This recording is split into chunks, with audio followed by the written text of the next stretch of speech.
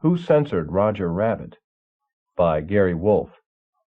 Copyright 1981 by Gary K. Wolfe. Narrated by Bruce Huntey. This book was originally created for audio cassette playback. Any announcements concerning cassettes do not apply to this recording. This version contains markers allowing direct access to major portions of the book. Annotation. A surreal spoof of a hard-boiled detective story. Los Angeles private eye Eddie Valiant tackles his toughest case when he hires on with Roger Rabbit, a human-sized cartoon character who is the target of an unknown killer. Suspects include the Rabbit's beautiful humanoid wife and the DeGreasy brothers, whose syndicate owns Rabbit's comic strip. From the book jacket. Who'd want to kill a dumb cartoon bunny? That's what Eddie Valiant wants to know. He's the toughest private eye in Los Angeles, and he'll handle anything, if you're human. If you're a toon, well, that's another story. Eddie doesn't like toons, those cartoon characters who live side by side with humans. Not the way they look, nor the way they talk. Word-filled balloons come out of their mouths and then disintegrate, leaving dust all over the rug. But Eddie will work for a toon when his cash supply is low enough. So he reluctantly agrees when Roger Rabbit, a toon who plays straight man, or Rabbit, in the Baby Herman series, asks him to find out who's been trying unsuccessfully to buy his contract from the DeGreasy brothers syndicate. Then Rocco DeGreasy is murdered, and Roger is the prime suspect. The Rabbit is also, as Eddie soon discovers, very, very dead. Who censored Roger Rabbit, and who shot Rocco DeGreasy? Was it Roger, or was it Rocco's lover, Jessica Rabbit? Why had Jessica, a pretty steamy number for a toon, ever married that dopey bunny in the first place? And why does everybody want Roger's battered old tea kettle? As Eddie combs L.A. from the executive suite of the DeGreasy brothers syndicate to Sid Sleaze's porno comic studio, he uncovers art thefts, blackmail plots, and the cagiest killer he's ever faced.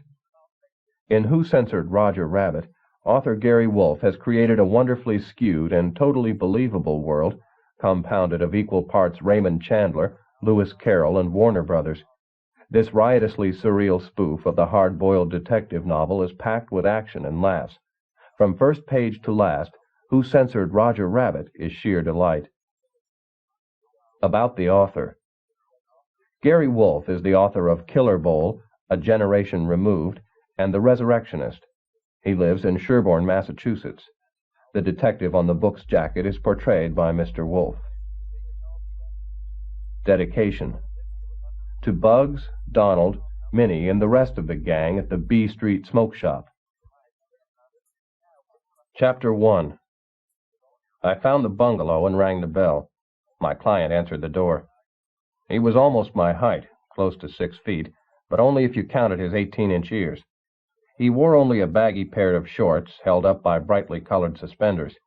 His shoulders stooped so badly he had to secure his suspender tops in place with crossed pieces of cellophane tape.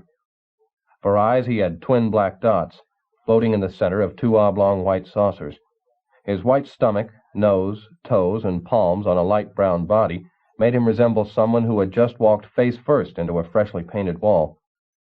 "I'm Eddie Valiant, private eye. You the one who called?" "Yes, I am," he said, extending a fuzzy white paw. "I'm Roger Rabbit." His words came out encased in a balloon that floated over his head. The Rabbit ushered me into his living room. The angular furniture reminded me of the upward-reaching spires in caves. That, combined with an extremely low ceiling and stale air, gave the room the closed-in nature of an underground burrow. Perfect interior design for a rabbit. The bunny opened a liquor cabinet and brought out an earthenware jug emblazoned with 3 X's. "Drink?" he asked. Since toons could not legally buy human-manufactured liquor, most drank the moonshine produced by their country cousins in Dog Patch and Hoot and Holler. Potent stuff. Few humans could handle it. Although no stranger to strong drink, I knew my limitations well enough to pass. "Mind if I do?" the Rabbit asked. "Fine with me," I said. The Rabbit cradled the jug in his elbow and guzzled down a healthy swig. Almost instantly, twin puffs of smoke shot out of his ears, drifted lazily upward, and bounced gently against the ceiling. Quite nonchalantly, the rabbit pulled a large butterfly net out from behind the sofa, snared the bobbling whiffets, and shook them free through an open window. They joined forces, floated merrily skyward, and expanded into a soft, billowy cloud. "Cumulonimbus," the rabbit remarked, as he watched the evidence of his indulgence drift away.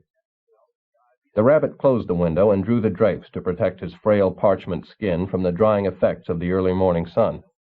He hippity-hopped across the room to his desk, returned, and handed me a check. "A retainer. I hope it's large enough." It certainly was. At my regular rates, the check would buy my services for nearly a week. "Maybe I'd better outline my problem," said the rabbit. "I know all the cash in the world wouldn't persuade a private eye to take on an unjust cause." I nodded. If the rabbit only knew.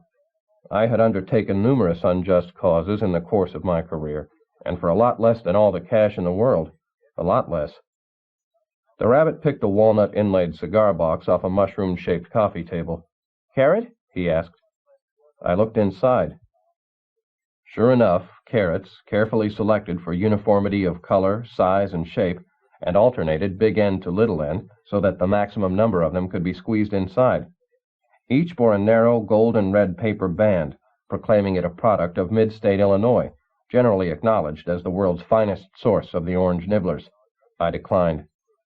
The rabbit selected a chunky specimen for himself and gnawed at it noisily, freckling his chin with tiny orange chips that flaked off in the gap between his front incisors. "About a year ago, the DeGreasy brothers, the cartoon syndicate, told me that if I signed with them, they would give me my own strip." He laid his half-eaten carrot on an end table beside a display of framed and autographed photos, some human, some toon.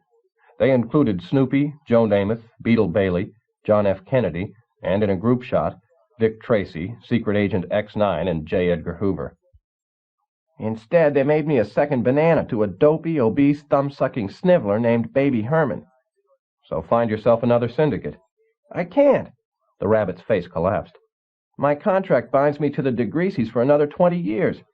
When I asked them to release me so I could look for work elsewhere, they refused." "They give you any reason?" "None.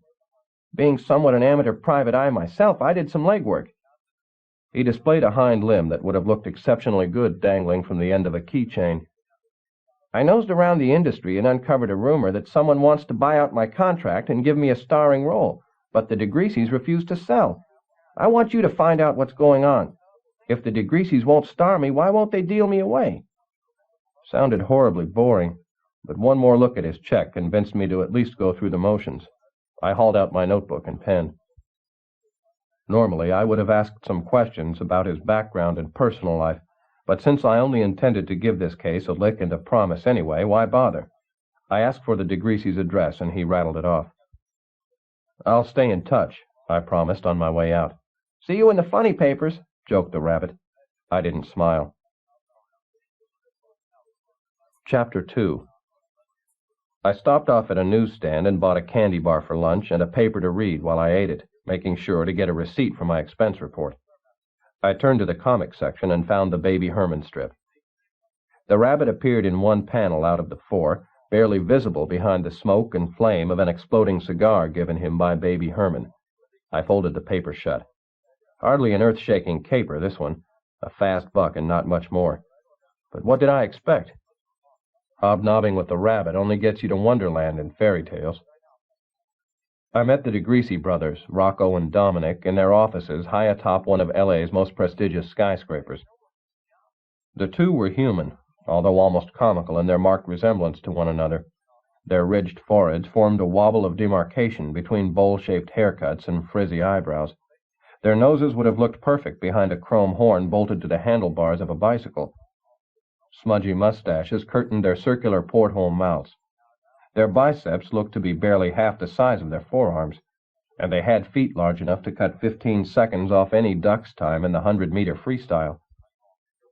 Had the DeGreasy boys been discovered frozen beneath some Arctic tundra, a good case would probably have been made for their being the long-sought missing link between humans and toons.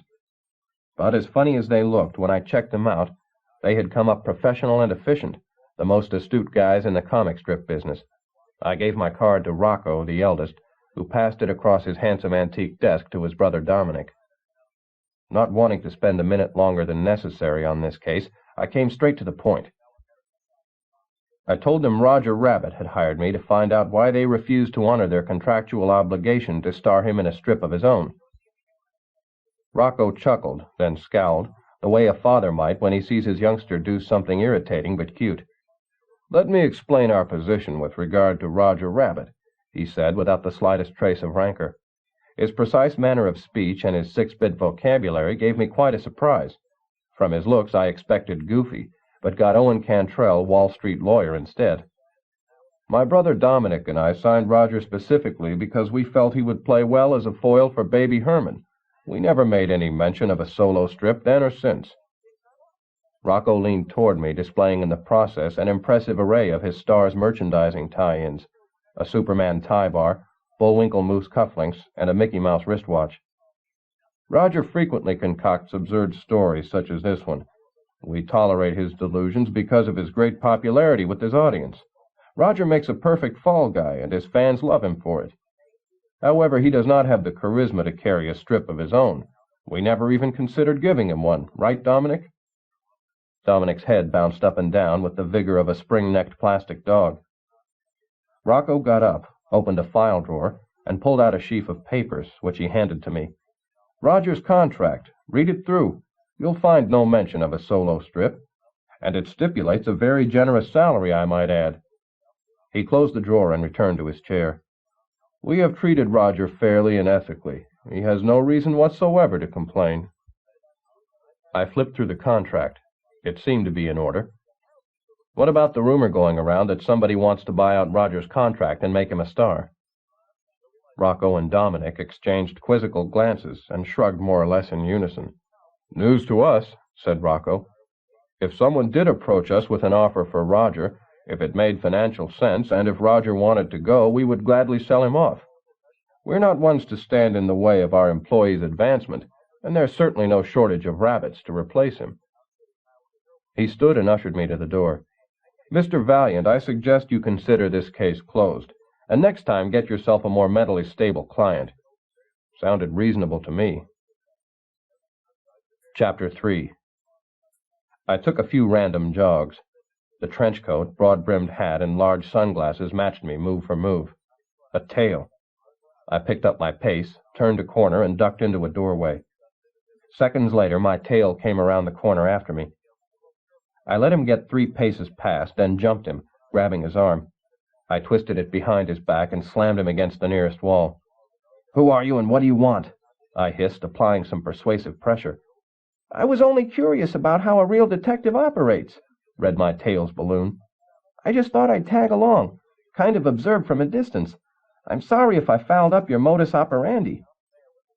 I released my grip and snatched away the broad-brimmed hat, exposing a set of carefully accordioned 18-inch ears.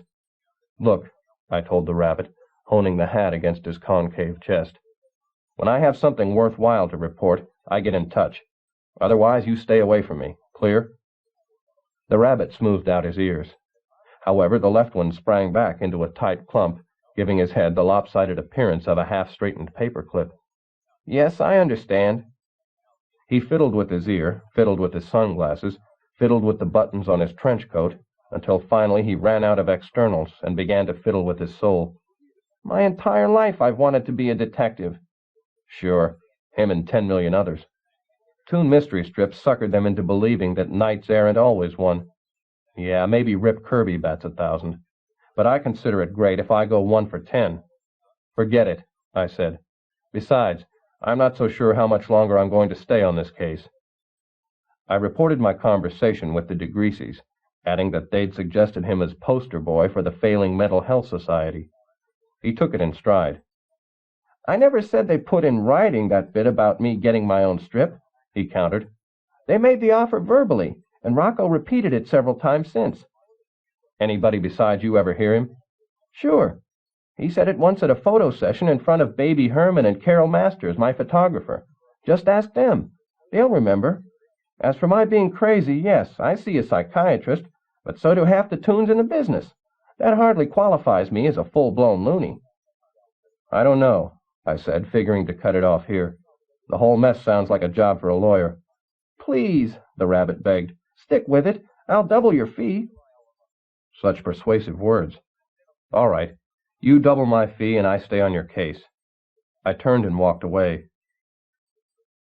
The rabbit plopped his hat into the chasm between his ears and bounded after me, hopping so fast that his word balloons whipped across the top of his head, snapped loose with sharp pings at the base of his neck, and bounced off across the sidewalk. Let me help you, he said when he caught up with me. It would mean a great deal to me. Please. No way, I stated flatly. I work alone. Always have, always will. Call me rude, but I say what I mean. If people want sympathy, let them see a priest. At least he got the message. He did an abrupt about-face and shambled away. Chapter 4. Apparently the strip business paid babies a whole lot better than it paid rabbits. Baby Herman lived in an honest-to-God, balconied, marble-pillared, stone lions at the front gate mansion, tucked neatly away in the kind of neighborhood where middle-class rubbernecks ride bicycles on Sunday afternoons. His place covered nearly enough land to qualify it for statehood. The house proper sat far back on the property, and a jumbo herd of bib-overalled Toon goat gardeners puttered about the grounds, nibbling back the grass and shrubs. The ultimate Toon status symbol, a human servant, in this case a butler in full regalia, opened the door. He ushered me through to a den furnished in sophisticated playpen. A Barcelona chair rested beside a rocking horse. Abstract metal sculptures straddled wobbly towers of alphabet blocks.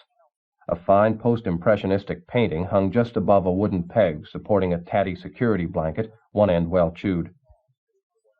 Baby Herman, 2 feet high, wearing only a diaper, and bald save for one dark hair sprouting from the precise center of his crown, sat in a high chair in front of the TV. A good portion of his lunch, strained peas, pureed beef, and applesauce, still clung to his chin and to the tray in front of him.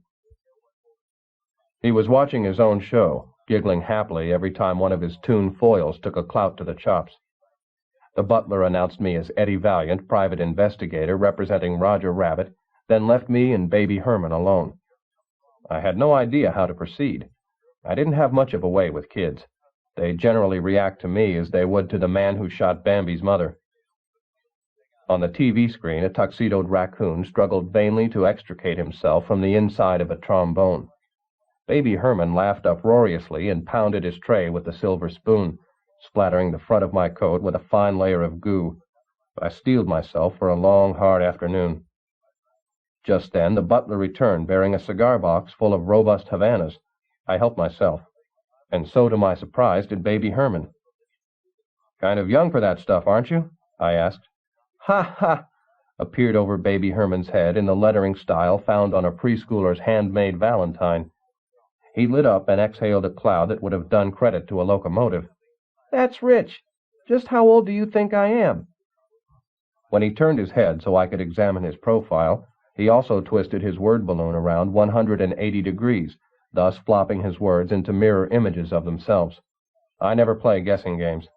"Come on, just this once. Try." "Sorry." "Okay, then I'll tell you anyway." Baby Herman unsnapped his tray and climbed to the floor where he stood, puffing his cigar, one chubby hand on each hip. "I'm 36. Don't look it, do I?" I admitted that he didn't. "Most people guess me between 2 and 4. Of course, most people don't know enough about Toons to realize that some age and some don't." "And you're one of the lucky ones?" Baby Herman plopped down on his hind end and zigzagged his fingers across the rug. "Depends on your point of view. Eternal youth isn't everything it's cracked up to be. Imagine going through life eating mush, wearing diapers, and sucking on plastic doodads." He displayed the teething ring hung on a gold chain around his neck. "And women! Need I even mention women? Here I sit with a 36-year-old lust and a 3-year-old dinky." He climbed aboard his rocking horse and began a bouncy journey to nowhere.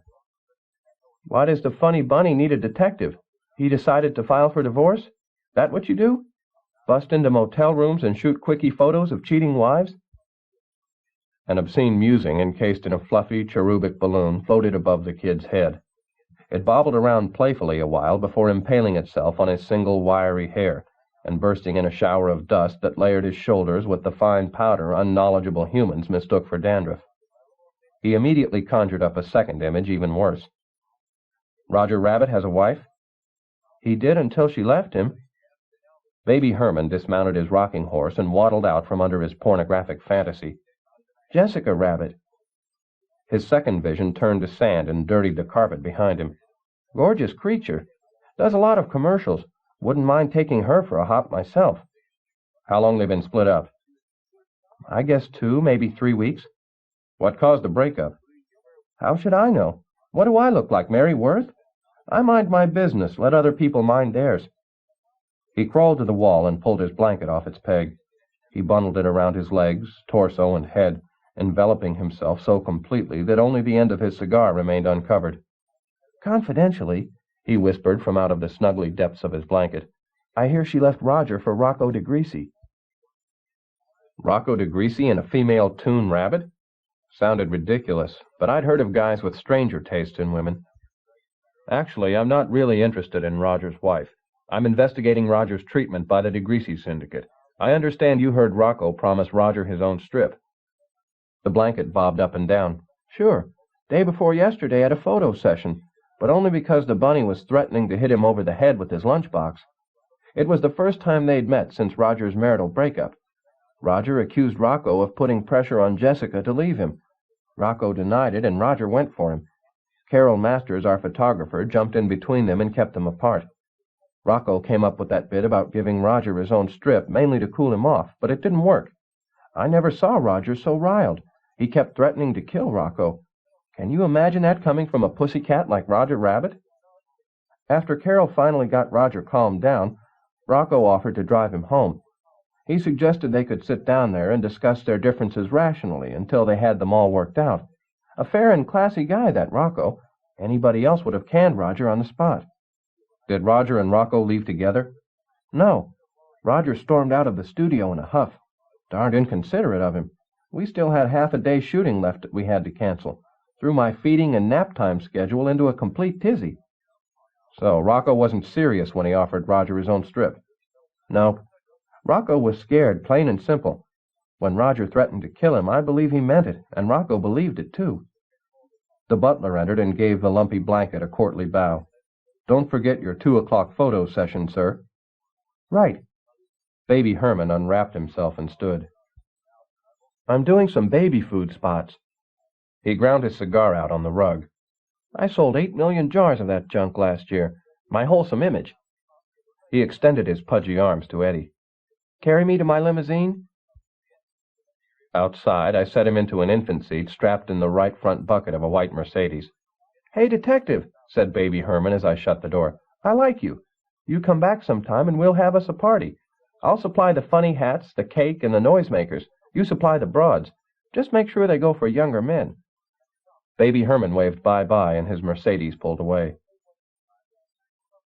Chapter 5. I'll say one thing for the rabbit. He certainly was a persistent little bugger. As soon as I got back to the city, I spotted him again, hanging maybe half a block back, matching me move for move. He wore a trench coat slightly open, exposing purple lederhosen and an orange shirt. His hat brim scaled up on both sides against fully unfurled ears. Inconspicuous? Maybe at a clown convention. Certainly not on Sunset Boulevard at 2 in the afternoon. I debated whether or not to brace him again and give him another ultimatum. He'd probably just ignore it the same way he had the last. Obviously not one to give up easily, that Roger, a trait I admired in anybody, toon rabbits included. What the heck? If he insisted on wasting his time hopping along in my footsteps, let him, so long as he kept his distance and didn't interfere. I entered a big downtown office building. The rabbit ducked behind a lamp-post across the street, doing his best to appear unconcerned in the presence of a small poodle sniffing at his hydrant-red sneakers. On the building's directory, I found the listing for Carol Masters, photographer. I boarded a humans-only elevator and rode it up to Masters' floor. I opened the door to her studio and ran smack into a pile of props big enough to challenge Sir Edmund Hillary. Masters herself, a human, thank God, since I didn't know if I could handle another toon today, stood in the studio's only uncluttered space, a rectangular whitewashed area about 10 feet long by 5 feet wide, positioning her lights and camera. She had her lean, athletic body nicely displayed in tight jeans and a blue T-shirt sporting an autographed photo of Casper the Friendly Ghost. Baby soft brown hair played tag with her shoulders. Her tongue underscored her concentration with a thin layer of moisture traced across her creamy red lips. For the sake of male sanity, I hoped she changed perfumes after sundown, since the one she had on could send every male within sniffing range out into the streets to bay at the moon. The lenses in her big, round glasses were the kind that reacted to skin temperature, changing color according to the wearer's mood, going from dark amber to a rosy pink. Right now they fluttered somewhere in between, not happy, not sad, just doing a good day's work. "Something I can help you with?" she said. I laid a card on her and waited for her to read it. She held it up between us as though comparing the written description with the real thing. Apparently, I measured up to my printed notice, since she motioned for me to sit. Rummaging through the prop pile, I hauled a chair out from between a plastic palm tree and a bus stop sign. I reversed and straddled it so I faced her across its back. "I represent Roger Rabbit," I told her. "I'd like to ask you a few questions concerning his relationship to the syndicate." "Ask away." She opened a corner cupboard, and from behind half a dozen jugs of toonshine produced a bottle of Burgundy, which she held up with an empty glass. I nodded. She splashed out a healthy slug. I tilted it back, tossed it down in one fast swallow, and extended my empty glass for a refill. "You photographed the Baby Herman strip, right?" Carol joined me this round, sipping her wine slowly. "I photographed Baby Herman, yes, as well as a number of other DeGreasy strips."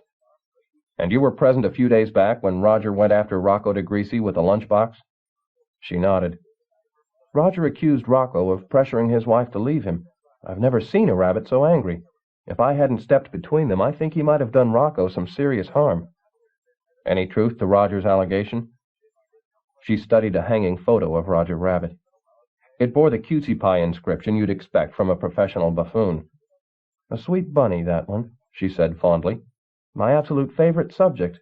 No big star hang-ups, never moody or temperamental. A joy to work with. I absolutely adore him." She flicked on several spotlights to see how many dark corners she could illuminate without lengthening her own shadow. She pulled over 2 easy chairs, one for Dagwood, one for Blondie, and set a floor lamp between them. "I believe Jessica left Roger of her own free will, without the slightest bit of coercion from anybody." "Why do you think that?" I had seen men break other men's fingers with less force than Carol used to snap in her wide-angle lens. "Who knows?" She squinted into her camera, but jerked her face instantly away, as though repulsed by the nastiness she saw on the other side. "A real bitch, that Jessica. You ever meet her?" "No. Kind of hard for me to picture so much allure and such a devious nature in a female rabbit." "Rabbit? No, don't be misled by her name. She isn't a rabbit. She's humanoid. Does mainly high fashion, cosmetic, and car ads." She went to her file cabinet, removed a portfolio, and passed it to me. "Jessica Rabbit." A knockout. Every line perfection. Creamy skin, 120 pounds, well distributed on a statuesque frame, stunning red hair, easily able to pass for human.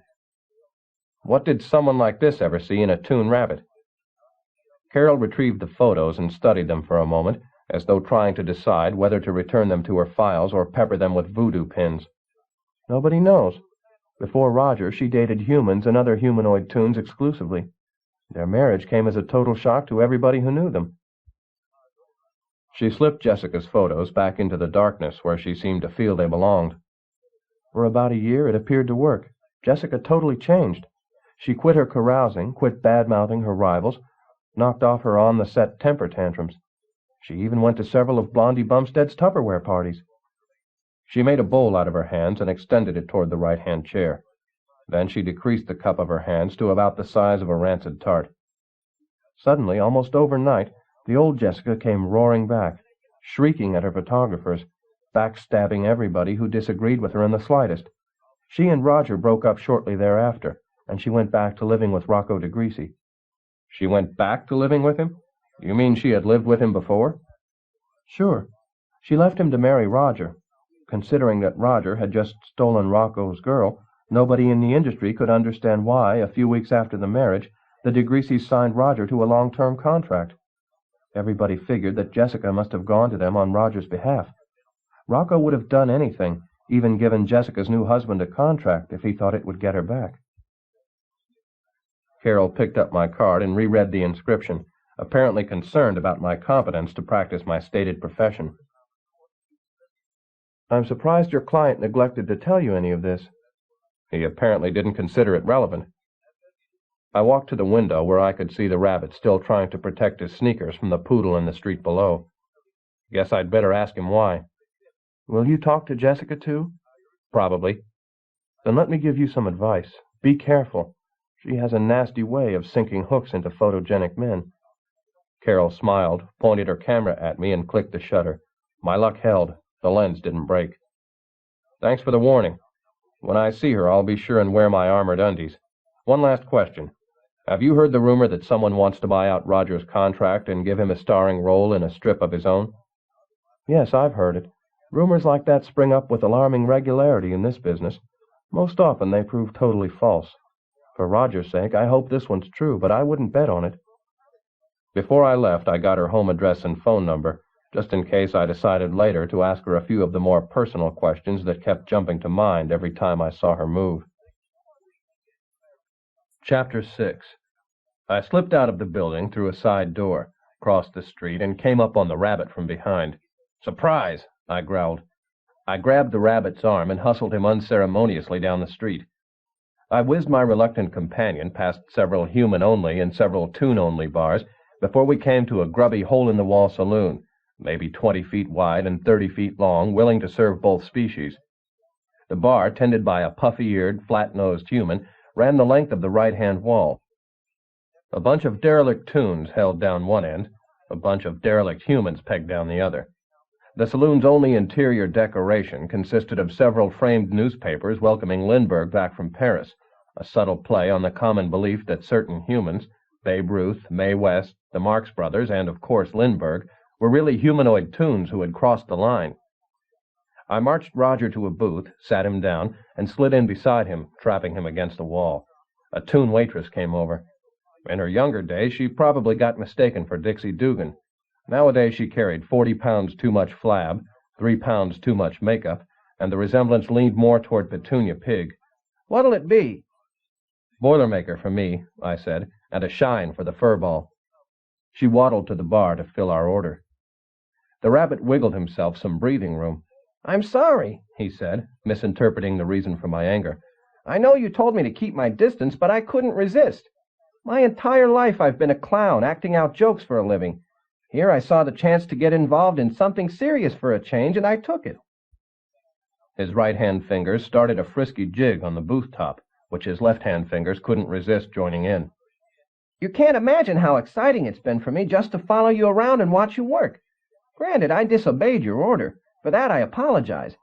But to be honest, I'm delighted I did. I haven't had this much fun in ages."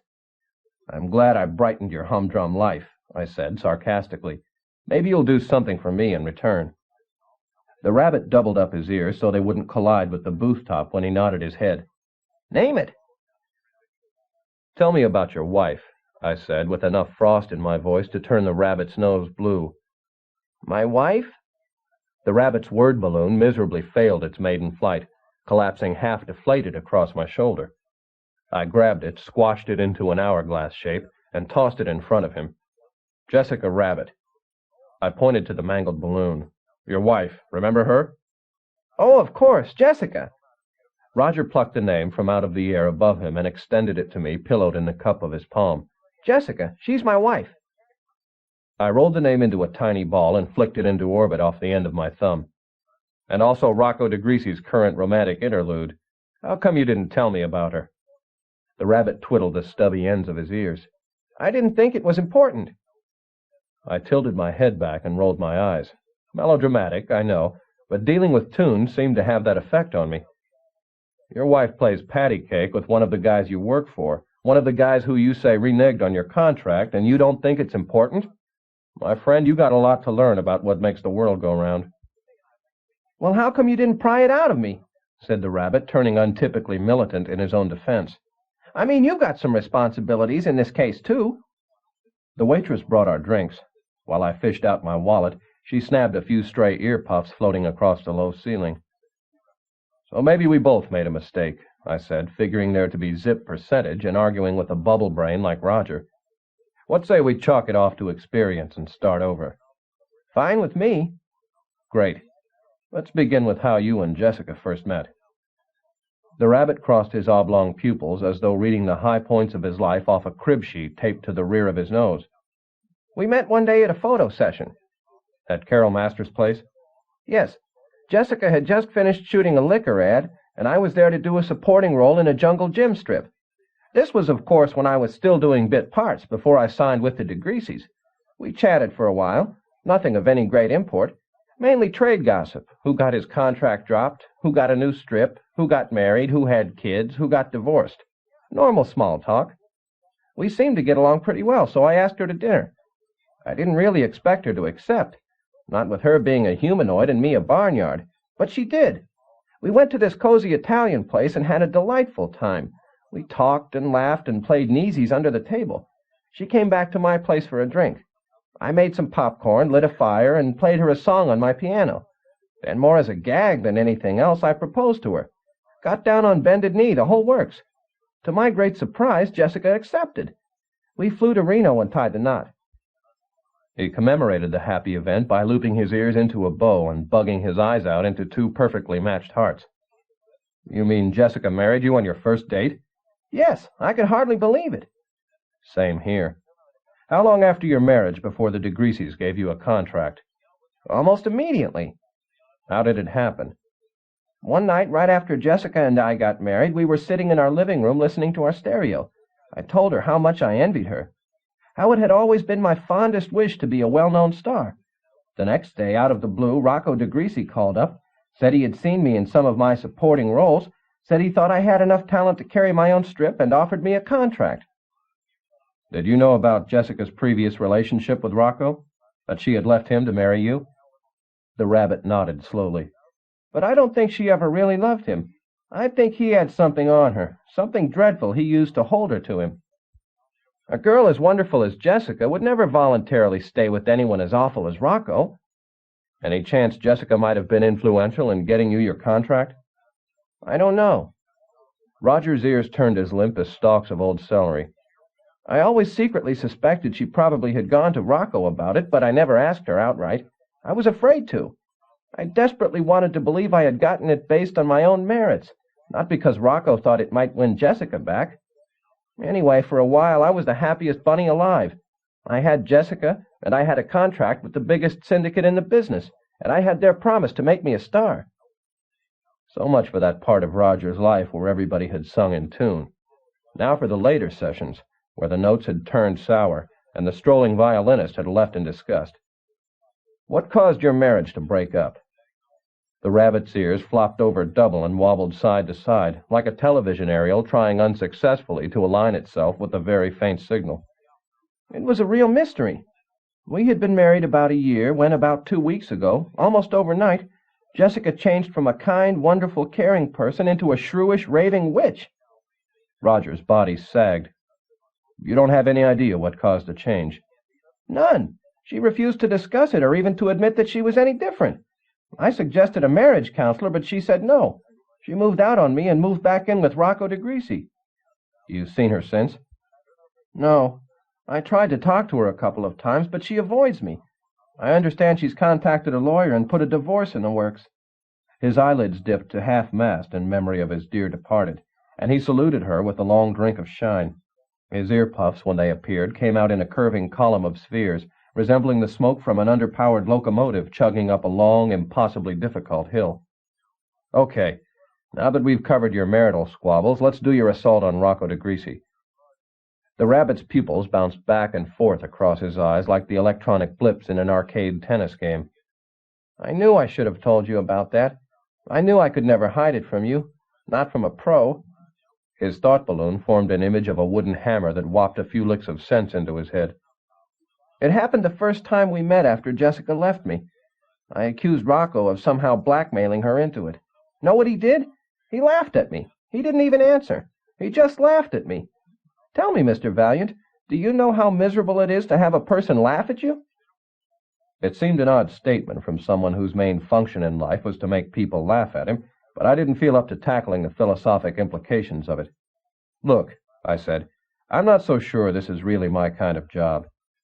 It seems to me that maybe what you ought to do is to take this up with your Toon Union Labor Board. You need an arbitrator, not a private eye. I already threatened to do that. I did. But Rocco warned me that it might have unfortunate consequences. Any idea what he meant?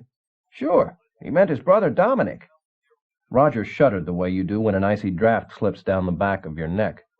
I'm not a brave rabbit, Mr. Valiant. I'm not about to buck Rocco and Dominic by myself. That's why I came to you. I cradled my head in my hands. What had I ever done to deserve this? Other detectives get the Maltese Falcon. I get a paranoid rabbit. You should have told me about your marital problems before, I said self-righteously, half hoping I'd provoke the rabbit to fire me. But the rabbit accepted my scolding with remarkably good grace. Well, I would have, except you didn't ask. When we first met, you were so taciturn and in such a hurry. Who am I to second-guess a private detective? I assumed a close-mouthed, speedy approach must be your style. I assumed you were a pro, and you knew what you were doing. And I guess I was right. I mean, you did find out about everything anyway. Yeah, I sure did, I said with glum resignation. The rabbit dropped his voice so low his word balloon barely cleared the top booth. Where do you go next, Mr. Valiant? The words inside the balloon flickered on and off like a decrepit neon sign.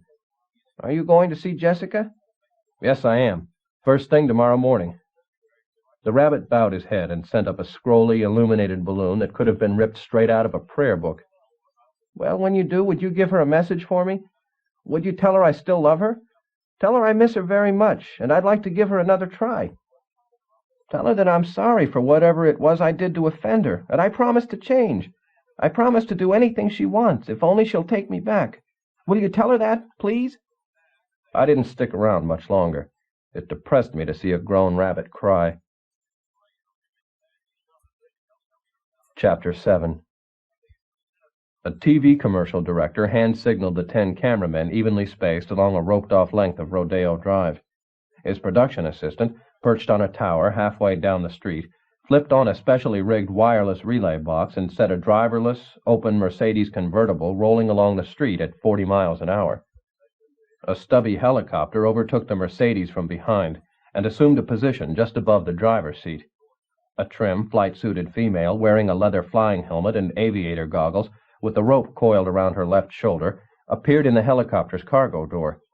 She secured one end of the rope to a pin ring on the helicopter's interior bulkhead, threw the remainder of the rope out the door, and shinnied down it toward the moving car. She lowered herself into the front seat, took the wheel, and applied the brakes just in time to prevent the car from crashing into a stationary truck positioned crossways in the street ahead. The helicopter saluted her with a side-to-side dip and sped away. A most impressive operation, easily the equal of anything I'd seen in the Marines. Almost a shame that strategic responsibility for conquering other nations couldn't be switched from Washington to Madison Avenue. The United States might today be bottling Coke, packaging cornflakes, assembling Pontiacs, battling crabgrass, and eradicating underarm odor in suburban Moscow, Peking, and Hanoi. The director, decked out in polo pants with side flaps large enough to put him into contention for head bull in a herd of elephants, conferred with the man wearing enough gold chains around his neck to shackle half the prisoners in a Southern road gang. The chain man framed the final scene between his thumbs and forefingers and gave the director an exaggerated nod. "That's a keeper," yelled the director. "Let's break for breakfast while we check the rushes." The car backed, turned, and squealed to a stop alongside the curb in front of where I stood. The girl driver pulled herself free of the cockpit and swung athletically across the door and out. She unsnapped her goggles, peeled away her helmet, and gave me my first real-life look at Jessica Rabbit.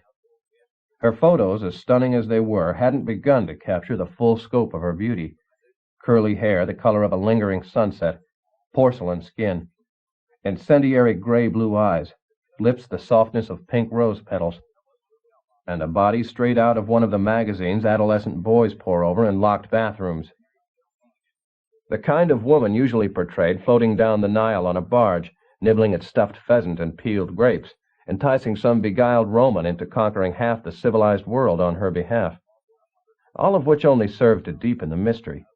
What had a woman like this ever seen in a dippy Toon Rabbit? I approached her. "Mrs. Rabbit? My name's Eddie Valiant. I'm a private investigator. I'd like to have a word with you about your husband." My husband? She inclined her head, squinted her eyes, and up-tilted the corners of her mouth into the amused yet perplexed expression of someone confronted by an especially ridiculous riddle. I'm afraid you have the wrong person. I've never been married. I have no husband. Surely I couldn't have made a mistake. There couldn't be two women this gorgeous. You are Jessica Rabbit? Correct. Then what, if I may ask, is your relationship to Roger Rabbit? Who? In the best Orphan Annie tradition, Jessica demonstrated her innocent bewilderment by revolving her eyes upward and tucking them out of sight underneath her open eyelids. Roger Rabbit? Sorry, I never heard of him. A blatant lie, no question about it. And as though to illustrate what happens to people who lie, her brilliant smile dribbled off her chin and fluttered to the ground like a bicuspid butterfly. I reacted the way I would have had she dropped her hanky. I reached down, scooped up her smile, and handed it back, only to find that while I had been bent over, other assorted portions of her anatomy, including both ears and her nose, had also fallen off. I gallantly scrambled to retrieve these bits and pieces for her, too, but they disintegrated before I could reach them. I stood upright just in time to witness the rest of her disappear the same way. My hand still shaped to the bow of her smile, I circled the spot where she had stood, kicking my toe against the concrete. Not a smidgen of her remained. Suddenly I heard bemused, husky, feminine laughter behind me. I take it you've never seen a doppelganger erode before. I turned around and found myself facing Jessica Rabbit. Of course. What I saw wasn't really her. It was a mentally projected duplicate of her, or doppelganger, as Toons called them, identical to her in every regard, physically and mentally, but existing only by the energy of her mind. Toons can create doppelgangers more or less at will. They merely relax, channel their thoughts in that direction, and magically one of them appears. Toons use them as doubles in risky shots. When you see a Toon stuffed into a trombone, or run over by a steamroller, or crushed by a falling safe, it's really a doppelganger. And she was right. I never had seen one erode before.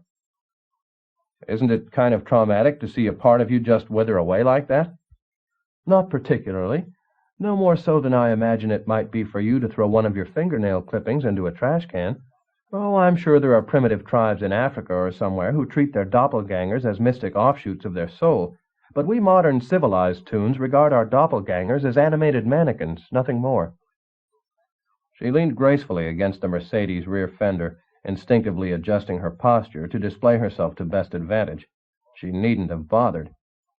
A woman as beautiful as this could have stood on one leg, flapped her arms, stuck out her tongue, and still held my interest. Like most humanoid Toons, Jessica suppressed her word balloons and spoke vocally only, thus enhancing even further her human image. I heard you tell my doppel that you wanted to see me about Roger. What's his problem now? What was his problem before? She replied quickly, as though she had been asked the same question so many times that she had committed the answer to memory. He couldn't cope with being a celebrity. He turned moody, conceited, belligerent, so I left him. A bit of a discrepancy there between Jessica and her husband.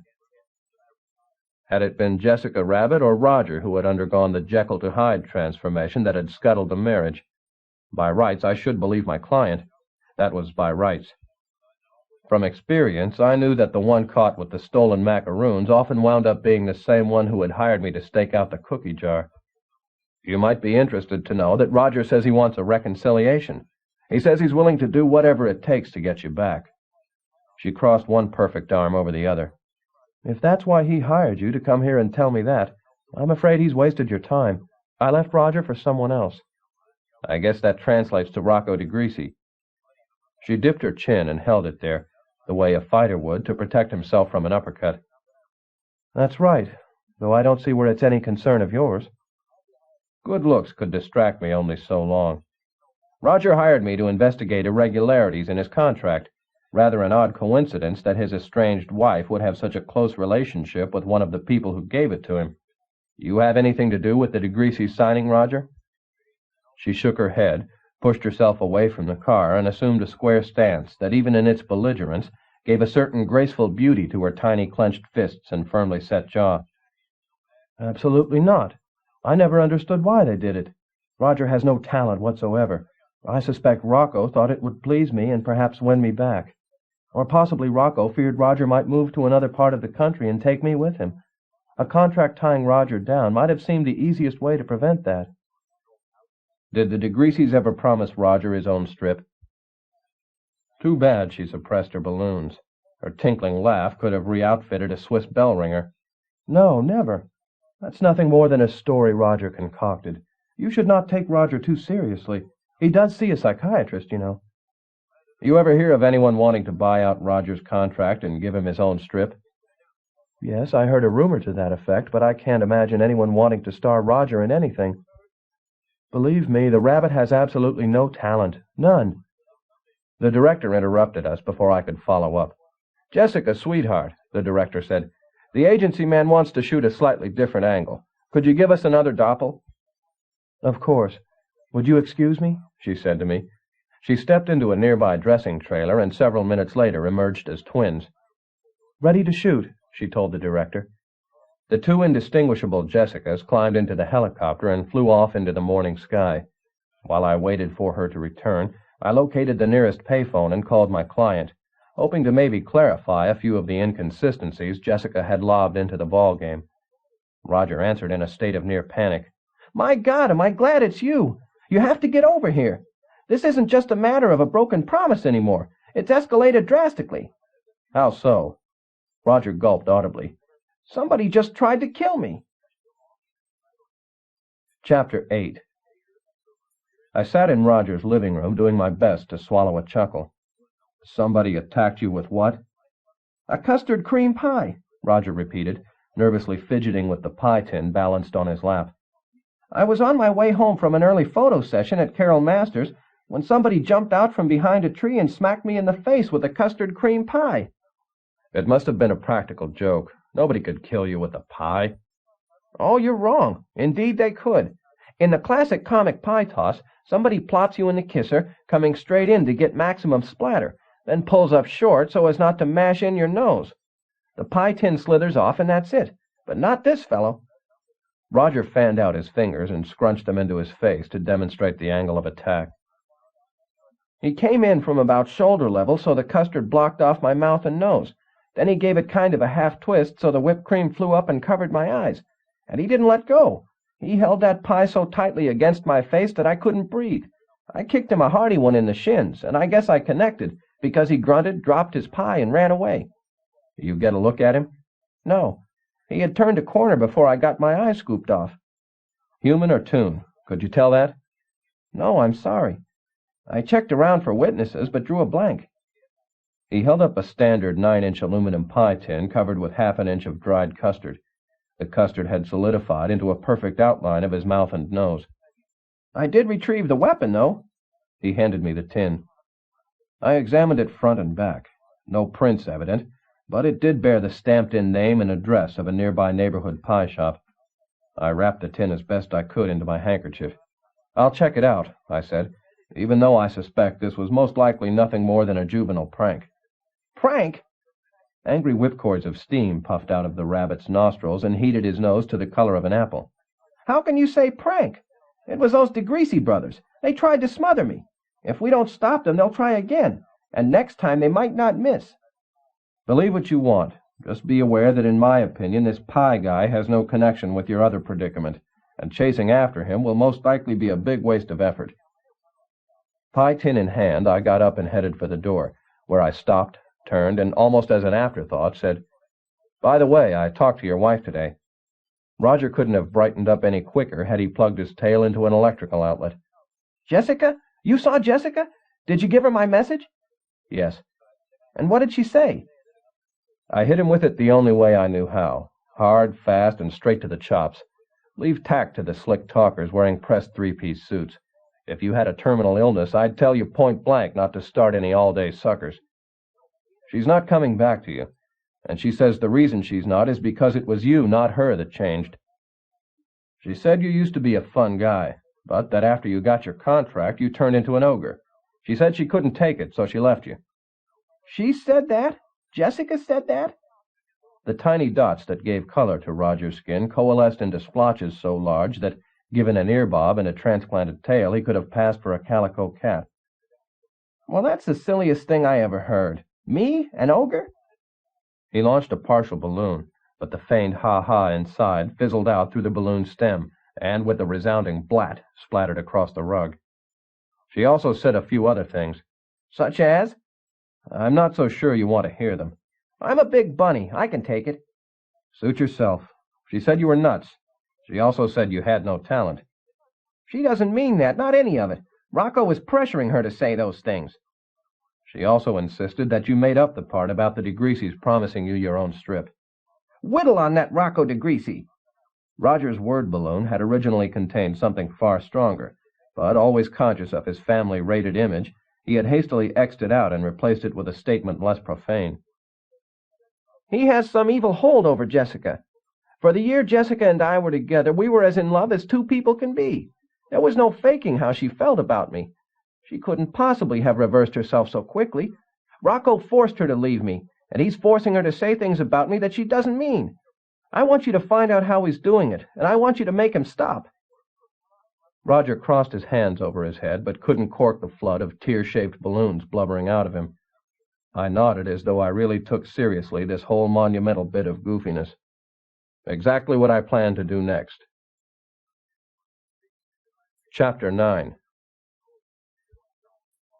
Carol Masters wasn't at her studio, so I tried her at home. She lived in a partially toon, partially human neighborhood that real estate agents called ethnically enriched and urban renewers called blighted. Depending on which way you happen to be facing, toward the gossiping, front-stoop toon and human housewives, or toward the babbling, back-alley toon and human drunks, either term could apply. Carol's apartment occupied half a floor in what had been, in the late 40s, a fashionable row house. Now it and the houses linked together on either side of it resembled a rickety roller coaster, already well over its summit and plunging pell-mell on its long run downhill. Carol's doorbell wires drooped stiffly out of their housing like twin copper fangs, so I rapped on the door. Carol answered it, dressed as she had been at her studio, and invited me in. I took an immediate liking to her home decoration. No wall-to-wall furniture to trip you up every time you went to the kitchen for a late-night beer. No chintz to gather dust. A few comfortable chairs placed for easy face-to-face conversation, some scattered end tables, and a colorful rainbow painted across two walls, culminating on each end in framed displays of Carol's photographs. Her record collection filled most of a 6-foot-long shelf, bluegrass to the center, with a few rock records tacking down either end. She told me to pour myself a drink while she finished processing some photos in a darkroom she had rigged up in her bedroom closet. I checked my watch. I never drink until after 6. It was then 4:15. Close enough. I buried the bottom of a glass under 3 fingers of bourbon, walked into the bedroom after her, and sat down on her bed. There wasn't much to be said for this room's decor. Her clothes, mostly sweaters, shirts, and jeans, hyphenated at irregular intervals by a few frilly party numbers, hung on a trapeze-style bar suspended from the ceiling. She had cameras, lenses, carrying cases, and other equipment I couldn't identify scattered everywhere. I could smell her photographic chemicals even through the closed closet door. She came out after a few minutes carrying some wet prints. "Let me just put these in the dryer," she said. She placed the prints into a small contraption set on top of her dresser. I came up behind her and looked over her shoulder at her prints, 5 copies of the same Baby Herman strip. "How come you don't do this at your studio?" "I work when the mood strikes me," she answered. "There's no punching a time clock when it comes to creativity." I didn't quite see the creativity involved in smelling up a bedroom by running off 5 identical prints, but who was I to question art? "How did you get into this business?" I asked while she finished loading the dryer. "I started out processing film for a small comic book publisher. He gave me a chance to shoot some complete episodes. I liked it, was good at it, and so went upward from there." We went back into the living room, where Carol poured herself a duplicate of my drink and sank into an easy chair that was slip-covered in a pastel print. It nearly swallowed her small body whole. "Is this visit business or pleasure?" I passed up the other easy chair in favor of a wooden kitchen chair, which, as usual, I straddled in reverse. "Let's start with business. I'm just wrapping up Roger's case. If you could clarify a few minor points, that should do it." "However I can help." "Give me some background on the syndicate. How long have you worked for the DeGreasys?" "About 5 years." "You like it?" "So-so." Carol kicked off her sneakers, put her feet on the front of her chair cushion, and wrapped her arms around her knees, compressing herself into a compact bundle of prettiness. Pretty feet, pretty hands, pretty chin, pretty nose, pretty hair. Anyone seeing her like this, elfin and vulnerable, might be tempted to write her off as a harmless piece of fluff, a cream puff, until you saw her eyes. The kind of cool, luminous eyes that peek out at you through jungle shrubbery and size you up for lunch. I could do a lot better financially and have a lot more artistic satisfaction as a freelancer, but I still have 5 years to go on my contract. I've offered to buy myself out, but the DeGreasys won't play. Or rather, one of them won't. Rocco? Right. He's the corporate hard-nose. He personally negotiates every contract, and he ties down every loose end. Nobody gets out of a Rocco DeGreasy contract unless he lets them out. And if somebody tries? That's where Dominic comes in. He's the muscle man. Sounds like a very dynamic duo. They do tend to balance out each other's weaknesses. You ever heard of Dominic DeGreasy attacking anyone with a pie? She got a big yuck out of that. A pie? Hardly. He's more the brass knuckles type. Why do you ask? I snickered once or twice as I described Roger's run-in with the pie man. I told her it sounded like a practical joke to me, but to justify my retainer, I had to at least go through the motions.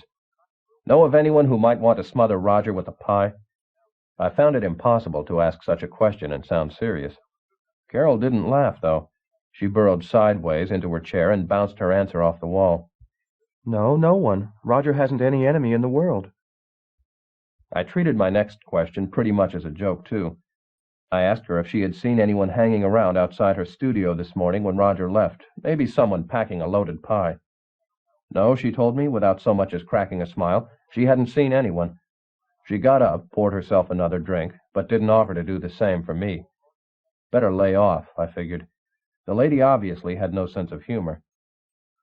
I talked to Jessica Rabbit this morning, I said soberly. She gave me a slightly different version of the story I got earlier from you. How so? According to her, it was Roger who underwent the big personality change that broke up their marriage. She says he became an ogre. You see any evidence of it in your work with him? She twisted the ends of her hair around her index finger. None. She's lying. Roger's the same sweet bunny now as he's always been. She also said that Roger made up that bit about Rocco DeGreasy promising Roger his own strip. She says the rabbit has no talent. Carol slammed her drink down on her coffee table. I don't know whether or not Rocco promised Roger his own strip. If Roger says yes, I believe him. Roger wouldn't lie. As for Roger's talent, the rabbit's absolutely loaded with it. He deserves a strip of his own. I can't see why the DeGreasys don't give it to him. Rocco's a tyrant, but he does know natural ability when he sees it, which is a lot more than I can say for Jessica. Not having any talent herself, I would guess it's probably hard for her to recognize it in others. Funny, but you're the only one with a good word to say about the rabbit. I always wonder when I see one person bucking the crowd. In my experience, the majority's usually right. She got out of her chair and traveled toward me in the kind of half-circle a ballistic missile takes on its way into enemy territory. She pointed at me, standing so close that if either of us moved forward by so much as an inch, her fingers would hit my nose. Now I understand. You're going to dump Roger, aren't you? He hired you to help him, and you're going to abandon him instead. You're not in this for truth and justice. You're in it for the money. She jabbed me in the chest with a fingernail sharp enough to pin me to the wall. Well, no matter what anybody says, in my book, Roger is one fine rabbit, and he deserves a lot better than he seems to be getting from you. I grabbed her tiny hand. I don't think you understand, lady, although quite clearly she understood only too well. He's my client, and I care about him, sure. But I'm beginning to suspect he's a certified nutcase. He does go to a psychiatrist, you know. Instead of a detective, I think he might need a padded room 10 feet square. She pulled back her hand and held it rigid and slightly away from her, as though it had to be sterilized before she could use it again. Of course Roger's a touch goofy.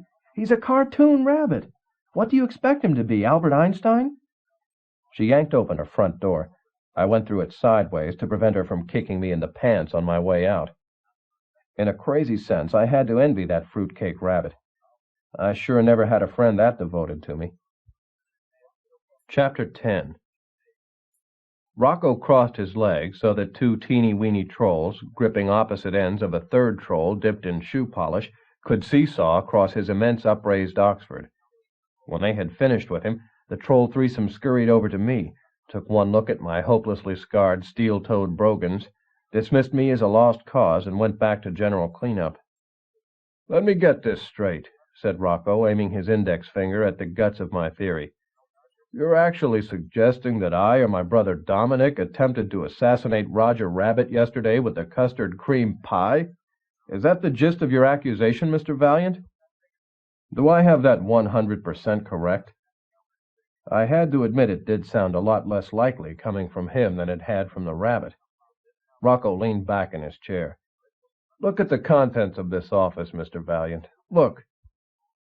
The original framed comic strips on the walls cost an average of $50,000 each.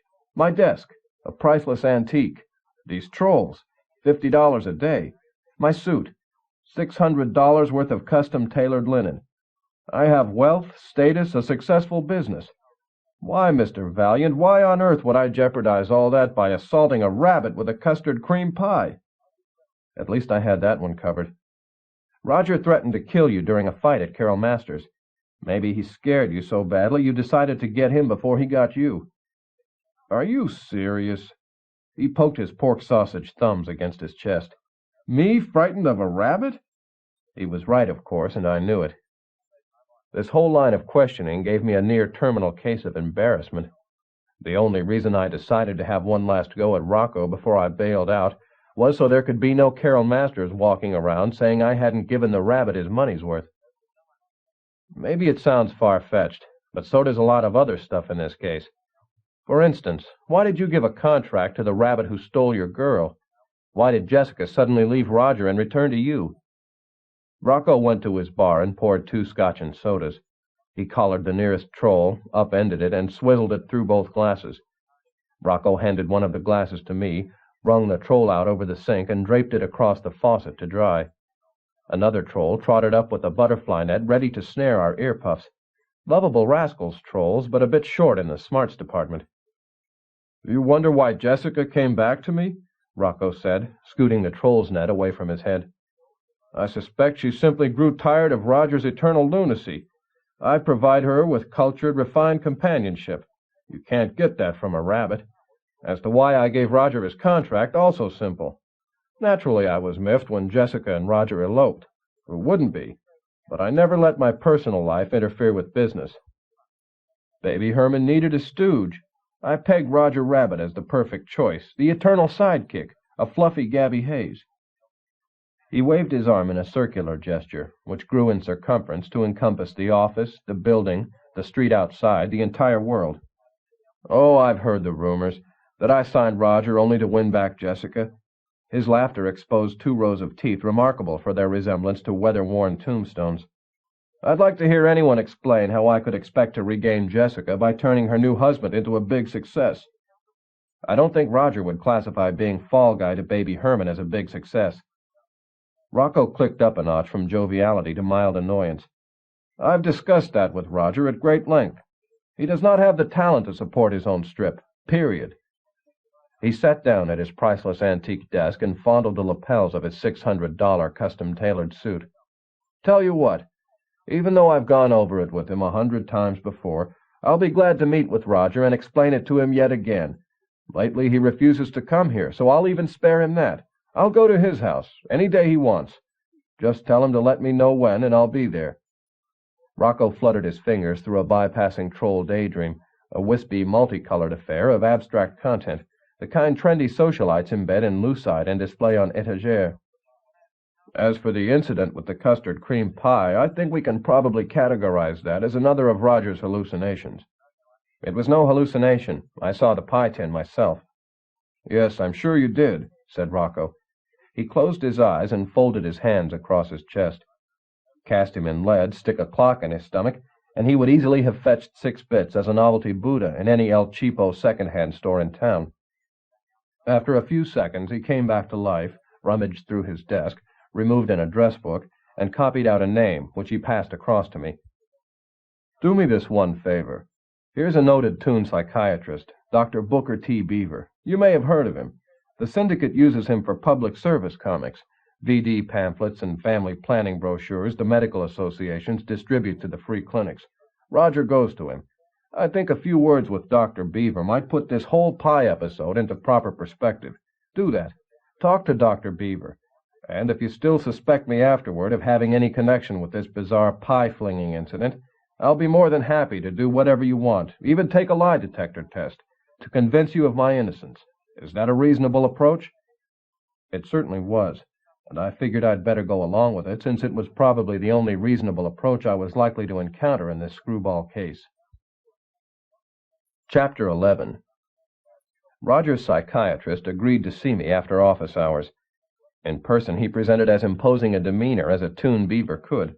He moved slowly and with great precision, so that the layer of fat that plumped out his lower body gave him an air of portly dignity rather than jiggly overindulgence. He kept his broad, flat, oblong tail tucked up and away in a special pocket sewn on the underside of his white jacket, a gimmick that made him resemble a cross between the Hunchback of Notre Dame and a ping-pong paddle. His head hair, the same slightly muddy brown as a river bottom, was parted down the middle and combed to each side, hiding his stubby ears. He waxed his scraggly nose whiskers and twisted them into a handlebar so curvaceous that, in bad light, he might be mistaken for a Harley-Davidson. Yellow-tinted aviator glasses camouflaged his ridiculously bulging button eyes and broke up the solid arch extending from the tip of his nose to the top of his head. To satisfy his cravings for something to gnaw, he kept a number of mahogany wood turnings in an antique umbrella stand beside his desk. A solid silver dustpan and whisk broom took care of the wood chips. His medical diploma, dated 20 years earlier, proclaimed him a graduate of TCU, Toon Christian University. His word balloons resembled the scrawly prescription forms you take to the drugstore. "Naturally," he said, "since Roger is a patient, I can't discuss his case clinically.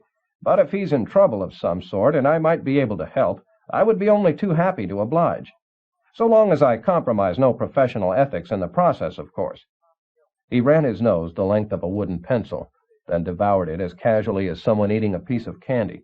He plucked the eraser discreetly off his lips and dropped it into his wastebasket. "What seems to be the problem?" he asked with great solemnity. That nearly put the capper on it. How could I conduct a serious interrogation of a psychiatrist who snacked on pencils? I thought about the retainer and pressed forward. "My main concern is an incident involving an attack with a custard cream pie." When the beaver leaned back and stroked his severely receding chin, his white coat flapped open to reveal a three-piece, dark blue pinstripe suit, expertly tailored to disguise his spreading paunch. Yes, I'm quite familiar with it," he said after a short period of contemplation. "You are?" "Most assuredly." Dr. Beaver rolled his front paw across a desktop dispenser containing a giant ball of extra heavy-duty dental floss, a necessity for those prone to munch on mahogany. "Let me phrase this as delicately as possible. Roger has undergone a tremendous amount of strain recently. His continued role as a subordinate to Baby Herman. His marital problems climaxed by the loss of his wife. In my opinion, Roger must be considered a very sick rabbit, fully capable of concocting the most fantastic stories to rationalize his failures in life. There exist a number of quite complex psychological theories which explain such behavior. To put it into layman's language for you, Roger has become incapable of separating reality from fantasy. One of Roger's most persistent nightmares involves an attack of some faceless aggressor wielding a pie. He's reported it to me numerous times, although he normally specifies lemon meringue." "But I saw the empty pie tin." "I'm sure you did." The beaver tilted his bullet-shaped head forward on his squatty neck and tweaked a stray kink out of his mustache. "Most likely, Roger either hired someone to hit him with it, or did the deed himself and fabricated the attacker. He's done such things before with other of his nightmares." "Acted them out, that is. At my encouragement, naturally. I consider it quite beneficial to dramatize these deep-seated terrors, to disentangle them from the subconscious, to confront them head-on, to see that they're nowhere near as frightening in actuality as they are when kept locked in the mind. Roger's never acted out the pie episode before, though I've urged him to do so quite often. I have a hunch I'll hear him confess to it at his next session. It would be a major breakthrough." I doodled a few large cuckoo birds in the margin of my notebook. The beaver's comments clinched it. Roger Rabbit was as loony as a bedbug. If my next stop turned out as I expected it to, I could legitimately consider this case closed. First thing the next morning, I brought Roger's pie tin to the pie shop whose name was stamped on the bottom. Sure enough, the pie man remembered selling such a pie to none other than Roger Rabbit. The pie man took 15 cents out of the register and handed it to me. The deposit, he said, for the tin. I gave it to him, took the money, and felt I had earned every last penny. Chapter 12. From the pie shop, I went directly to Roger's place. As I walked to the front door, a gray and white tour bus rumbled past, the human passengers inside craning for a better look at how the other half lived. "I'm only visiting," I nearly shouted when a few of the bus-borne sightseers snapped my photo. I banged my fist heartily against Roger's front door. To my surprise, it swung open a few inches and then snapped shut, as though hinged by a stout rubber band. I reopened it and pushed it inward, but encountered the same elastic resistance. "Hello, Roger, you in there?" I called out through the narrow crack. I received no response. I braced my feet and pressed against the door with both hands. The door eased open enough for me to see the obstruction, a musical scale, one end sprouting forth from the inside of Roger's grand piano, the other free end looped across a hat rack beside the door. I put my shoulder to the door and shoved. The scale held for a moment and then parted, allowing me to enter. I gathered up the scale and examined it. I didn't read music very well, but then this was no Beethoven symphony either. Rather, it appeared to be a simple version of When You Wish Upon a Star. I wrapped the scale around my arm between elbow and thumb, knotted it at the end, and hooked it across the edge of the piano bench. That way, Roger could iron it flat later, snip it into 8-inch segments, and paste it into his piano book for future reference. What a considerate guy I am, even in the face of the big kiss-off. "Roger," I called out, "you here?" Again I got no response. I ventured further into the house, through the front hall, past the living and dining rooms. No Roger anywhere. Then I stepped into a connecting hallway containing the stairs leading to the second floor. There I found Roger. The rabbit lay sprawled chest down across the stairway banister. Only the finial at the banister's end prevented his body from sliding off to the floor. Triangular flaps, the kind you get when you push a pencil through a piece of paper, ringed a gaping bullet hole in Roger's back. I laid my fingertips across the rabbit's fuzzy wrist and felt for a pulse. Nothing. I rolled back the rabbit's eyelids to expose twin black olives adrift in 2 oblong saucers of curdled cream. No doubt about it. Roger had gone to bunny heaven. I leaned against the wall and evaluated my alternatives. I could turn around, walk out, phone the cops anonymously, and never talk about tunes, think about tunes, or get involved with tunes ever again. That was the logical choice. Then there was the other alternative, the one that forced me to accept the unpleasant conclusion that I, Eddie Valiant, private eye extraordinaire, had made a colossal boner. If I had taken the rabbit seriously, if I hadn't been so anxious to grab his money and dump him down the toilet, Roger Rabbit might still be alive. I had done Roger a great disservice, and Roger had died for it. Nobody, not even a dippy toon rabbit, deserved to pay that high a price. While I couldn't resurrect the bunny, I could at least do the honorable thing. See the case through to conclusion, find out who censored Roger Rabbit and why. I climbed the staircase and took a closer look at the hole in Roger's back. It was an exit wound indicating he had been shot from the front. Most of his blood had come out through the downward-facing wound in his chest. Except for an almost unnoticeable trickle, the wound in his back had hardly bled at all. I sighted around in a half-circle to see if I could pinpoint the source of the fatal shot. Looking through the doorway into the kitchen, I saw a smoky balloon barely visible on the floor on the near side of the stove. I went into the kitchen, stuck a pencil under the balloon, lifted it up and sniffed it. It smelled faintly of gunpowder. I shook the folds out of it so I could read it. It contained one word: bang. I stretched my hand across it to measure its size. It reached from the tip of my pinky to several inches beyond my thumb. At least a .45 caliber, possibly even bigger. I returned the balloon to the floor. I eyeballed an imaginary line from the kitchen to the point on the staircase where Roger must have been standing when he got hit. Then I went to the wall to look for the bullet. I found it immediately, burrowed in exactly where I had calculated it should be. One large hole, companion to the big-bore balloon. Remembering previous police accusations of evidence tampering, I resisted the temptation to dig out the slug. Instead, I turned to Roger. The rabbit wore a brightly patterned green, red, and yellow lounging jacket, maroon house slippers the size of swim fins, and baggy orange pants secured to his ankles by elastic bands. Nothing unusual about any of that. Nothing of interest in his pockets, either. About $2 in change, a few wilted carrot stems, his house key, and a gigantic comb. There did appear to be something underneath him, though. Gently, I took Roger by the shoulders and lifted him off the banister. Sure enough, hanging over either side of the railing like a sheet of congealed candle wax, I found a balloon containing Roger's last words. Roger must have mumbled them immediately after being shot, and then fallen across them when he died. I lifted the U-shaped balloon by its edges off the railing, handling it gently. It had stiffened to the brittleness of a potato chip, and that, combined with its natural thinness, made it extremely fragile. When the scientists in the police forensic lab got hold of it, they would measure its rate of hardening and use that to determine exact time of death. I didn't know enough about the process to estimate what they might find. The balloon had clouded over, and its words had faded out drastically, but by holding it up to the light, I found it still quite readable. "No fair," it said. "You got me everything? Jessica, my contract?"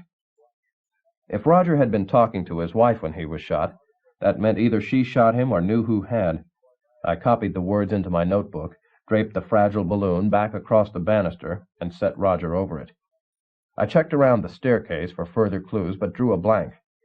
I went into the living room and examined the coffee table for glasses, cigarettes, or anything else that might indicate that someone had paid Roger a visit shortly before his demise, but I found nothing. The same with the kitchen. A thorough check of the remaining downstairs rooms uncovered no clues there, either. I slipped past Roger's body and climbed to the second floor. The guest room contained only a double bed and a dresser. The closet was empty. The dresser drawers were, too. The sheets, crisp and clean, had never been slept in. The medicine cabinet in the bathroom held an assortment of non-prescription drugs, some toothpaste, and 2 toothbrushes, one jumbo-sized for those big front rabbit incisors, one regular for the teeth further back. Naturally, no shaving cream, razors, or razor blades, no electric shaver. A shelf in the shower held a bar of soap, a regular bottle of shampoo, and a plastic bottle in cottontail shape, bearing the legend, "Hair Conditioner." I moved on to the final room on the second floor, Roger's room. The pictures on the wall were from some slapdash school of art. Like everything else about Roger, they made not the slightest bit of sense. I drew a complete blank in the closet. Roger owned a tuxedo that glowed in the dark, but not brightly enough to shed any light on who had killed him. Nothing in the dresser or in the bureau, either. I tried his nightstand. There, the search got interesting. Pushed to the rear, I found a .38 caliber revolver. I sniffed at the barrel. The residue inside smelled fresh. I flipped open the chamber and found it to contain one spent shell. The gun used to kill Roger had been of a much larger caliber, so this wasn't the murder weapon. Then at what or at whom had it been fired? I copied the gun's serial number into my notebook and returned the weapon to the drawer. Next, I checked around outside the bungalow.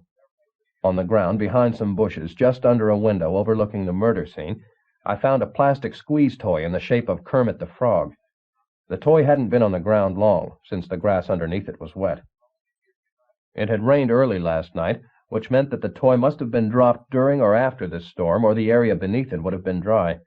I squeezed the frog. Kermit's eyes bugged up and his tongue popped out. I put the frog in my pocket. I finished my search, but uncovered nothing of any further interest, so I went to the phone and called the cops. Chapter 13. The cops cruised in under command of a humanoid toon detective, Captain Clever Cleaver. The police force contains one division of humans and one of toons, with each faction investigating only crimes committed against its own kind. I never saw a toon cop sharp enough to hack it on the human side, though Cleaver came about as close as any. He carried his gun where other men carry pictures of their loved ones.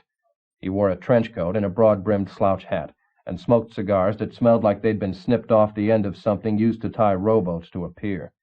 He had a big, square jaw, grunted a lot, called all women honey and most men butch. Cleaver sat me down on Roger's sofa and gave me an evil eyeballing straight out of the Crime Stoppers textbook. I gave back better than I got. He blinked first and settled down to cases. "From the beginning, Butch," he growled. "You know the drill as well as I do." "Nothing much to it. The dead rabbit hired me to unravel a problem for him. He believed Rocco and Dominic DeGreasy, the two guys heading up his cartoon syndicate, owed him his own strip. According to the rabbit, they had promised it to him when they signed him up. They never delivered, so he asked me to pressure them into it. He also told me to check out a rumor that somebody wanted to buy his contract. I nosed around and came up blank. The DeGreasys insist they never made the promise. The rumor remains a rumor. That's about everything. I came here this morning to resign the case. With the full refund of any advance monies paid, but not earned, I presume, said Cleaver sarcastically. I get no complaints. And no referrals either, from what I hear. At least not from the tune sector. By design, Captain, by design. I don't encourage tune work. It's a specialized field. I got enough human business to keep me occupied. I uncrossed my legs and put my feet flat on the floor so he wouldn't see my run-down heels and the gaping hole in my left sole. I guess I waited too long, because he plopped himself down on the chair across from me and made a big point of propping his feet up on a coffee table, so I had a direct shot at his shoes, their bottoms flat as a pancake but in perfect repair. A sergeant carried in Roger's last words encased in a plastic sack. "Sir, we found these under the stiff." Cleaver got up, took the words, and held them to the light, using his body to shield them so I couldn't see. He returned them to the sergeant with instructions to rush them to the lab for a rate of hardening determination. "Anybody in this case named Jessica?" he asked, rolling his stogie from one side of his mouth to the other. "Roger's estranged wife." I laid out the lurid details concerning the relationships among Jessica, Rocco, and Roger. No sense concealing it from him. He would find out eventually, and this way I scored a few points for cooperation. "The wife a suspect?" I asked innocently. Instead of giving me a direct answer, he motioned me into the front entry hall. We got there just in time to watch a brace of burly ambulance attendants wheel Roger out the door on a dolly. "Know what that is?" Cleaver pointed to a control panel beside the door. Lights on the panel flashed in random sequence, maybe 100 individual lights, each blinking 6 or 7 times a minute. I found I couldn't watch it for more than a few seconds without getting a headache. A burglar alarm, I guess, although I've never seen one quite that sophisticated in a home. That's because it's a special custom job put in by the builder of this development. It's a big selling feature out here, since tune neighborhoods routinely report the city's highest burglary rates. Can you imagine? They steal from one another. Almost makes me ashamed to be a tune. If he was waiting for me to say, "I know how you feel," he was in for a few days of silence. I've never been ashamed to be a human. When he saw I wasn't going to respond, he resumed his explanation of Roger's security system. "The alarm cycles on automatically when the front door closes. It wasn't on when you got here because the music scale had drifted in, gotten wrapped around the doorknob, and was holding the door ajar. Disengaging the alarm requires a multi-sequential process it took some of my best experts to figure out. Which means that nobody got into this house unless Roger wanted them to." "Correct. Hence the likelihood that Roger knew his killer well enough to invite him inside." "So you figure the wife?" "That would be my first guess. It would also explain how the killer got out without sounding the alarm. Since Jessica had lived here with the rabbit, she must know the code." "She could easily have turned the system off and walked away." "Very logical," I said politely. "Congratulations on your sound reasoning. You've overlooked only one teeny problem. According to Roger, he'd asked Jessica to meet with him many times before, and she had consistently refused. Why should she suddenly accept his offer now? When I talked to her yesterday, she made it quite clear she had no intention of pursuing a reconciliation. I suggested a get-together between her and Roger, and she gave me a firm no." Cleaver seemed quite relieved when another sergeant came up and saved him from having to tiptoe out of the corner he'd painted himself into. The sergeant showed Cleaver 2 items, both encased in plastic bags. One was the .38 pistol from Roger's nightstand. The other was a hunk of metal, the fatal bullet, judging from the size of it. "One shot missing from the .38, the sergeant said to Cleaver, but Cleaver took more of an interest in the slug. "Hey, Butch, ever see one like this?" He held the bullet where I could inspect it. It looked like it had started life as a perfect sphere before running into Roger Rabbit and a wall. "Seems to be an old-fashioned musket ball from a black powder long rifle or a flintlock pistol." "That's my guess, too. You run into any antique gun collectors in this case?" "Can't say I have." Cleaver returned the sack to his sergeant. "Process them both through ballistics," he instructed. Cleaver picked up Roger's cigar box, opened it, and saw the carrots inside. His granite jaw cracked upward slightly at either end of his mouth. Poor guy. But that's what happens when you hang around with tunes all day. You start to develop a sense of humor.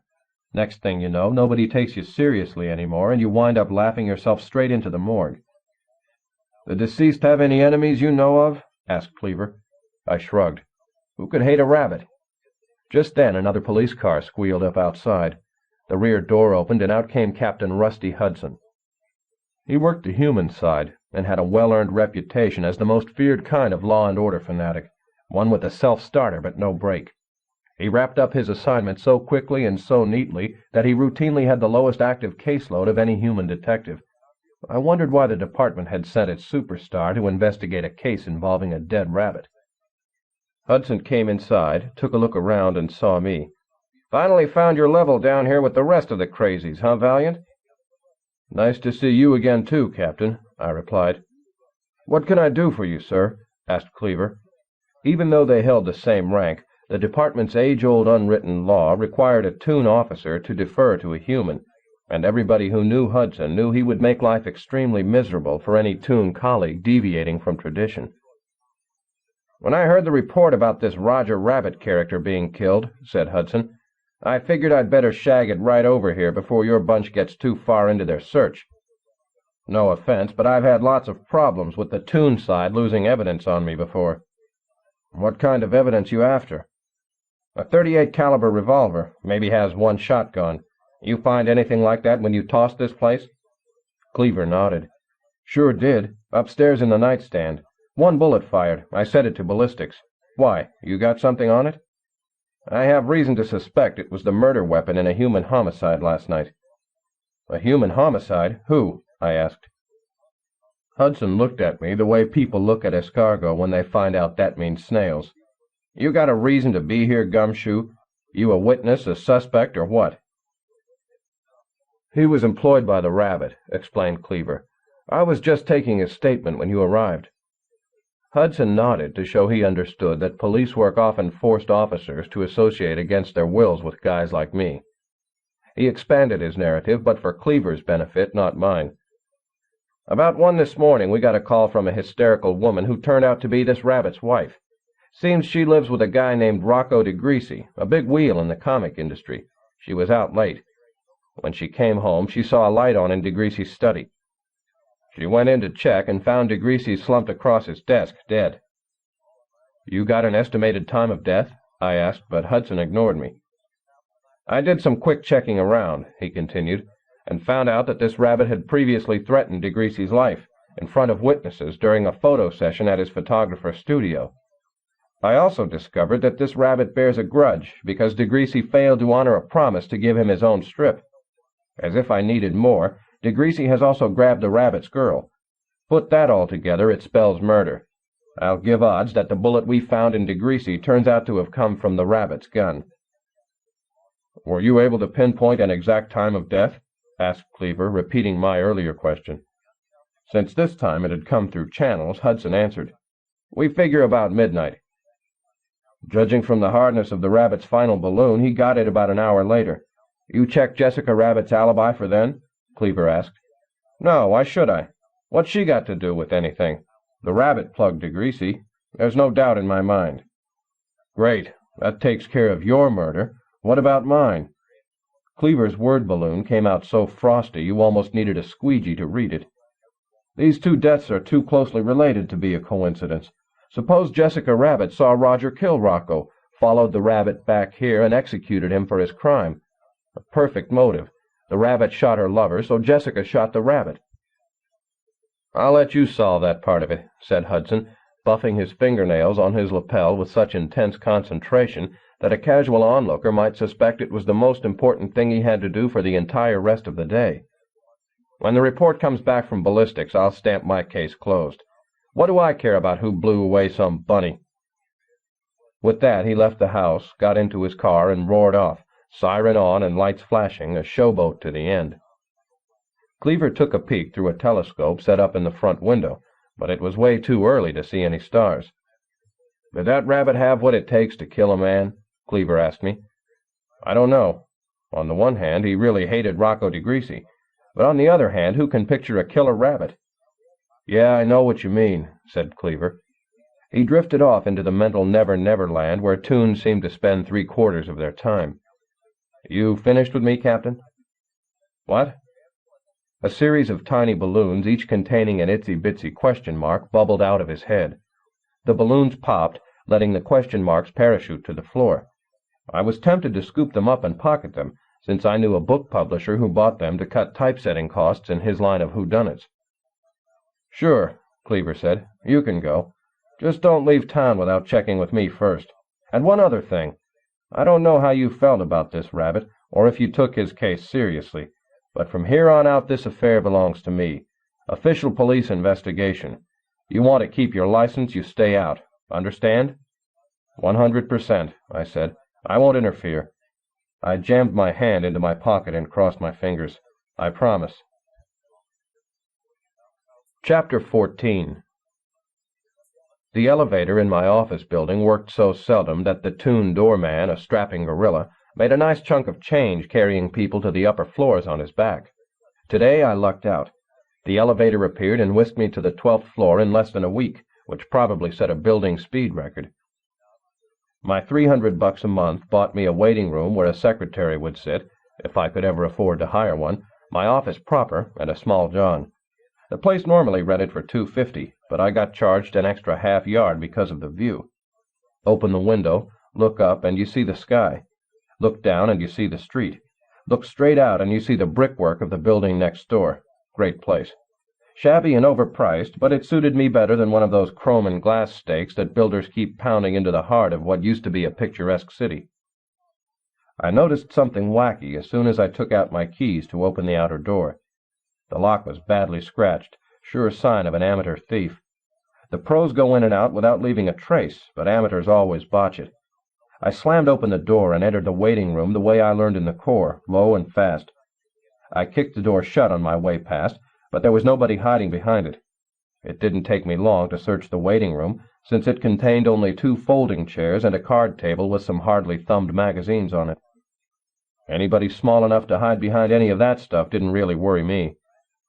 I checked a door connecting this room with my office proper. It, too, bore signs of having been picked. I had a wall safe in my office, and in that I kept my gun. Just my luck to walk in on a burglar and get shot with my own piece. I took a few deep breaths, opened the door, and went in Marine style again, except this time I added a forward somersault, which might not have been the greatest idea in the world. You have to practice those things a lot or they leave you dizzy, which is just how I wound up when I came out of it. I grabbed the edge of my desk for support and tried to look alert. Nobody shot me, so I figured the burglar had already skedaddled. But I was wrong. When the room straightened out, I found him sitting behind my desk, brazen as you please. One thing for sure, I'd have no trouble picking this clown out of a lineup. He wore a long purple coat, a fireman's hat, and a T-shirt that said, "Kiss me, I'm fuzzy." If I hadn't known better, I'd have sworn it was. "I'm sorry I had to break in on you like this, Mr. Valiant. I mean, picking your lock and all, but I really didn't know where else to go or who else to turn to." "Roger? Roger Rabbit?" I went around to his side of the desk, opened the bottom drawer, took out the office bottle, and swigged down a healthy glug. I stared at the rabbit until he got the message and shagged his tail out of my chair. I brushed a few stray pieces of hair off the seat and sat down. "Start explaining," I said, "and it better be good." He went to the window and took in the $50 view. "I know what you think," he said. "You think I'm really Roger, but I'm not. I'm his doppelganger, his mentally created duplicate." "Yeah, I know about that stuff," I said, remembering Jessica Rabbit falling to pieces around me. "Well, Roger conjured me up last night about 11, the rabbit went on. "He had a photo session this morning, and he needed a pair of red suspenders to wear at it. He gave me a $50 bill and told me to go out and buy him some." "He sent you out in the middle of the night to find him a pair of red suspenders?" "Yes, I can be very impulsive at times.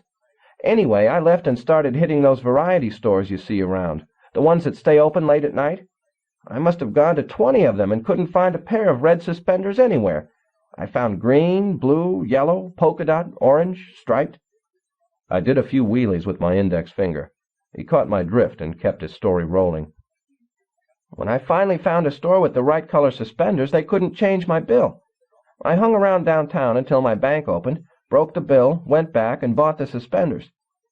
He pointed to a wrapped package lying on top of my desk. I returned home about 10 this morning and found the place crawling with cops. I overheard 2 of them describing what had happened, that I, or rather the real me, had been killed. I didn't know what to do. I'm not very decisive when it comes to emergencies. I suppose I should have identified myself to the police, but I was afraid to. I feared that whoever got to the real Roger might come after me, too. Then I thought of you. Thanks. Don't mention it. Since I'm supposed to be dead, I didn't want to wait for you out in the hall where somebody might recognize me, so I picked your lock. I didn't think you would mind. You don't, do you? It's actually my first try at it. As I told you before, I've always had a hankering to be a detective. I believe every detective should know how to pick locks. I'm sure you do, don't you? So I bought some lock-picking tools I saw advertised on the inside cover of a matchbook. He showed me a set of picks only slightly smaller and less clumsy than the iron bar I used to pry the hubcaps off my car. They came with a self-instruction manual. Pretty neat, huh?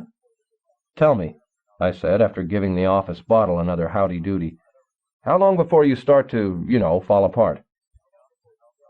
The bunny stared with deep foreboding at the far wall, as though the hand of God had just inscribed there the recipe for Hassenpfeffer. Hard to tell. Roger put a large jolt of mental energy into creating me. I could easily last 48 hours until I... A dark, watery boo-hoo balloon plopped to the floor, but I give him this much, it didn't spill any tears. You have any idea who murdered me? He asked. Yeah, I got an idea. You get a call from anyone last night? I asked. Or anybody come to see you? He shrugged, a ridiculous move for a guy with next to no shoulders. I don't know. The mental strain of creating a doppel tends to disrupt short-term memory. I remember up to early yesterday evening, but not much after. You don't remember getting a call from your wife, saying that she wanted to come over for a talk? Jessica? Jessica came by to see me? Oh, boy, oh, boy, oh, boy. Talk about happiness. If Roger had been Flash Gordon, he would have been outside his rocket ship swinging on a star. I knew you could pull it off, Mr. Valiant. I knew I picked the right man. I knew you could get me Jessica back. How did you do it? Put the arm on Rocco? That it? I'll bet that's it. You found out what he had on her and forced him to stop. With a swift left jab, I punched a jumbo hole in the biggest of his balloons. Not so fast. I don't know for sure whether or not Jessica came to see you last night. If she did, it wasn't for a reconciliation. Why, then? The police think she killed you, and I go along with them. The rabbit shook his head so vigorously his flopping ears left spiral marks on the fur around his head.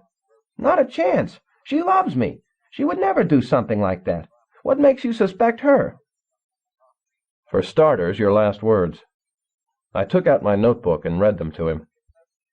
No fair. You got me everything? Jessica, my contract. I turned the notebook and laid it on the corner of the desk so he could read his final statement himself. Twice he followed the words with his finger, and both times wound up in exactly the same place. Wait, I've got it, he said, holding a finger straight up as if to test the wind. I wasn't talking to Jessica.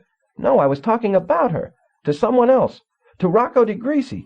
I was talking about Jessica to Rocco DeGreasy, and he shot me. Try again, I said. According to the cops, it's the other way around. You shot him. I shot who? Rocco DeGreasy. Rocco? Granted, the guy acted for a living, but his googly wide eyes and puckered nose sure said dumbfounded to me. You mean the police think I shot Rocco? Dead as a doornail. He got his about an hour before you got yours. The way the cops figure it, you went to DeGreasy's house and killed him. Jessica saw you do it, followed you home, and took her revenge. That's ridiculous. I could never kill anybody, not even Rocco DeGreasy. You threatened to once, remember, at a photo session, in front of 2 reliable witnesses. Roger began to bounce around so actively I checked the rug for hopscotch boxes, but I saw only lifeless shag and yesterday's ashes. Right, I did do that, but I didn't mean it. I could never kill another living being. It's not in my nature. I even sidestep ants on the street. I was being irrational that day. Look at it from my viewpoint.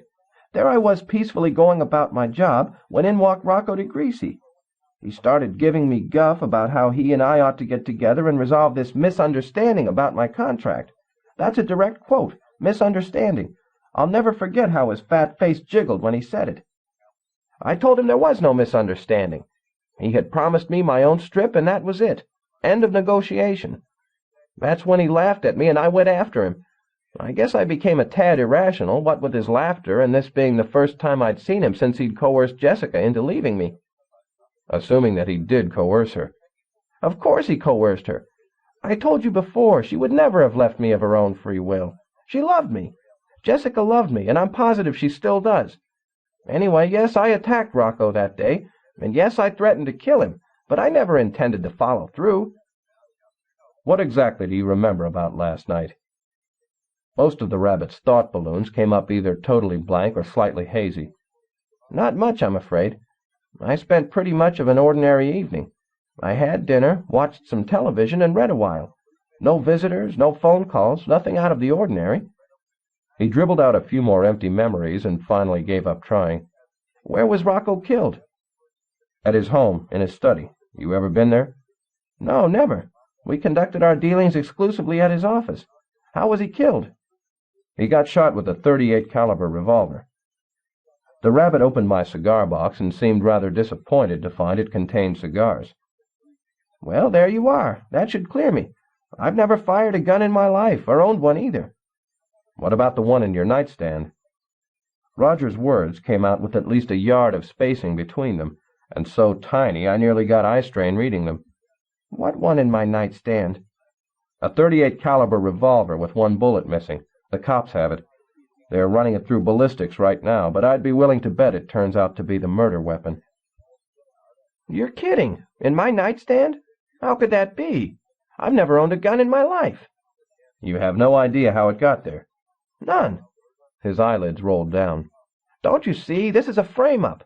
Somebody is trying to saddle me with Rocco's murder. Somebody killed him and planted the gun at my place. I probably caught them at it, and they killed me to keep me quiet. Does that make sense? It did, and I told him so. That's it, then. He used a big blue bandana to wipe the perspiration off his face and a teasing comb to refluff his fur. You find out who killed Rocco, and you also find out who killed me. You clear my name, and you also bring my killer to justice. You might not like what I find. How so? For starters, when I got to your house this morning, I found a musical scale trailing out of the piano. The song was When You Wish Upon a Star. That have any significance to you? A light bulb flashed on over Roger's head. It was less than a 5-watter, but it would get a lot brighter and a lot hotter before I was done. It was my favorite piece. I play it a lot and sing along. I remember you telling me you serenaded Jessica the evening you proposed. When You Wish Upon a Star, by any chance? The light bulb grew to 25 watts. Yes, as a matter of fact. That was the song I played and sang for Jessica that evening. After that, we always considered it our song. So if she had been there with you last night, it would have been natural for you to play it for her again. 75 watts. I suppose so, yes. Now tell me about your burglar alarm system. How does it work? It's a marvelous device. It connects to every door and window in the house. It goes on automatically when the front door closes.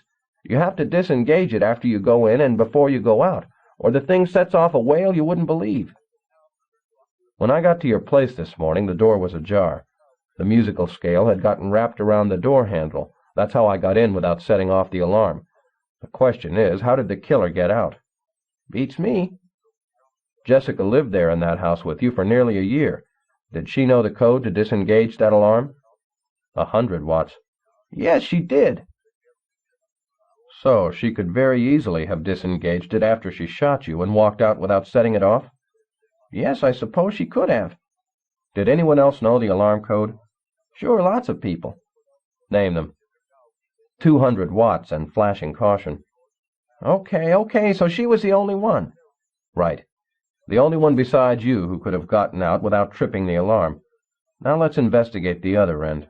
In order for the killer to get in, you had to disengage the alarm, correct? Yes. Would you have done that for Rocco DeGreasy? Of course not. His brother Dominic? No way. How about Jessica? Stop right here. he said in a fragmented balloon you would expect to come out of somebody with his head buried to the shoulders in sand. "I know in my heart that Jessica did not kill me, just as I know in my heart that I did not kill Rocco DeGreasy. So you can stop that line of questioning here and now." Okay, let's try this one. I pulled the rubber Kermit the Frog toy out of my pocket. Ever see this before? Roger squeezed it several times, giggling when Kermit's tongue unfurled. "You see them around. It's a pretty popular toy. I can't say I recognize this one as being any different from 100 others I've seen. Where did you get it?" I found it outside your house. It hadn't been there long. My guess is that it was dropped by the killer. "Well, that would leave out Jessica. She would never carry around something as silly as this." Or it might have been dropped by somebody who saw the killer. "Oh." He didn't seem very happy to hear that there might have been an eyewitness to his untimely demise. I guess that's what love does to you. Makes you put on your blinders whenever your canter takes you anywhere near the truth. "Mr. Valiant, how was I mean, what did he use to—" You were shot once in the chest. It looked to me like a clean hit. You didn't suffer much, if that's your concern." He nodded, and a matched set of crystalline teardrops rolled down either side of his face. "You were apparently killed with some kind of antique musket or pistol," I said. "Do you know of anybody who owns a piece like that?" He shook his head, no. "What about any other enemies you might have had? Anyone you haven't told me about? Anybody who might have wanted you out of the way?" Again he shook his head. He put his bandana to his nose and gave a honk loud enough to have every moose within 10 blocks pawing at my door. "Mr. Valiant," he said in those tiny strung-out words again, "I don't have long to exist. 48 hours at the most. After that I'll disintegrate, and Roger Rabbit will be gone forever. There's one thing that I'd like to ask you to do for me as a favor before that happens. You see, Mr. Valiant, the real Roger, and now me, well, we've always wanted to be a private eye." "No way," I said firmly. "I wasn't about to sign on as nursemaid to a cotton-tailed detective, dying wish or not." "Oh, please, Mr. Valiant, please. I'll do whatever you tell me to. It's not like I'm asking you to accommodate me permanently. 48 hours and I'll be gone, out of your life forever." 2 days isn't very long to solve a double homicide. Even if I did let you tag along, you might not be around for the close. He gave me that irresistible please-take-me-home look you get from a $3 pup in a pet store window. "You can do it, I know you can.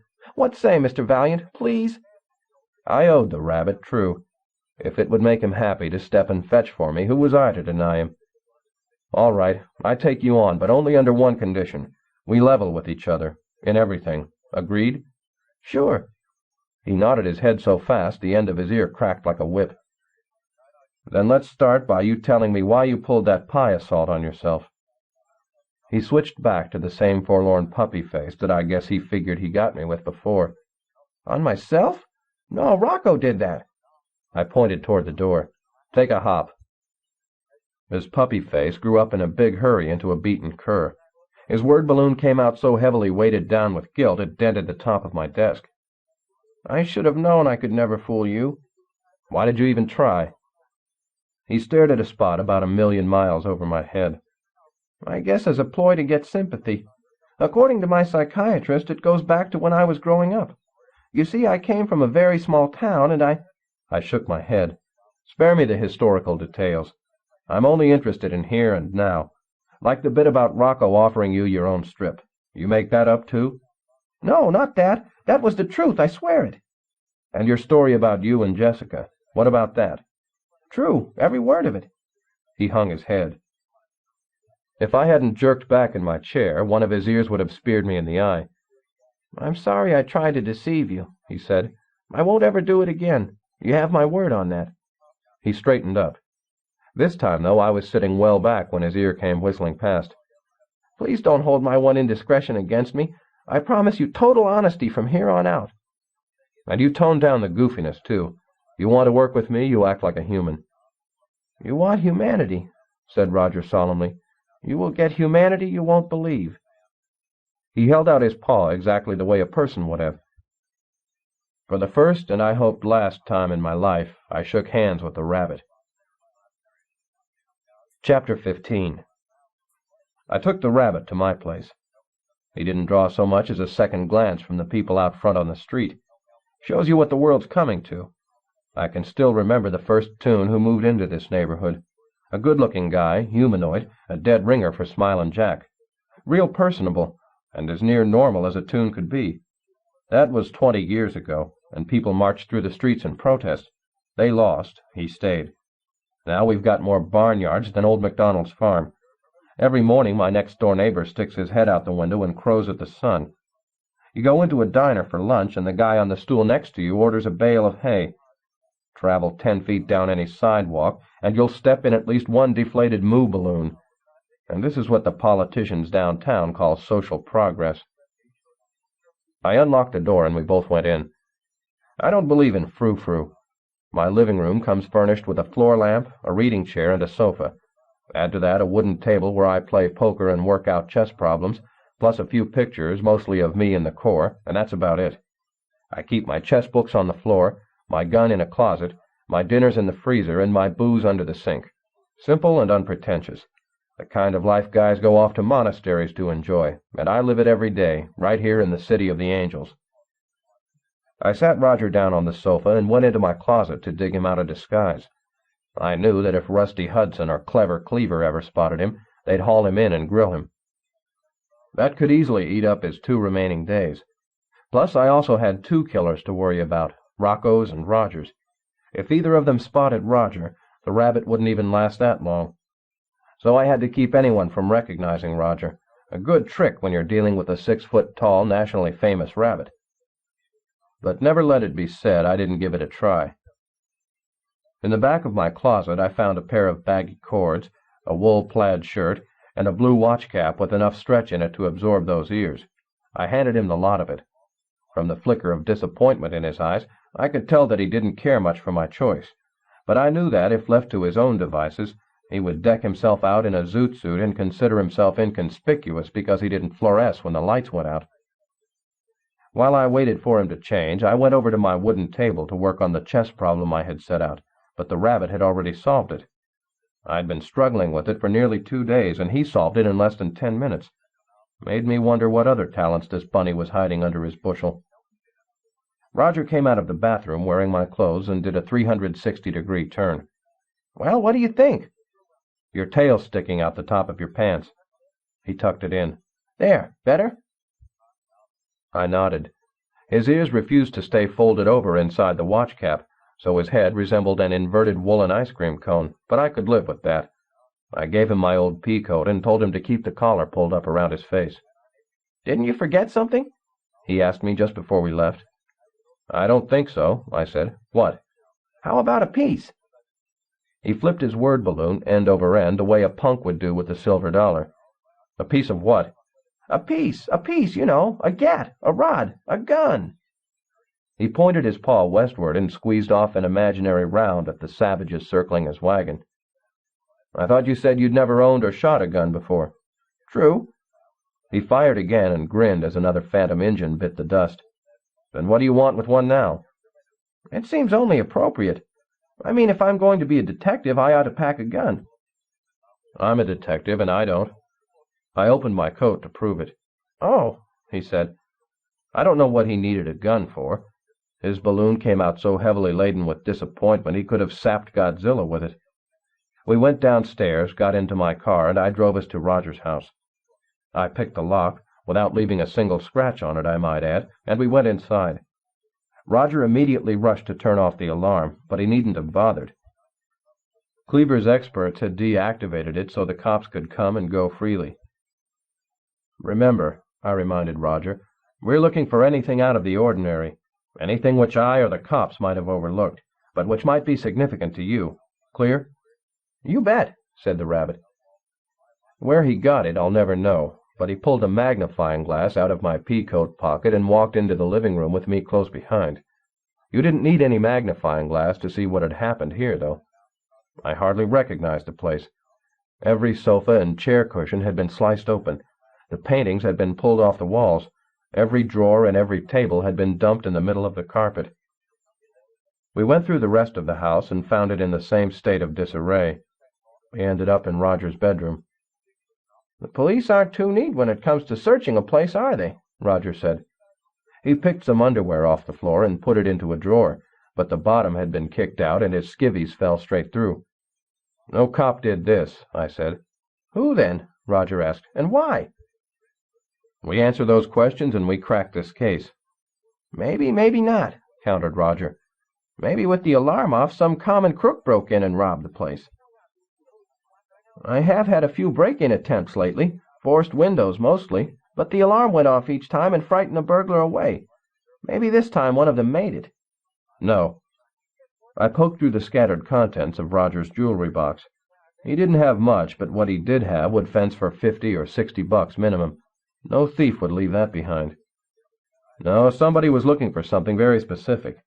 You have anything hidden in this house? Anything you haven't told me about? The rabbit hopped to and fro, picking his stuff up off the floor. He got an armload before he figured out that with the drawers all smashed, he had no place to put it. So he stacked it as neatly as he could along one wall. "There was nothing here," said the rabbit. "Nothing hidden. Nothing anyone could possibly want." "What about your contract with the DeGreasys? Where do you keep that?" "At the bank, in my safety deposit box." "How about your marriage license for you and Jessica?" "Same place." "Stocks, bonds?" "I don't have any." "Money?" "It's in a sock, under my mattress."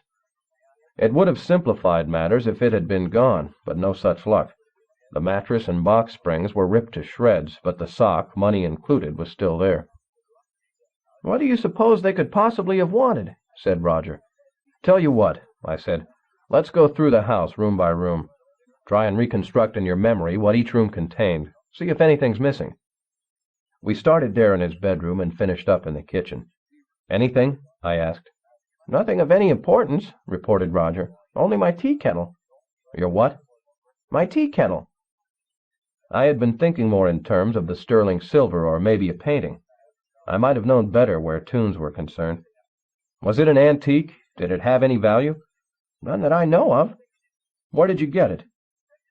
Roger showed me what had to be a real oddity, a rabbit wearing a sheepish expression. "Off a movie set. It was the tea kettle used in the tea party scene from last year's remake of Alice in Wonderland. I had a bit part in the picture. On a whim, I sneaked the tea kettle off the set as a souvenir after the movie wrapped. But it was only an ordinary cheap tea kettle, similar to any number of others from the Five and Dime." "Is that where it came from, this tea kettle? A 5 and dime?" "No, not this one. From what I remember of it, the studio prop man bought it for 50 cents in a local junk shop." "What was it made of?" "I don't know. Iron, I suppose. It had a gray lacquer coating and was very heavy. It must have weighed in at about 2 pounds. Boy, did it ever brew great tea. But that's about all it was good for. It certainly had no value." "Maybe none you know about. It could be very valuable indeed if that 2 pounds turned out to be solid gold." 2 pounds of solid gold," said the rabbit, "for my life." He hefted his 2 word balloons, one in each paw, but it wasn't even a close contest. The one with his life in it outweighed the other by more than half. He faced me head on, stood up ramrod straight, and said, "Show me, would you please, the scene of the crime?" I pointed through the kitchen door to the staircase. "You were standing there. Whoever shot you was here in the kitchen. You can see the hole in the wall where the bullet hit. You muttered your last words and fell forward across them onto the banister. That's where I found you." "I see," said Roger. He climbed the stairway and stuck a finger into the bullet hole. Then he took a look at the banister. I noticed some dark brown stains at the banister's base. Dried blood. Roger's blood. I did my best to spare him the sight of it. "Hey," I said, distracting him. "We're finished here. Let's get out." Roger nodded, but kept staring at the banister. "Look," I said, "if we want to get this case wrapped up, we've got to keep cracking. I've got some important stuff for you to do. Important detective stuff."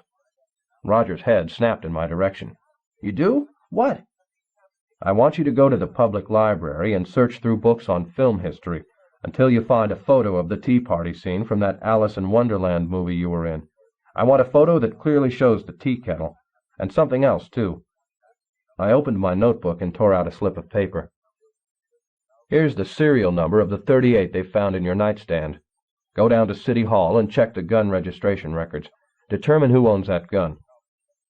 While you do that, I'm going to pay a call on Dominic DeGreasy. When you finish, go back to my place.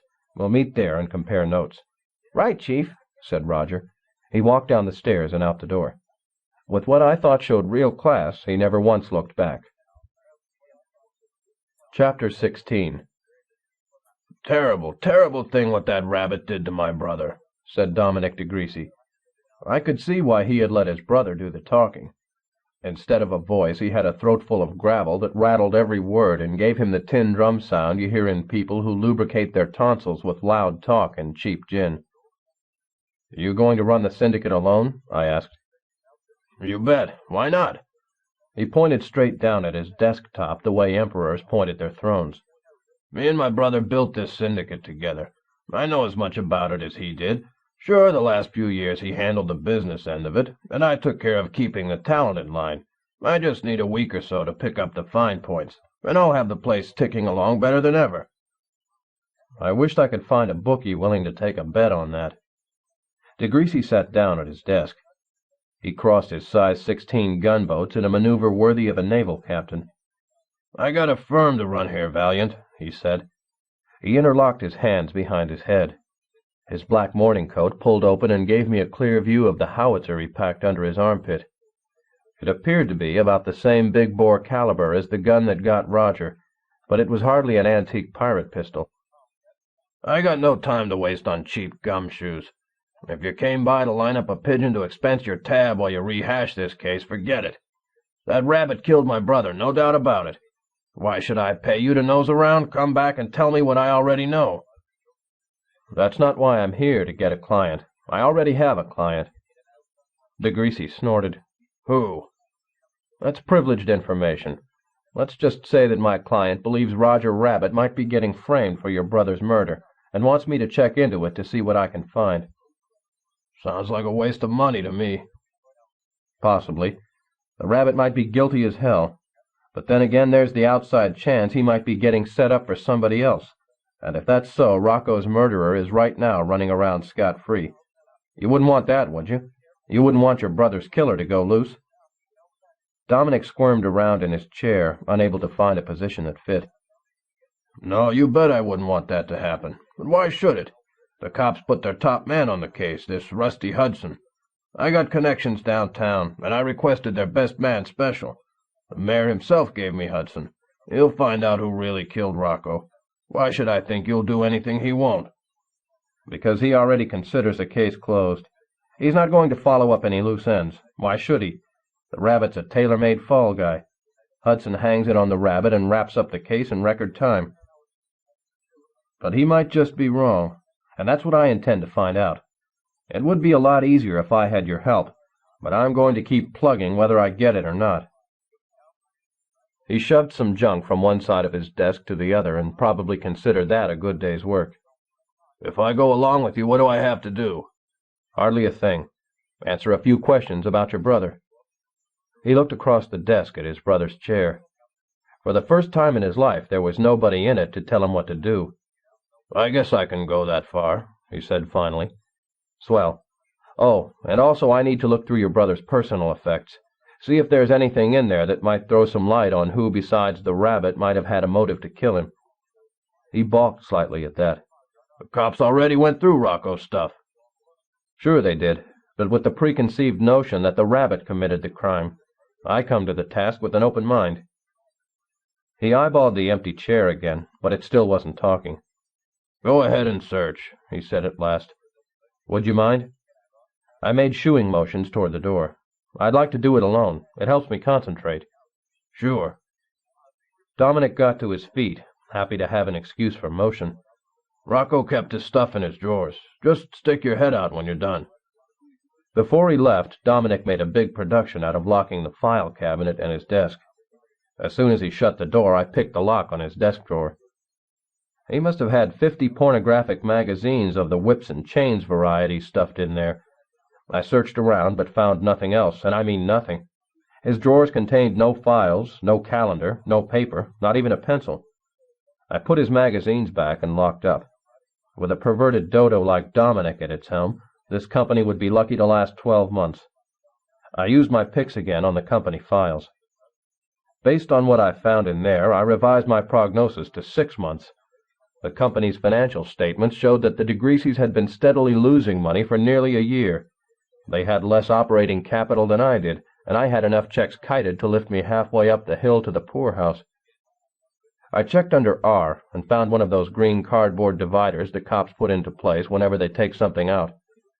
According to the divider's notation, they had removed the Roger Rabbit file. I fanned through the rest of the folders, but they'd taken nothing else.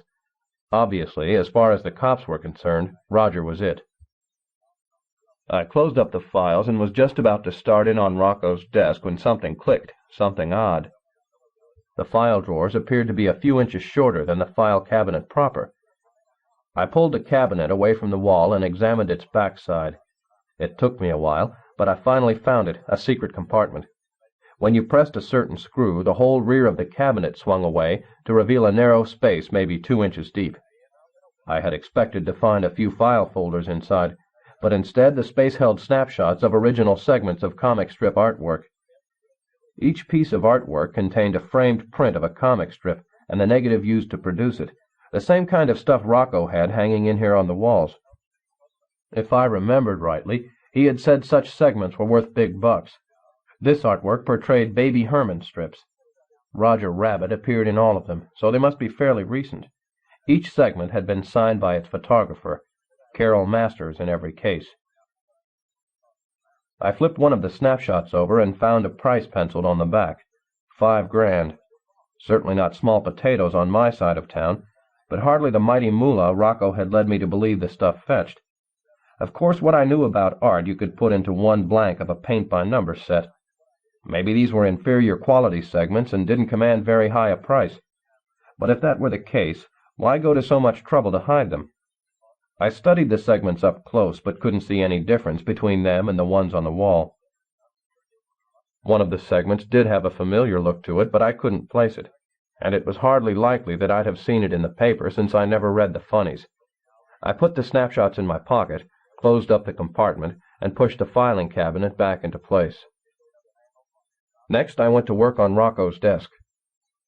He kept his desk calendar inside his upper center drawer. I checked it for yesterday and discovered he had penciled in an appointment at home with someone he identified only by the initials SS. The meeting was set for 11:00 p.m., barely an hour before he had been killed. In his bottom drawer I found a few books on ancient mythology, and that was about it. I stuck my head out the door and asked Dominic to rejoin me. "Any luck?" he asked. "Maybe," I answered. "How about giving me some background to set my findings into perspective?" "Shoot." "What's your opinion of Jessica Rabbit?" He picked up a letter opener and jabbed it so hard into his desktop blotter that it cut through to the wood beneath. I wondered if anybody in the world besides Roger saw any good in that woman. "She was a bimbo when he met her, and she's still a bimbo. I never could figure out what he saw in her." "How did they meet?" "Rocco discovered her dancing in a slimy downtown strip club. He took her out of there, groomed her, bought her expensive clothes, and taught her to act. As her way of saying thanks, she dumped him for a stupid rabbit." "But she did come back to him," I pointed out. He pulled the letter opener up and took a piece of the blotter with it. "Sure, she came back to him, but only when she found out that the rabbit couldn't give her what Rocco could. She was out for nobody but herself, and Rocco would have been better off without her. I told him not to take her back, but the guy loved her so much he would have forgiven her anything." "The word is that Jessica pressured Rocco into giving Roger a contract. You know anything about that?" "Not really. Like I said, I never got involved much in the business end of it. I personally never wanted to sign the rabbit. I never thought he had all that much talent, but Rocco insisted, although he never once gave me a good reason why. Said it was just a hunch he had, a feeling. But I always thought, pretty much like everybody else did, that it was really Jessica behind it. He took the rabbit on because Jessica asked him to. Sure, it turned out to be the right move. The rabbit wound up making a spiffy second banana, but nobody would have guessed that going in." Roger insisted that Rocco promised him a solo strip. Any truth to that? "I don't know. Like I said, I didn't get involved much with that end of it, but it wouldn't surprise me. If Rocco wanted someone bad enough, he'd promise him anything. Never put it into the contract, though. He'd tell the character that it wasn't necessary, that it was his word, and he always kept his word." "Did he?" "You kidding?" Dominic tried to laugh, but I don't think he had ever learned how. Nobody could lie like Rocco. Supposing for a minute that Roger didn't kill Rocco, do you think that Jessica could have? I can't figure why. Rocco gave her everything she wanted. It would have been like snuffing a goose that laid the golden egg. Does Jessica stand to inherit Rocco's estate? He stoked up a slim, black, unfiltered cigarette, centered it in his mouth, and blew smoke out of either side around it. I don't know. The will ain't been read yet. The lawyer does it tomorrow, right after the funeral. You know the rabbit's dead, too. He flipped his match into his wastebasket. He didn't have to worry about starting a fire. His wastebasket held no paper. He was either very neat or very unproductive. No question which got my vote. I heard, and I think it's a real shame. You do? Yeah, I think it's a shame that somebody else got to him before I did. He hacked another piece out of his blotter. After what he did to my brother, it would have given me great pleasure to shoot that rabbit myself. Any idea who might have spared you the trouble? He shrugged and shook his head. Do you think Jessica could have done it? Possible, I suppose. I think she could kill anybody, any time, anywhere. I held up the comic strip segments I had found in the secret compartment. Do you know anything about these? Dominic took them and looked them over. He read them, but only with great difficulty, by running his fingers across them and sounding out the words. Where did you get these? You didn't have them when you came in. They were in Rocco's bottom desk drawer. What are they? There's some segments that disappeared from Rocco's gallery about a month ago. Rocco had this place downtown that he used as an outlet for this kind of art. His son, Little Rock, runs it for him. One day these segments turned up missing from there. Little Rock couldn't explain how. Rocco never reported it because he didn't want to publicize the sloppy way the kid ran the gallery. He figured that would only invite in more thieves. What about the prices on the back? Dom turned the segments over. At least he read numbers. I don't keep up much with prices, but these look to be awful low. It could be that somebody offered them to Rocco for sale. He dealt in original segments all the time, so it would be natural for somebody who had them to see if Rocco wanted to buy. Maybe the seller didn't know they were stolen, or maybe the thief got Rocco to pay to get them back. Rocco probably would have done it to protect his kid's reputation. Your brother had an appointment with somebody last night. Somebody with the initials SS. You know who that might have been? SS. Beats me.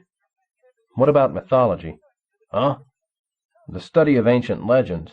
Your brother had some books on the subject in his desk. You have any idea why? Probably research material for a new strip. He did a lot of that. He'd get the idea, work out and cast the characters, and then turn it over to some photographer and writer team to script up and shoot.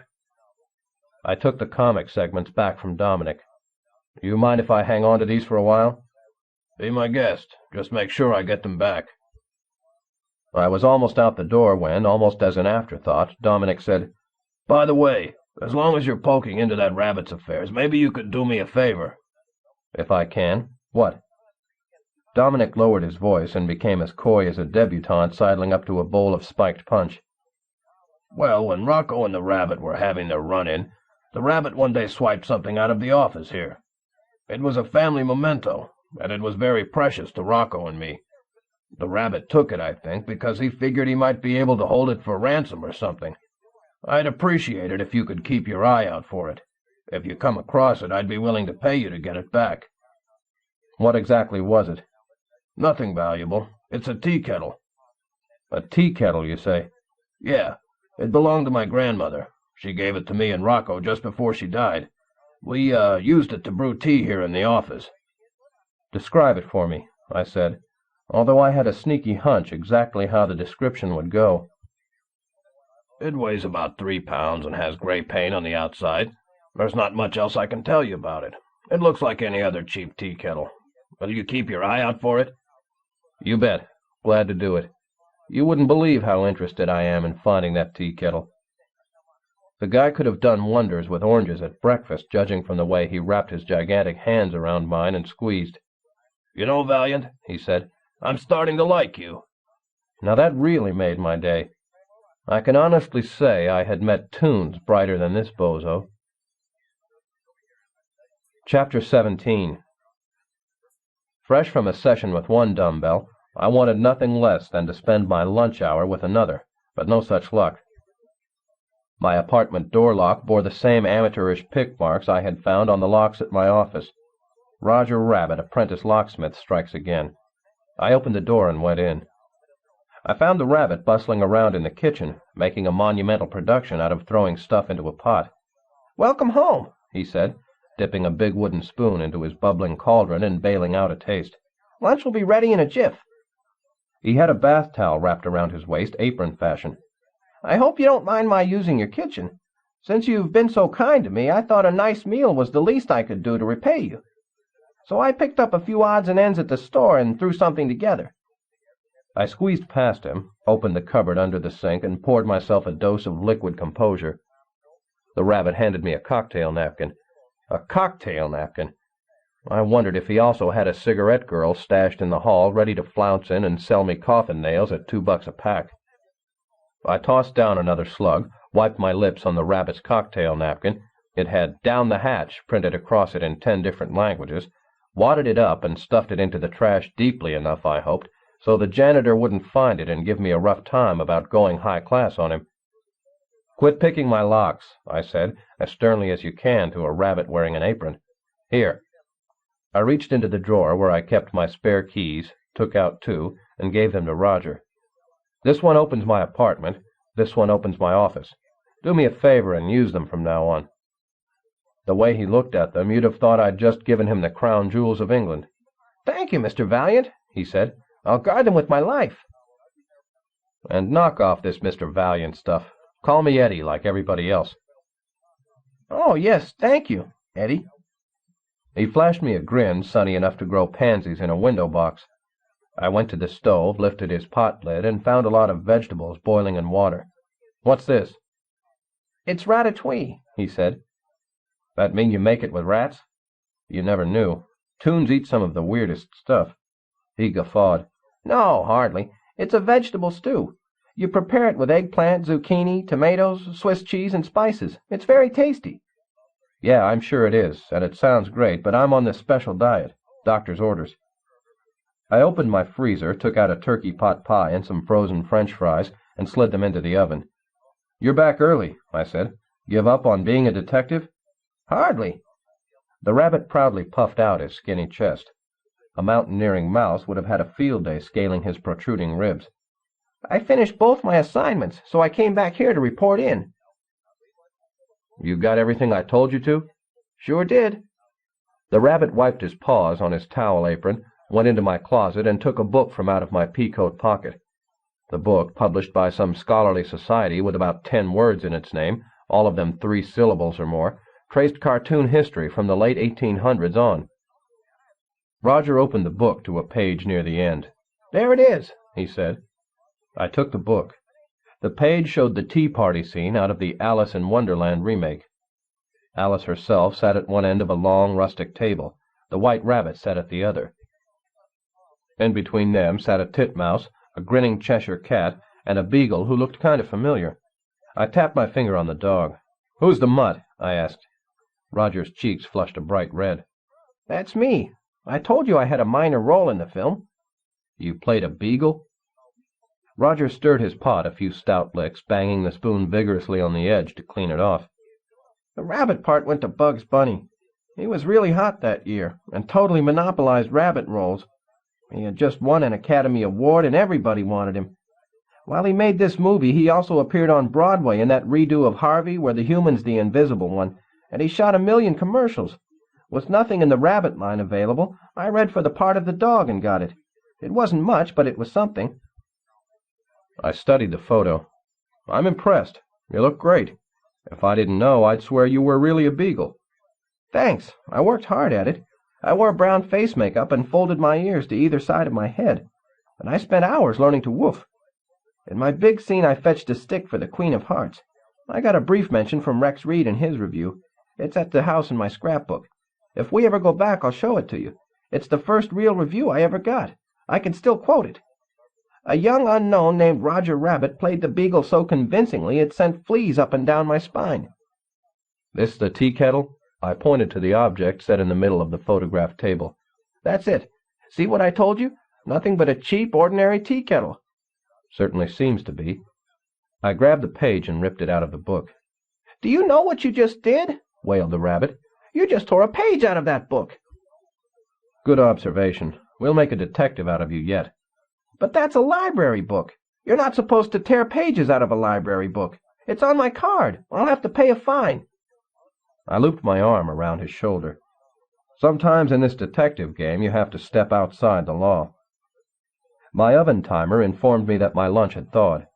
Roger and I sat down at my kitchen table, he with a bowl full of his veggie stew, me with my pot pie and French fries. "You stole that tea kettle off the movie set, you say?" "Right, as a souvenir." He pointed to the pot of stew. "There's plenty in there. You sure you won't have some?" It did smell pretty good, for rabbit food, that is.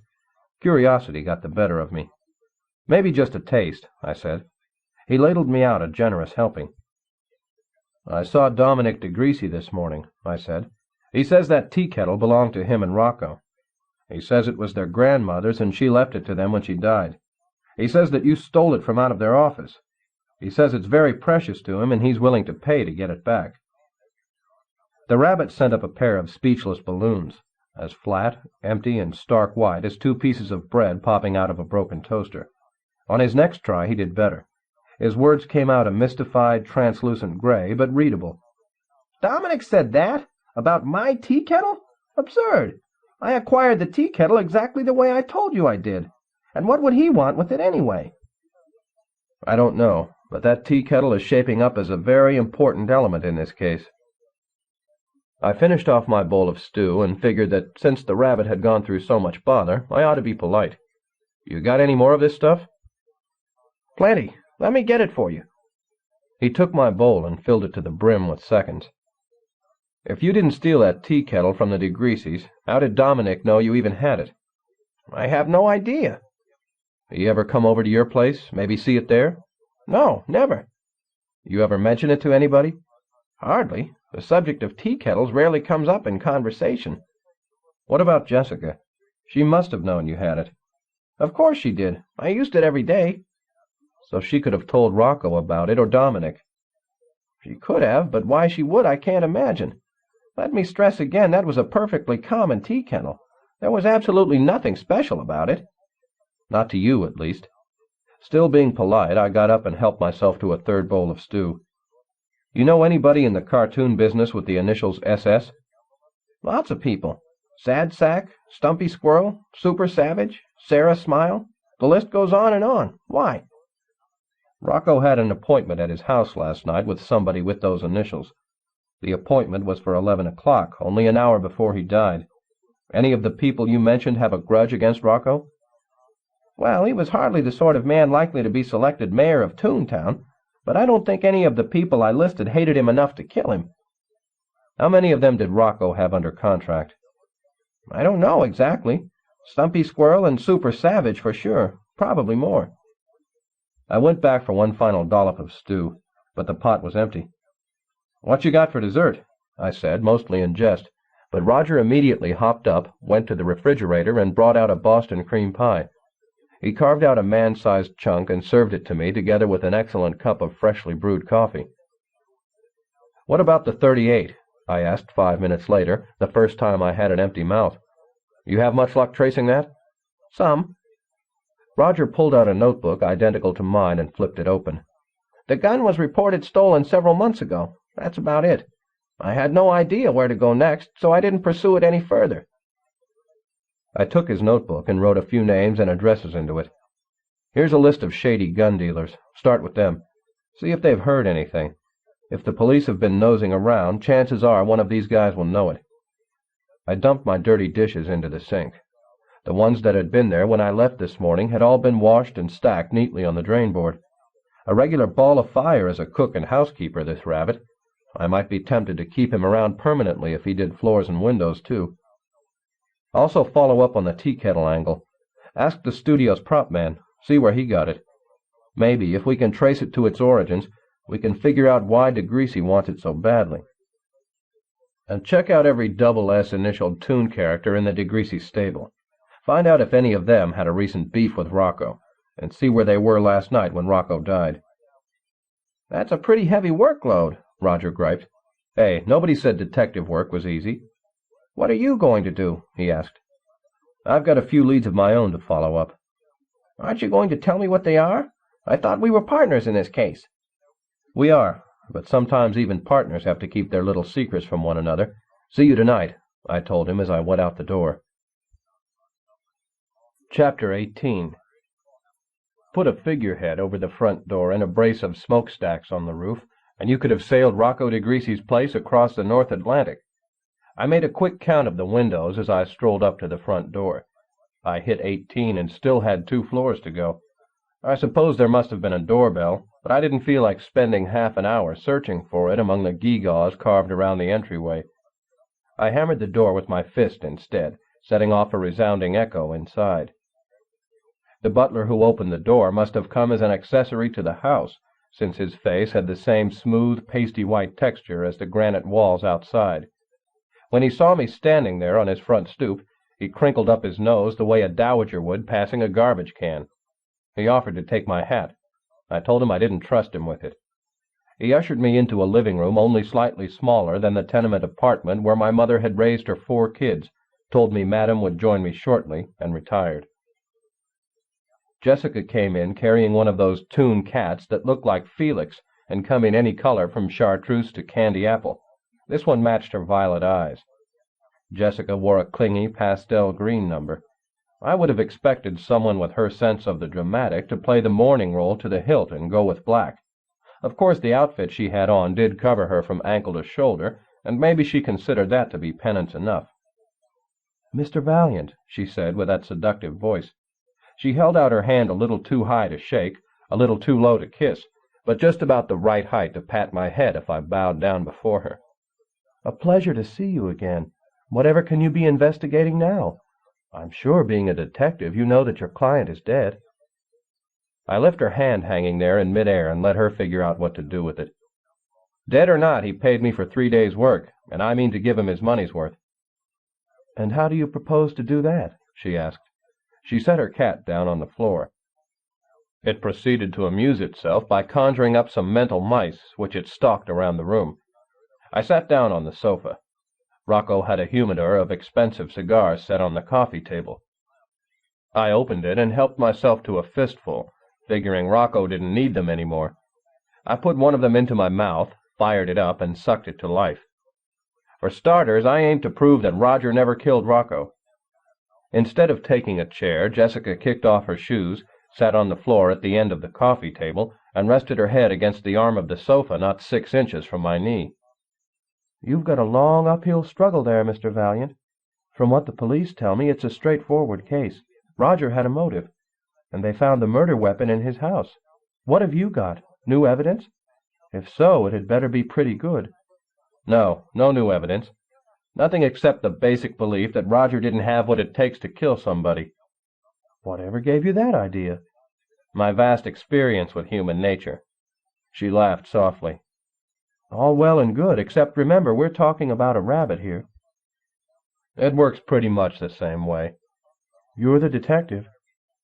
She reached into an alabaster box and pulled out a violet cigarette that also exactly matched her eyes. Some people just don't know when to quit. She lit her colored coffin nail, set it into an ashtray, and promptly forgot about it. It smoldered into eternity, silently begging for one more touch from her gorgeous lips. "So just for laughs, let's you and me assume Roger didn't kill Rocco." "All right, I'll play. Despite overwhelming evidence to the contrary, Roger didn't kill Rocco. Where do we go from here?" "We draw up a list of who else might have." "That would be a pretty long list. Half the civilized world, and at least that many aborigines." She placed her hand on mine, and my heart went pity-pat. Can you believe it? Pity-pat. She should register those hands as deadly weapons. "Rocco was not a well-loved man," she told me, "as I'm sure you've discovered already. His stars resented their ironclad contracts and the way he continually pushed them to the limits of their endurance." "So we've got everybody who worked for him. Who else? What about the financial end of it? Who's going to inherit his estate?"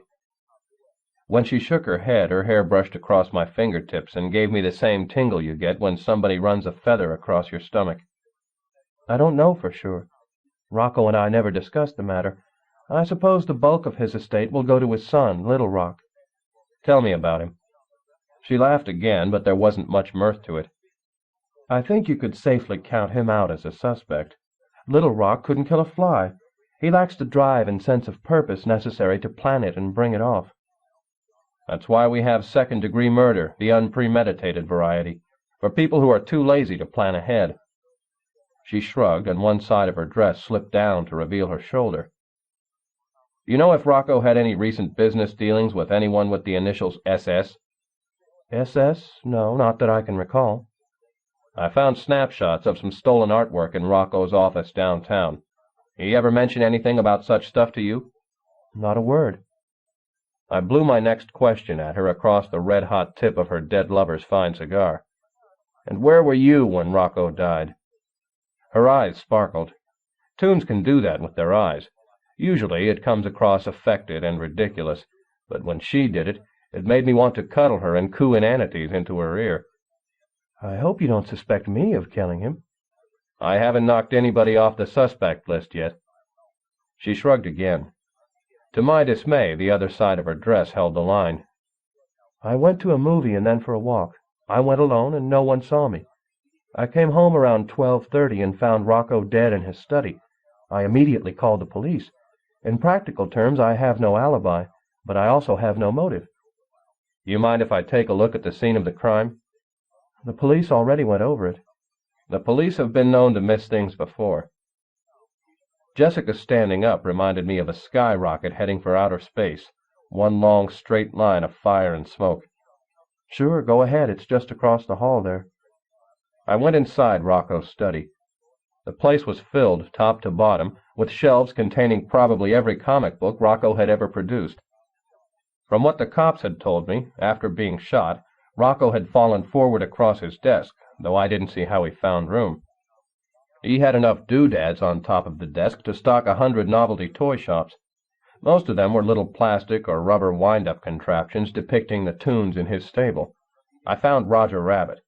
I twisted his tail, set him down, and he hopped from one side of the desktop to the other. The toy appeared to be discolored. When I picked it up and examined it closely, I saw it had Rocco's blood on its paws. Good thing I wasn't much on mystical significance. I poked through the desk's drawers until I found Rocco's checkbook. I opened it and examined the last few stubs. He had written 3 checks yesterday. The first 2 were for $10,000 each. The stubs indicated both had been paid to the mysterious SS. The third and last stub indicated a check to a downtown art dealer, the High Tone Gallery of Comic Art. I did some mental arithmetic and figured out that the amount of this check equaled the sum total of the prices marked on the stolen artwork photos I had found in Rocco's office. I poked around some more inside his desk, checked behind his pictures, rifled through about 100 of his comics, and even looked under his rug. I was just about to give up when I struck pay dirt in the fireplace. A small, scorched piece of comic book negative stuck up through the grate. The negative contained an issue number but no title. I put the scrap into my notebook and rejoined Jessica in the living room. "Find anything?" she asked. She held up a crystal decanter. I nodded, and she poured us each a double jigger. "Nothing. I guess the police took away everything of any importance." "That it for the grilling, then?" "Not quite. We've still got another murder to go." I demolished my drink and built myself a second. "Where were you when Roger died?" She marched her delicate fingers around the edge of her glass. "Still walking the streets." "Not past Roger's house by any chance?" "Nowhere near." "You know Roger mentioned you in his last words." "So the police told me."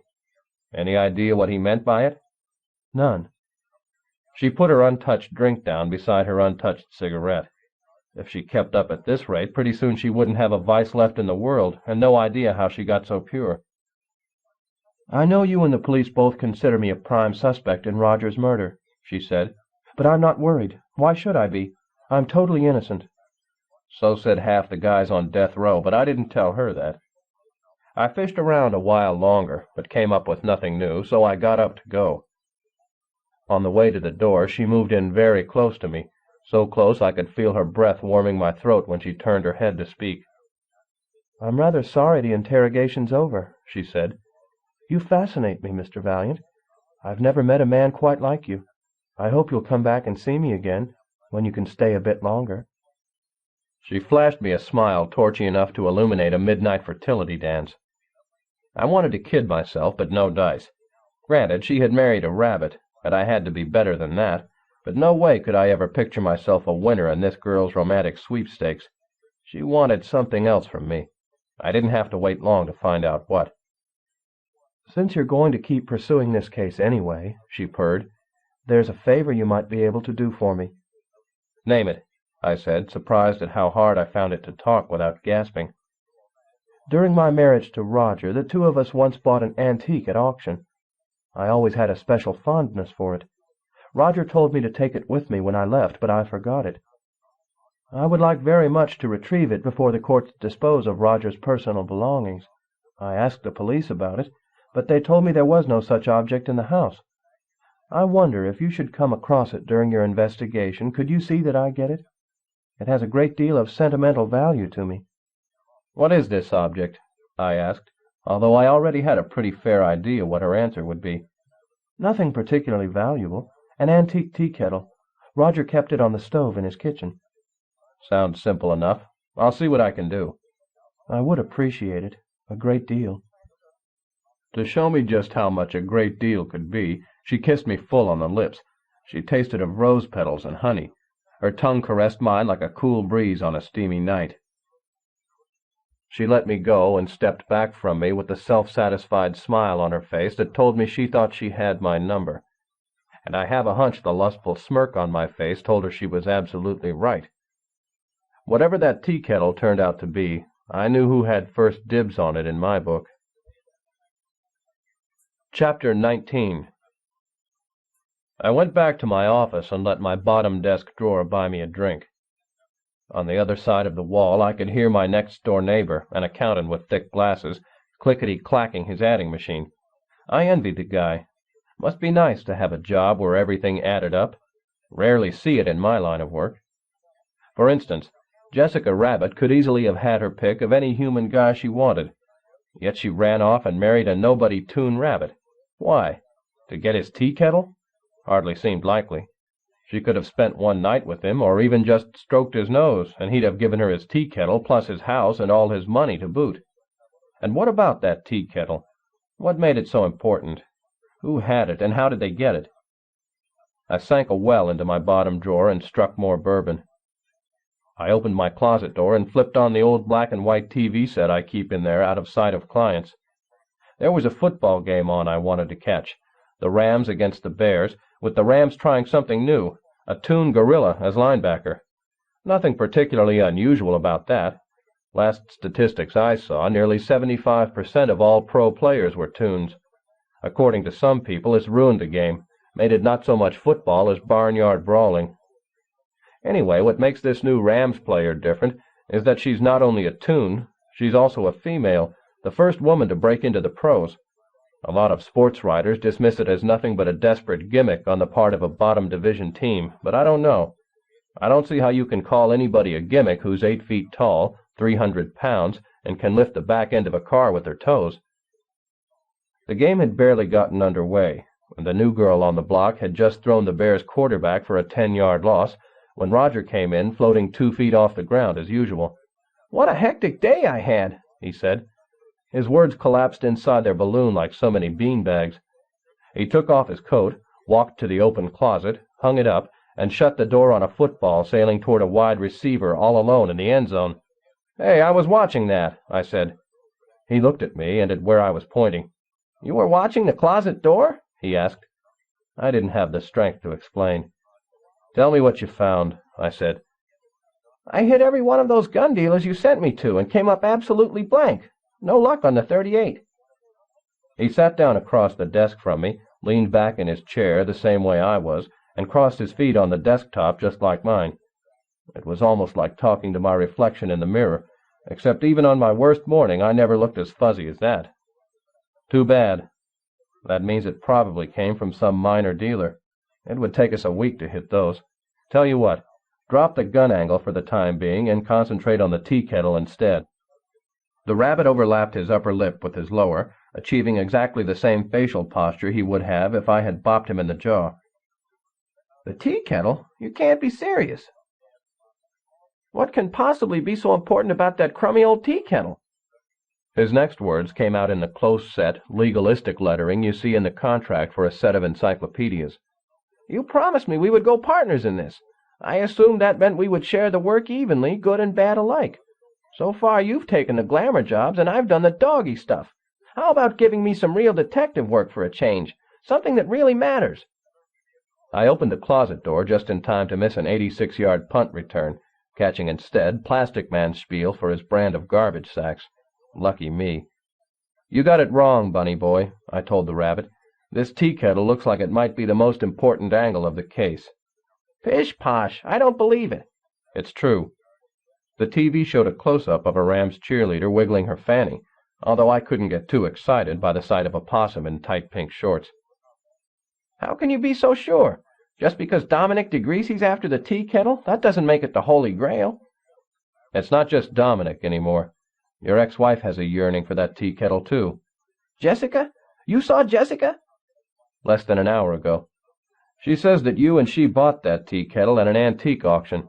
She says she always had a particular fondness for it, that you told her to take it with her when she left, but she forgot it. She asked me to scout it up and give it to her. Any of that sound familiar to you?" Roger wore the dumbfounded look you see on the face of somebody who walks into a darkened room, flips on the lights, and finds 30 people in there with him, all yelling surprise.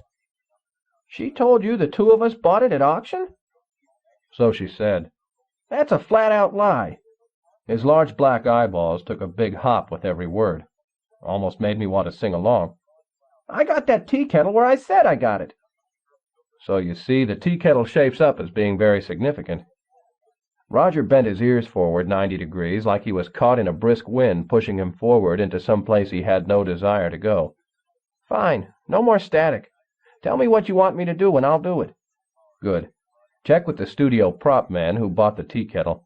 Find out where he got it from and work backward from there." "Right." "Also something else." I wrote out a name and telephone number and passed it to him. "This is a contact I have at the phone company. Give him a call, set up a meeting, and tell him I want the phone records for Rocco's house on the night he died. All calls, both in and out." "He just gives you that kind of data?" "Not exactly. I rubbed my thumb and forefinger together. In return, I supplement his income slightly." "Wow!" Roger's buoyant balloon sailed up so high it wrapped itself around the single light bulb that illuminated my office. I had to stand on my desk to peel it off. "Bribery," said Roger. "That's what I call real detective work." I crushed Roger's balloon, which the heat from the light bulb had baked into the crackly consistency of a fortune cookie, and dropped it into my ashtray. "How have you done with the double S initialed characters?" I asked. Roger pulled out his notebook and studied it, although I don't know why. Anybody who could memorize a cartoon script shouldn't have any trouble remembering a report as short as the one he gave me. "I checked Sam Spud and Sad Sack. Both of them had ironclad alibis for the time Rocco died." "Okay. Keep trying. Make that your number 2 priority after the tea kettle." I debated whether or not to let Roger in on the piece of negative I'd found in Rocco's fireplace, but decided not to. It would only encourage him to stick around longer. This way, he put on his hat and coat and got back to business. I spent the next few hours lowering the alcohol content in my bottle of bourbon. Oh, yeah, the Rams won 14-12. They awarded a game ball to Priscilla Gorilla, and 1,000,000 guys on 1,000,000 bar stools mourned another fallen tradition. Chapter 20. The outside of the DeGreasy gallery was done up in what they call understated elegance. The gallery had no name on its window, and only a scrolly golden street number and the single initial D on its heavy, carved walnut door. Inside, a gaggle of sallow-faced, artsy-craftsy types scurried around, arranging punch bowls and cocktail napkins just so for a reception to be held that night in honor of Hagar the Horrible and his photographer, Dick Brown. I saw Hagar and Brown off to one side chatting with a pair of early-bird country bumpkins. At the Rube's request, Hagar donned his Viking helmet and he and Brown posed with the two crackers for a photo they could show the folks back home in Podunk, Iowa. As their way of saying thanks, the hayseeds pasted sold labels on Brown's 3 most expensive framed original strips. Must have been a good year for sweet corn. One of the artsy-craftsy types pointed out Little Rock DeGreasy to me.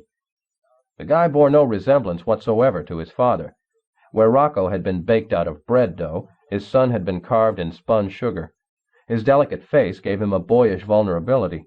I could easily picture him napping at his school desk while his classmates tied his shoelaces together.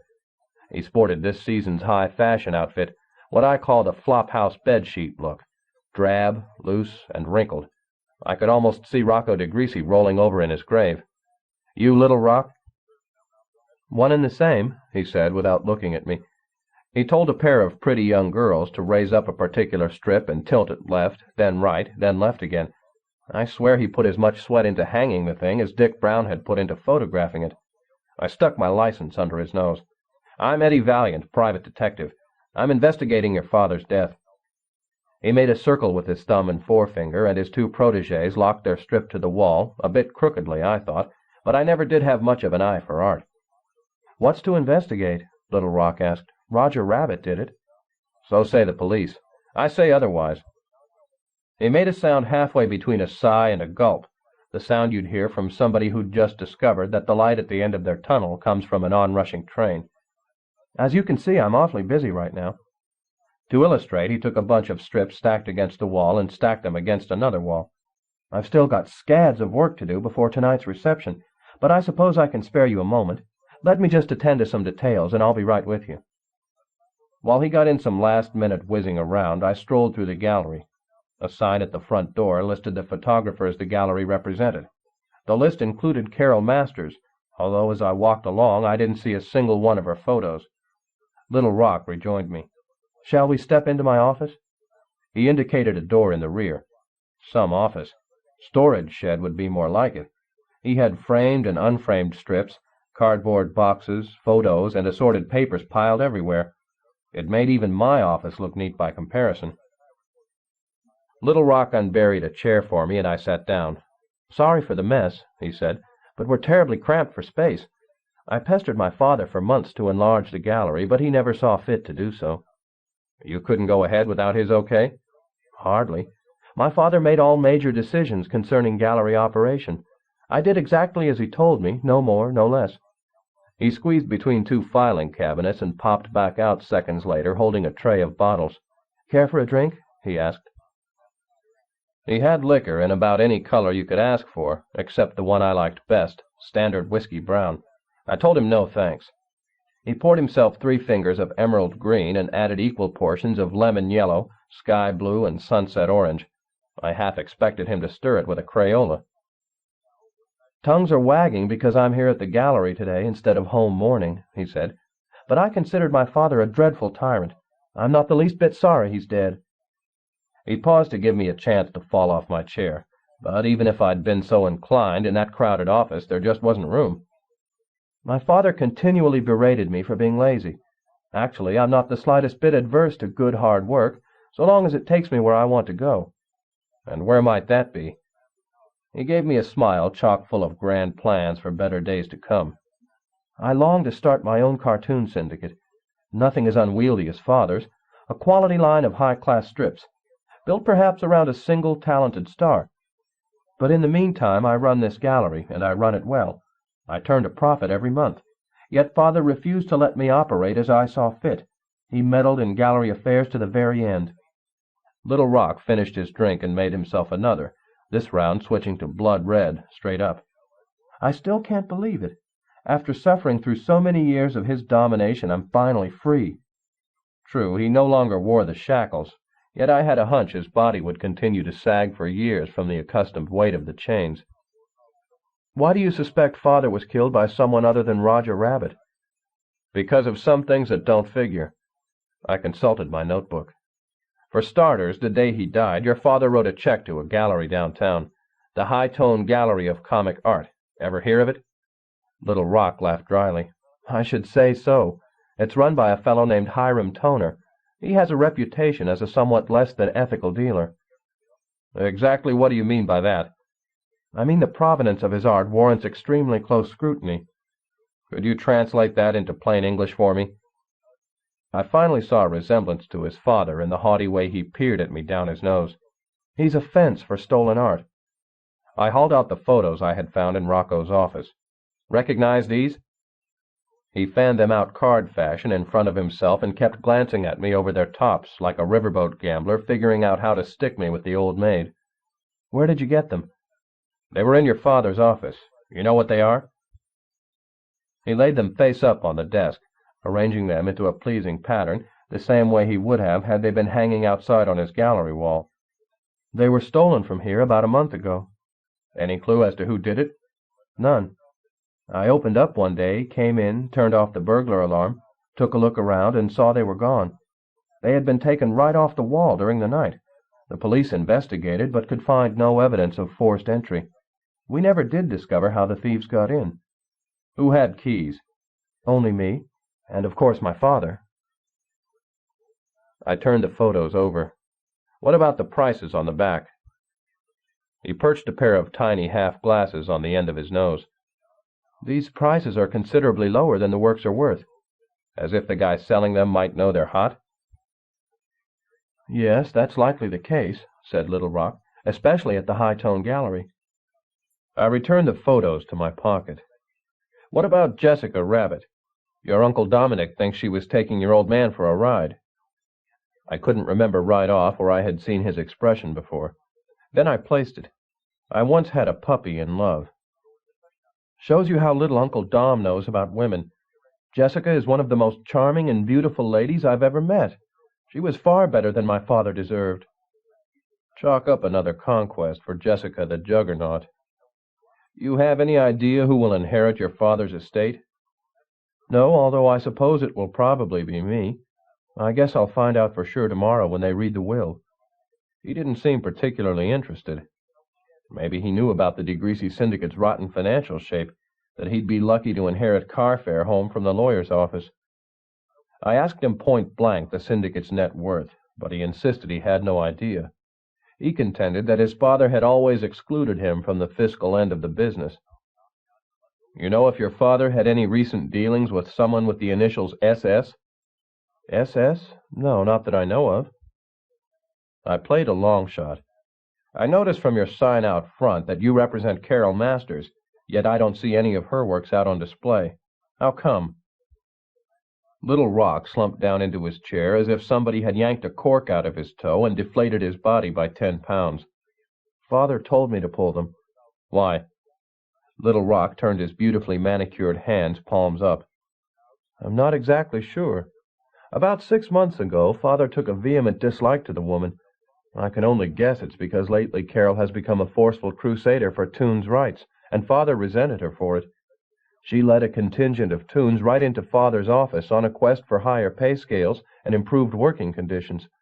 Lord, I wish I could have been there to see it. I suspect that may have been the final straw.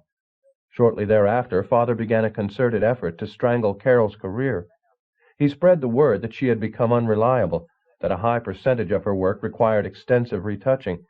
He even rejected one of her strips outright, and that's almost unheard of in the industry. Did he have a case? Not that I could see. Carol takes some of the best photos around. I had originally intended to feature her next month in a one-woman show, her first. I had invitations set, flyers printed. When Father found out about it, he was furious. He instructed me to cancel it, and what's more, to remove everything of Carol's from the gallery. How did Carol react when she found out you were scrubbing her show and yanking her stuff? How would you expect? She stormed out of here in a royal tizzy. That was yesterday. When I heard Father had been killed last night, my initial reaction was that Carol Masters had done it. I was actually quite surprised to find out it had been Roger Rabbit instead. You consider Carol Masters capable of murder? Most assuredly, especially if someone pushed her as hard and as far as my father did. At first I guffawed. Then, when I remembered her eyes, her savage tiger's eyes, I realized that maybe, just maybe, Little Rock had a point.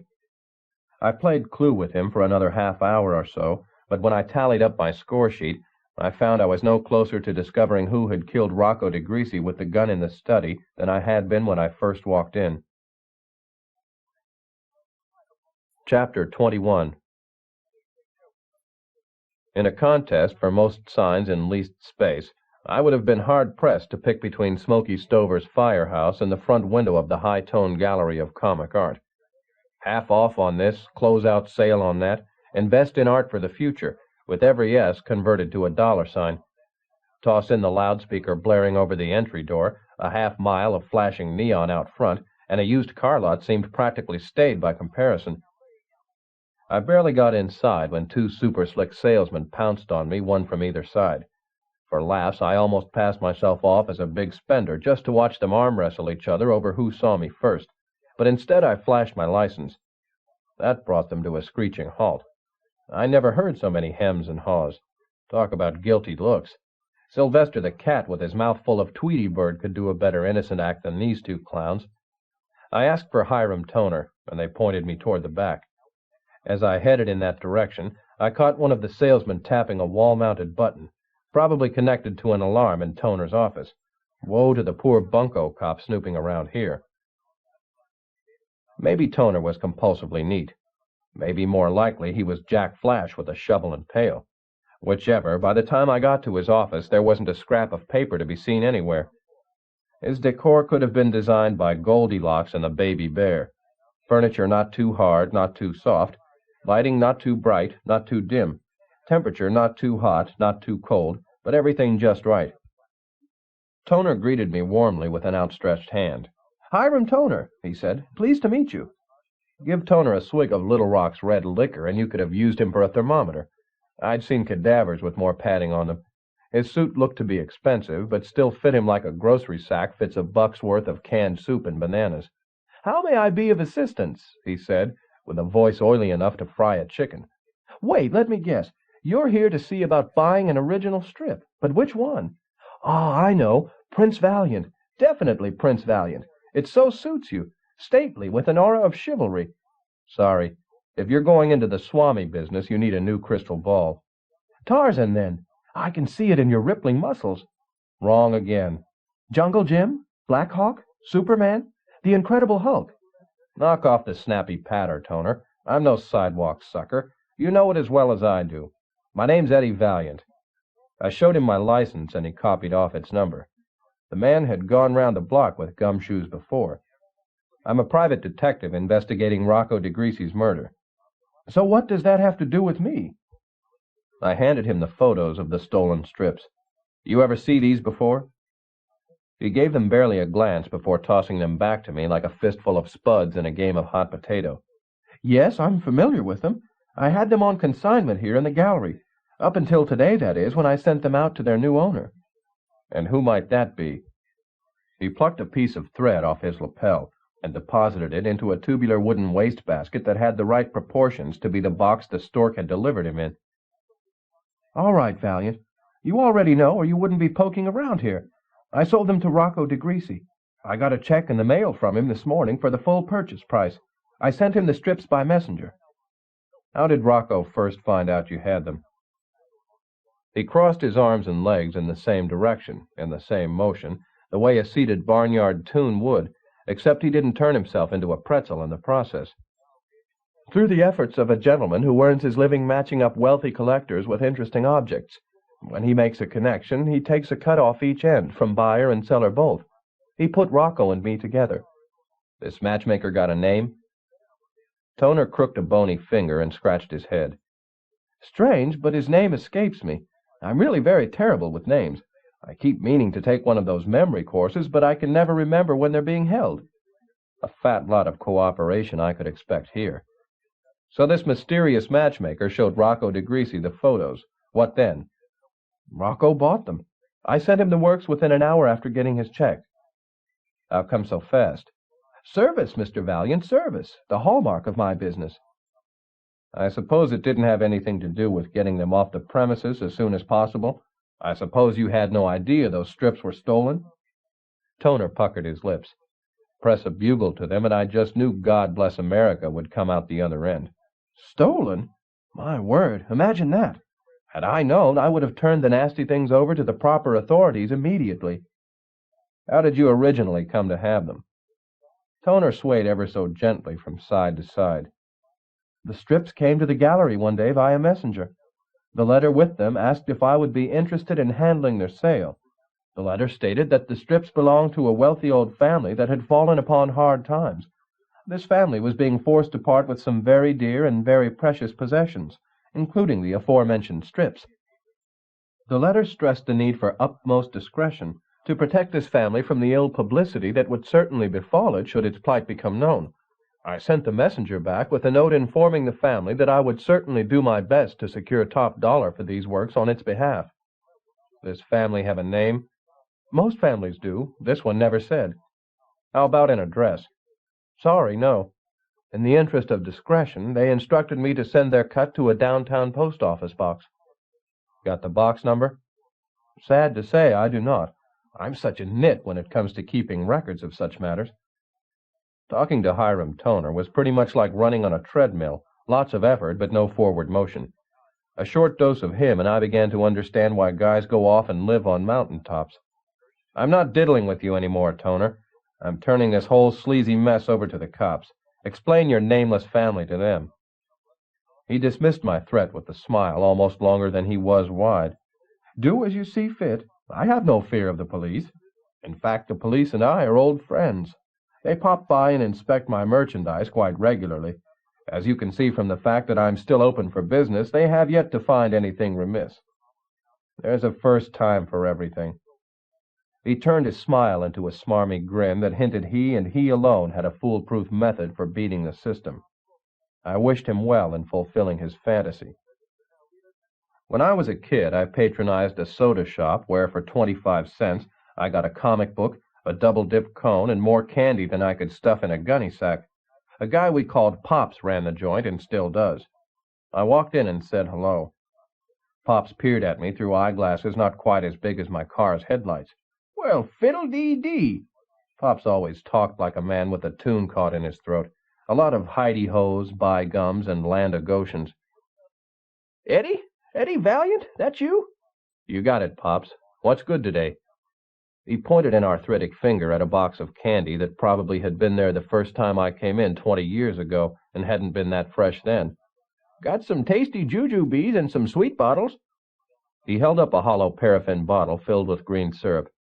The thing had been on his shelf so long the syrup had turned as solid as the wax surrounding it. You used to like these pretty well, as I recall. I slid a double sawbuck across the counter. Give me this many jujubes. By the look on his face, I must have just doubled his yearly gross income. I don't think I've got that many, he said, clearly afraid he was about to blow his biggest sale of the decade. I gave him a brand-new lease on life. Make it an assortment, then. Whatever you got. Surprise me. He went through his boxes, picking a handful of stale candy out of each. I can't remember when I've seen anybody so happy. You still keep up with comics the way you did in the old days, Pops? He showed me a set of teeth with more gaps than a guilty man's alibi. You bet your life I do. Read every one that comes out. Have to use a magnifying glass anymore to make out the words, but I keep plugging away at them. Right a Rudy. Like I said, definitely a man with a tune caught in his throat. I fished out the burned negative I'd found in Rocco's fireplace.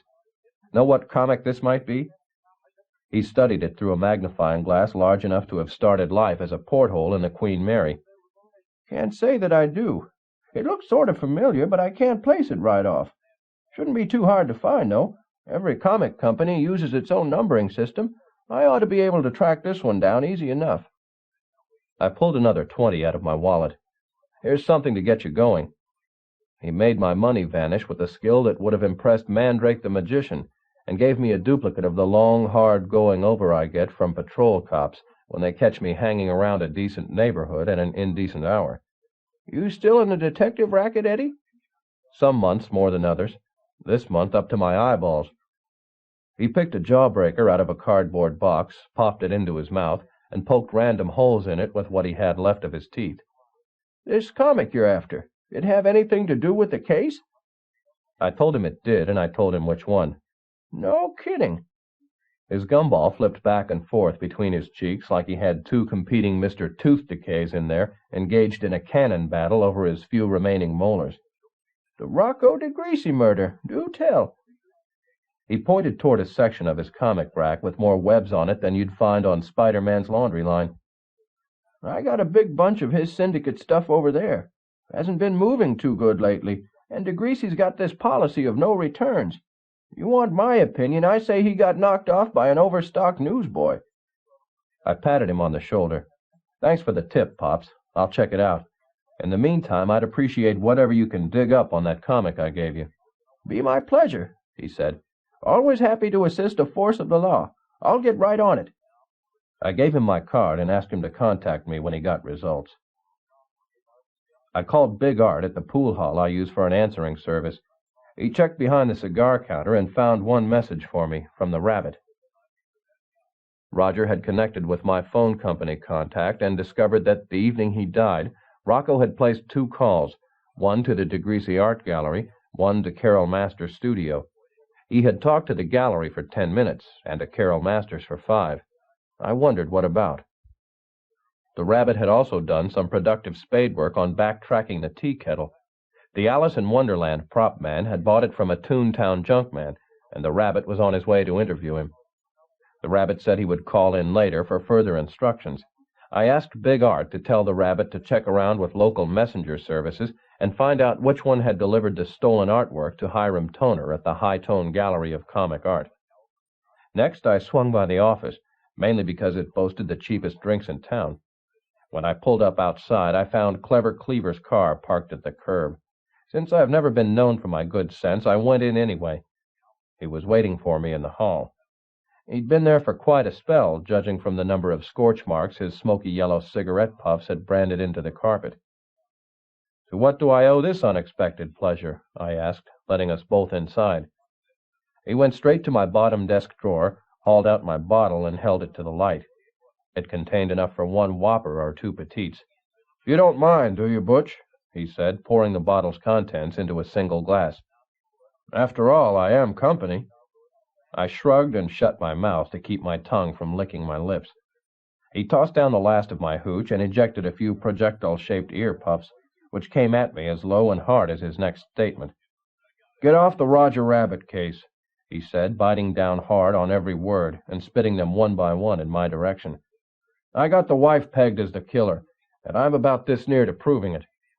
He set up 2 parallel lines so close together you would have been hard-pressed to pass a hangman's noose between them.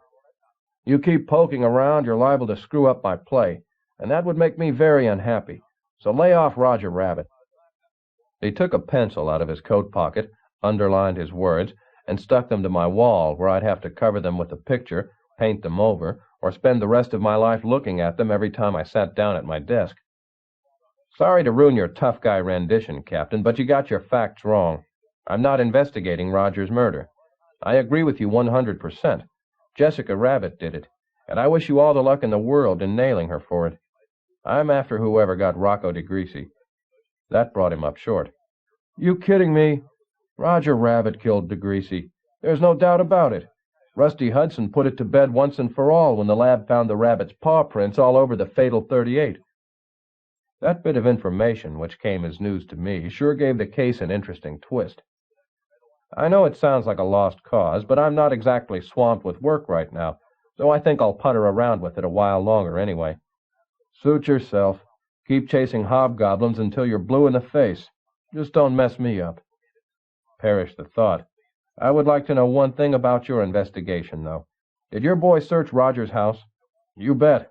They gave it a thorough going over." "Did they by chance take Roger's tea kettle with them when they left?" Until he knew where this was leading, Cleaver wasn't so anxious to go. "His tea kettle?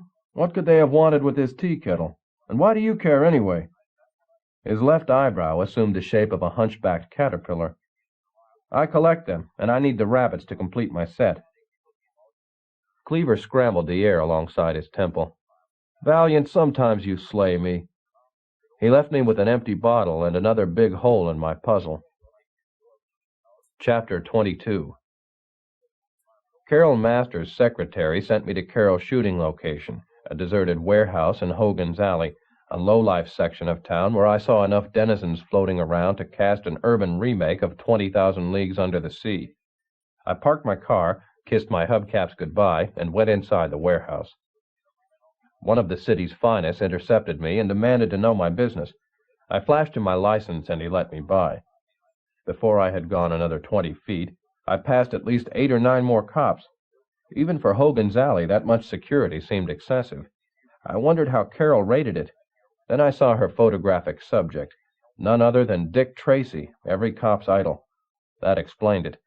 The precinct desk sergeant probably had to hold a lottery to select which of his many volunteers got to come over here and guard their hero's privacy. In the episode being shot, Tracy was going up against Mushface, a guy with a pug resembling a bowl of barely set wheatina. Mushface had the drop on the ace detective, but since justice always triumphs, by the time the sequence ended, Tracy had turned the tables and was carting Old Ugly off to the hoosgow. A bunch of cops came up to Tracy afterward and asked him for his autograph. While he wrote, Tracy delivered a short sermon on the importance of strict law enforcement in modern society. The cops roundly applauded. A few of them snabbed his word balloons and told him they planned to frame them and hang them above the station house door. The way the cops treated him, you might have thought he really was a cop instead of an actor playing a cop. A guy like Tracy could probably get elected chief of police on the basis of his dashing reflection in the funhouse mirror. In the comic business, they call that the power of make-believe. In our nation's capital, they call it politics. I offered to give Carol Masters a hand loading her camera stuff into her car, but I got a response so cold I was sorry I'd taken the wool lining out of my trench coat. "I can manage perfectly well by myself, Mr. Valiant." She dragged a box of equipment out the door and across the sidewalk toward her car. She got it as far as the trunk, but couldn't lift it inside. I grabbed it, muscled it in, and did the same with 2 more. "That wasn't necessary," she said. "I really could have done it without you." "It's great to be appreciated," I cracked. "Sometimes I wonder how I keep from getting a swelled head." She pulled out the kind of key ring you usually find connected to a jailer and opened the door to her car. She slid into the front seat, positioned the rearview mirror around so she could see herself in it, and perked up her hair with a comb. "What do you want from me now?" she said, with about as much friendliness as I used to get from my drill instructor. I leaned on her car. It needed a good wash job, but so did I. "I want some more information on Rocco, that's all. The cops are convinced that Roger killed him. I think otherwise, and I'm out to prove it." She turned sideways in the front seat, giving me a great shot of the wonderful things that happen to a well-built female body when you twist it just right. "But why? Roger's dead. You no longer have a client. There's nobody to pay your bill." "So what does money matter if I can discover truth?" I could tell she believed that about as much as she believed in Santa Claus, but she was sharp enough to realize that until she answered my questions I'd never leave her alone. "What is it you want to know?" I went around to the other side of the car and slid in beside her. "I talked to Little Rock DeGreasy over at the gallery. He says Rocco ordered him to cancel your one-woman show and take down your work. Any idea why?" She dumped her comb into a purse only slightly larger than Sparkplug's feed bag. "He did it to be ornery," she said, "to flaunt his control over me. Rocco couldn't stand to have people cross him, and I'd been doing a lot of that lately." "How so?" "My work for Tunes Rights, my support of Roger Rabbit." She turned her palms toward her, bent her fingers forward, and examined her nails. They were far from beautiful, chipped and scratched, like the nails of a rock climber clawing toward the top. "Rocco couldn't stand uppity women. He retaliated by yanking my work." Dick Tracy came over to the car. I'd never seen him in person before, and I couldn't believe how tall he was. Usually, Tunes turn actor to compensate for being shrimpy, but Tracy could look me straight in the eye with no trouble. And talk about square-jawed. I could have used his chin for a letter opener. Carol introduced us, and his grip almost broke my hand. He yacked with us for a while and impressed me as a gutsy stand-up guy. I nearly asked him for his autograph myself. "I understand Rocco called you the night he died," I said after Tracy left. "What did he say?" "Nothing much, really." I started to light a cigarette, but doused it when I saw her unsullied ashtray. A non-smoker, but that didn't surprise me. I had her pegged as a woman with vices a lot more complex than tobacco. "Rocco's only reason for calling was to torment me. He crowed on and on about how he had canceled my show. He told me he would make sure I never showed in any gallery again. It was a typically disgusting Rocco performance. I finally hung up on him. How long did you talk to him? I don't know exactly. I didn't look at the clock. I would guess about 5 or 10 minutes. Anyone with you when the call came in? No, I was alone. After you got off the phone, what did you do? I had a stiff drink and went to bed. You didn't go out? In the middle of the night? Of course not.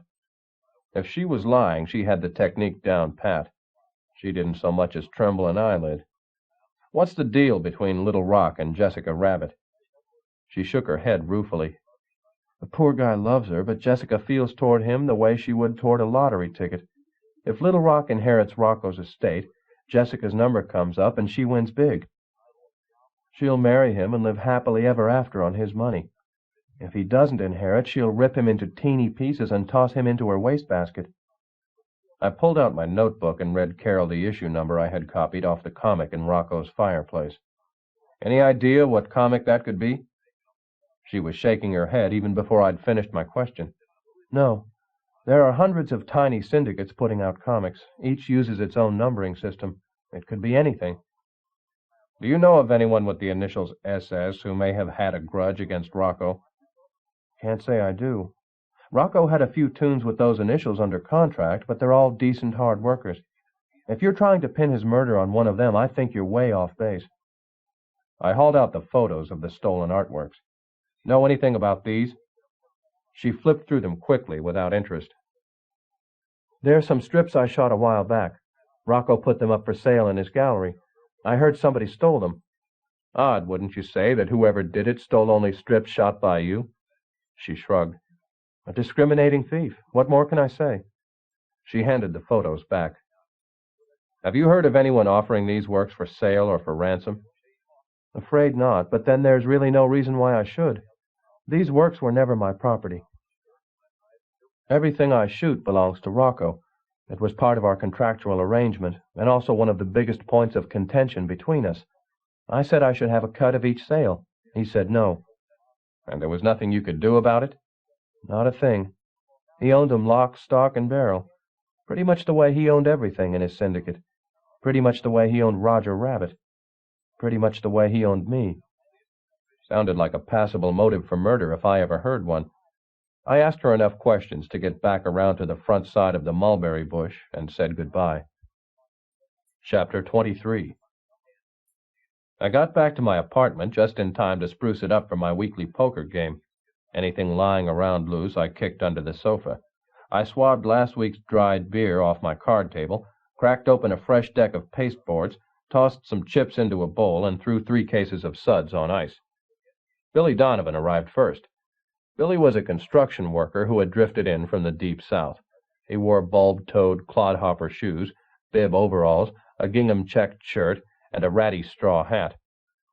He sucked on a long shaft of barley grass from the shock his country kin included, along with a baggie of homemade grits, a plug of prime chawing tobacco, and a mason jar of White Lightning in their weekly Kentucky Special Care package.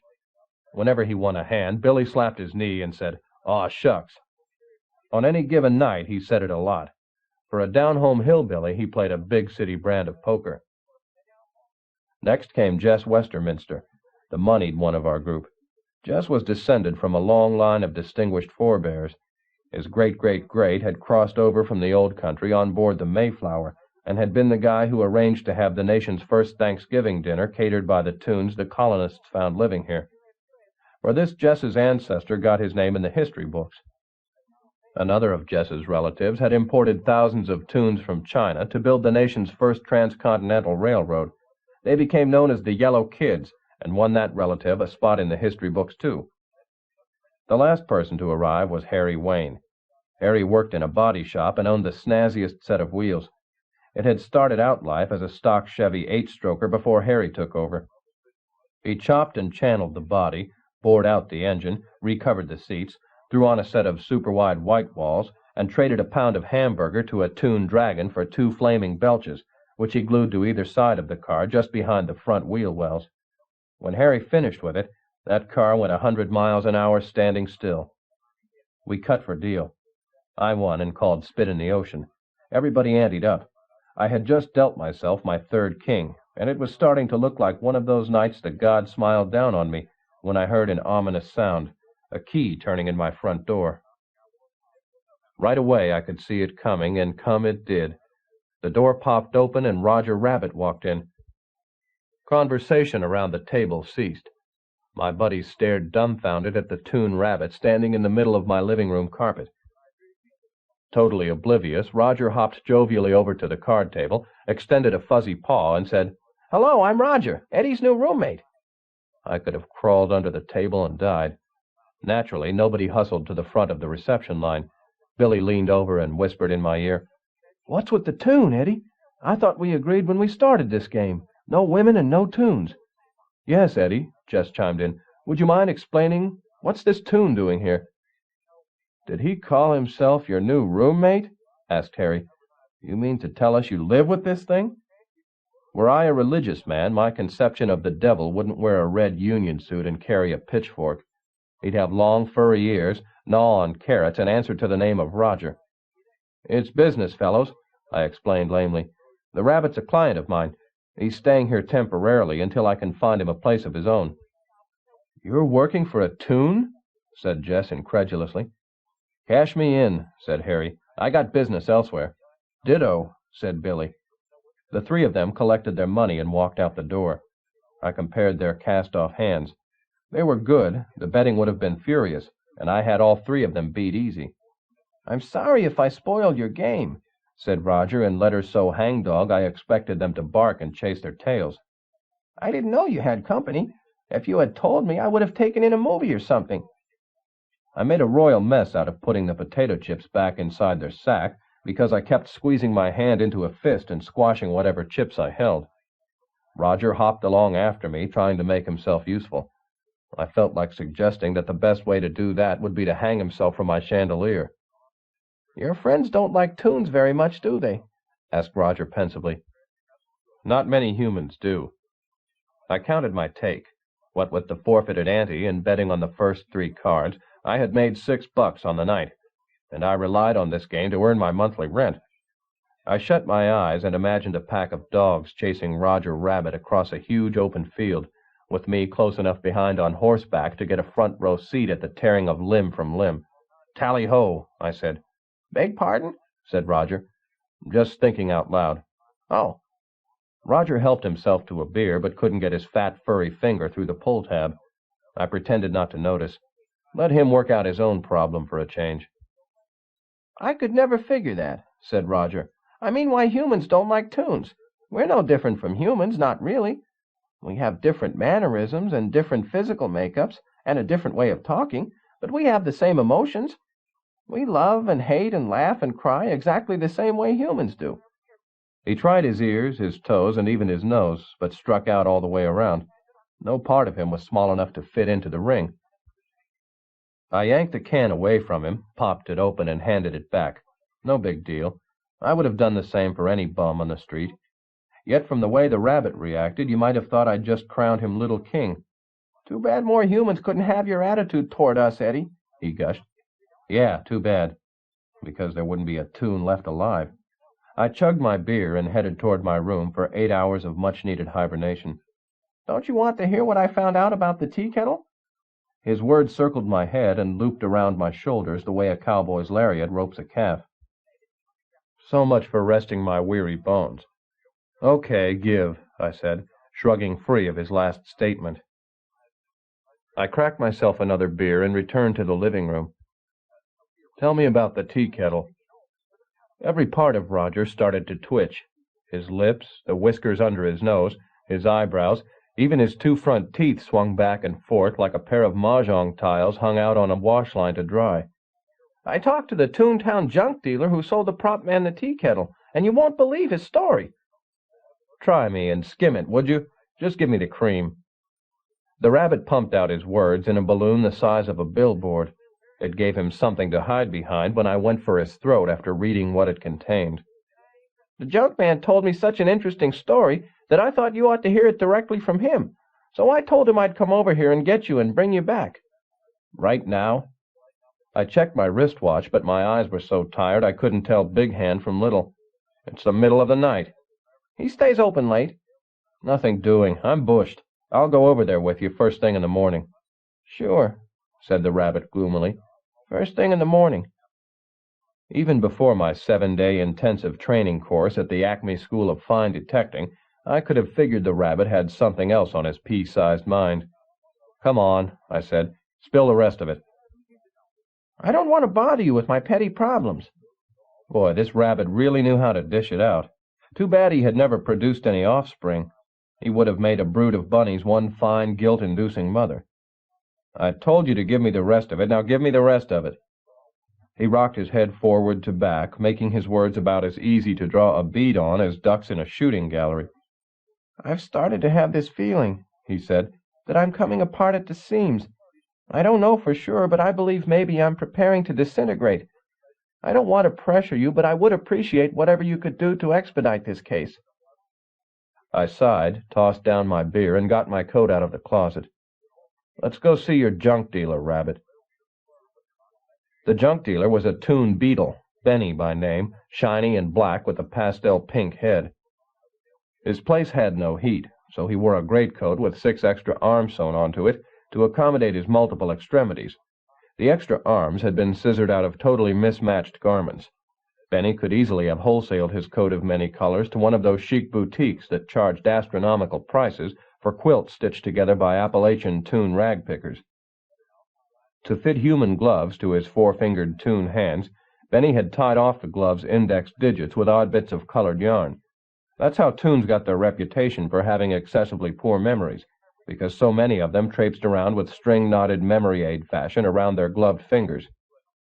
Some junk stands a chance of metamorphosing into folk art or antiques. Some junk should have been trash-smashed at the factory door and carted straight out to sea in a garbage scow. The beetle stocked the latter, and in such great quantity that a good archaeologist could have traced the decline of civilization by excavating the store's inventory. The beetle himself scuttled out from under the rubble of World War II. "Welcome back," said Benny to the rabbit. "You going to buy something this time, or just yak my ears off some more?" He snaked one of his antennae down the back of his coat and scratched vigorously. I wondered, could a beetle have fleas? "I'd like you to meet my partner," said Roger, "Eddie Valiant." "Pleased to make your acquaintance, Eddie," said the beetle. He gave me my choice of 4 hands to shake. I declined. "I'd appreciate it if you'd tell Eddie what you told me, about the tea kettle." "Sure, be my pleasure." The beetle sat down on his store counter, rolled backward, and went rockabye baby atop his rounded shell. "A couple of years back I used to have this kid, a cousin to Aquaman he claimed to be, that I employed as a diver. He brought me in relics from sunken ships and such.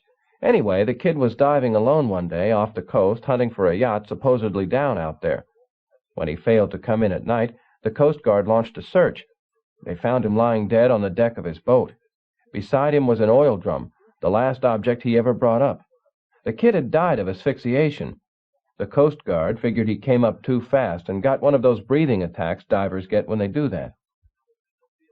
The bug tried to demonstrate by wheezing for us, but didn't have the lungs for it. Best he could do was a chirp, and a distinctly merry chirp at that. I bought the diver's stuff from his widow, oil drum included. When I emptied it out, there was a big pile of ordinary rocks, an old scroll, and that tea kettle inside. I peddled the drum to a scrap dealer for $25. I only got 50 cents for the tea kettle, though. I let it go cheap, because the prop man who bought it promised me a bit part in his picture. A promise he failed to keep, I might add. "What happened to the scroll?" I asked. "I've still got it somewhere around here," said the beetle. "The prop man wasn't interested, so I kept it." "Can we see it?" I asked. "Sure, if I can find it." Benny waved his arms in the air until he had enough momentum build up to flip himself off his back. Then he launched into the kind of massive search the Spaniards mounted to find the Fountain of Youth. He didn't have any more luck than they did. They discovered some future Florida land grifts. He found an old piece of sheepskin rolled around a wooden stick. "Here she be." I reached for my billfold. "How much?" He scratched under each of his arms in rotation. He used no deodorant, and if you ever want to experience misery, try standing downwind of somebody with 8 stale armpits. "I got storage costs, inventory, sales tax. Call it $100 even." $100? You sold the tea kettle that went with it for 50 cents. He shrugged his 8 shoulders in a motion that duplicated almost exactly a rippling wheat field on a breezy day. Yeah, so I did, and it's stuck in my craw ever since. $100. Take it or leave it. I took it and told him I'd think of him fondly every time I passed a can of Raid. Outside the shop, under a streetlight, Roger and I unraveled the scroll. Strange writing covered it top to bottom. I couldn't make out a single word. Swell. $100 I shell out for this thing, and I can't even read it. I flipped it to Roger. Here's your next assignment. Get this translated. Where? Asked the rabbit. You're the detective, I answered. You figure it out. I'm going home to bed. The rabbit told me he planned to stay on the job straight through the night. I guess he must have been feeling a lot of pressure to wrap this case up before he dissolved. I told him he could do whatever he wanted to, that I was going to sleep, and that I'd see him in the morning. The phone was ringing when I opened my apartment door. Eddie Valiant, I said, hoping desperately for a wrong number. Eddie, whoop-de-doo, said Pops from down at the soda shop. I didn't wake you, did I? I hope not, because I've got some real exciting news. I collared your comic for you, the one you wanted. I had to look everywhere, but I found it. Boy, oh boy, what a job. There weren't many printed, not many at all, but I located you one. Old Pops, he came through just like he promised you he would. Great, Pops, great. I'll pick it up first thing in the morning. I'll be here late tonight, Eddie boy, if you want to come down now. Add somebody else out to deprive me of my beauty sleep. Thanks anyway, Pops, but I'm beat. There's time enough tomorrow. Oh, sure. It's just that I was real tickled to find it for you, and I thought you'd want to see it right away. But you're right. Tomorrow soon enough. He sounded lower than my bank balance on the last day of the month. I remembered all the extra gumballs Pops had slipped into my candy sacks, the extra nuts he had put on my sundaes, the extra shots of vanilla he had squirted into my Cokes. How do you ever get even Steven with somebody for giving you your only fond memories of youth? I'll be there in half an hour, I said. Land o' Goshen, he prattled when I walked in. Did I have a time tracking this one down? He handed me a comic wrapped in a plain brown wrapper. I took a look at it while he gave me a play-by-play of the rigmarole he went through to get it. Whatever he did, believe me, it was worth it. What he gave me was a pornographic piece, the smut peddlers euphemistically call them adult comics, printed several years ago by the date on the masthead. It was titled Lewd, Crude, and in the Mood, and it portrayed in graphic detail the antics of a randy female nurse. The nurse was played by a younger, slimmer, blonder, but definitely recognizable Jessica Rabbit. And the fine print inside the front cover identified the publisher as somebody named Sid Sleaze, my good old double S in person. I'd lay odds on it. That what you wanted, Eddie? Did I do good? I helped myself to a piece of rock candy, because all of a sudden this felt like a very sweet night indeed. You did fine, Pops. You did just fine. Chapter 24. I never did make it to bed that night. Instead, I bought a fifth of rotgut for inspiration, went to my office, and drew large circles on a piece of paper. Into each circle I put either a name or a fact. Some of the names overlapped each other, and so did some of the facts. Some of the names overlapped some of the facts, and some of the facts overlapped some of the names. No answers came of it. I wound up punchy from lack of sleep and with a headache to boot. Who was I kidding, anyway? Analytical cogitation never had been my strong suit. I function best when the solution to a case requires a direct physical approach. It might never win me a turn as king of beasts, but at least it gets me my own small, jackal-free corner of the jungle. And what more could any snake in the grass want? I scooped my fruitless evening exercise into the wastebasket just as old Mr. Sun bade me good morning and started his trek across the sky. Must be boring for the big yellow galoot, doing the same job day in, day out, but at least he always knows where he's headed. That's more than I could say for a certain private eye of my acquaintance. Scrubbing off my face left such a dark ring around the office sink that I dared to hope I might have scoured off the circles under my eyes, but no such luck. I hauled out my razor and upped my record for most shaves on a single blade. At least this time I managed to stop the bleeding before it attracted vampire bats. I swiped the morning paper from in front of the accountant's office next door and was just sitting down to a leisurely glass of breakfast when my partner walked in. I couldn't understand it. Even with no rest, the darn rabbit came in perky enough to out-chipper Mary Poppins. I could have gone into insulin shock or suffered permanent eye damage from being exposed to such a heavy dose of sweetness and light. "I didn't expect to find you here this early," said Roger cheerily. "I wanted to get an early start," I answered. The sun shining in my office window lit up the tips of Roger's fur and made him look like a descended angel. Dare I hope that maybe Roger had disintegrated during the night and what I saw before me was Roger's ghost? On second thought, that didn't seem like such a hot prospect. At least I could keep a live Roger at bay by barricading my door. I hated to imagine the pester potential of a Roger rabbit able to walk through walls. I poured myself a second glass of breakfast, and Roger just couldn't leave well enough alone. "You shouldn't drink this early in the morning," he said. "It's bad for your liver." His balloon rained down a trail of brimstone halfway across my desk. Ever catch a whiff of brimstone? Pure essence of skunk flower. I pulled out my lighter and ignited the larger of the puffets before they broke. They flared bright yellow and disappeared. "Who appointed you guardian of morals around here?" I said, knocking back my toddy in a single swallow. "How about you watch your liver and I'll watch mine?" "However you want it," he said peevishly. "I'm only concerned for your welfare." "You earn your keep last night?" "Indeed I did." The rabbit set down a Piggly Wiggly grocery sack, from which he extracted enough carrots to bring everybody in the building up to 20/20 vision. He ran them through his front teeth the way lumberjacks run redwoods through a sawmill. Zing, zing, zing. "I visited a few all-night bookstores, but none of them had any reference books detailed enough to help me identify the writing on the scroll. So I planned to check out the public library as soon as it opened this morning. That's when I got an incredible stroke of luck.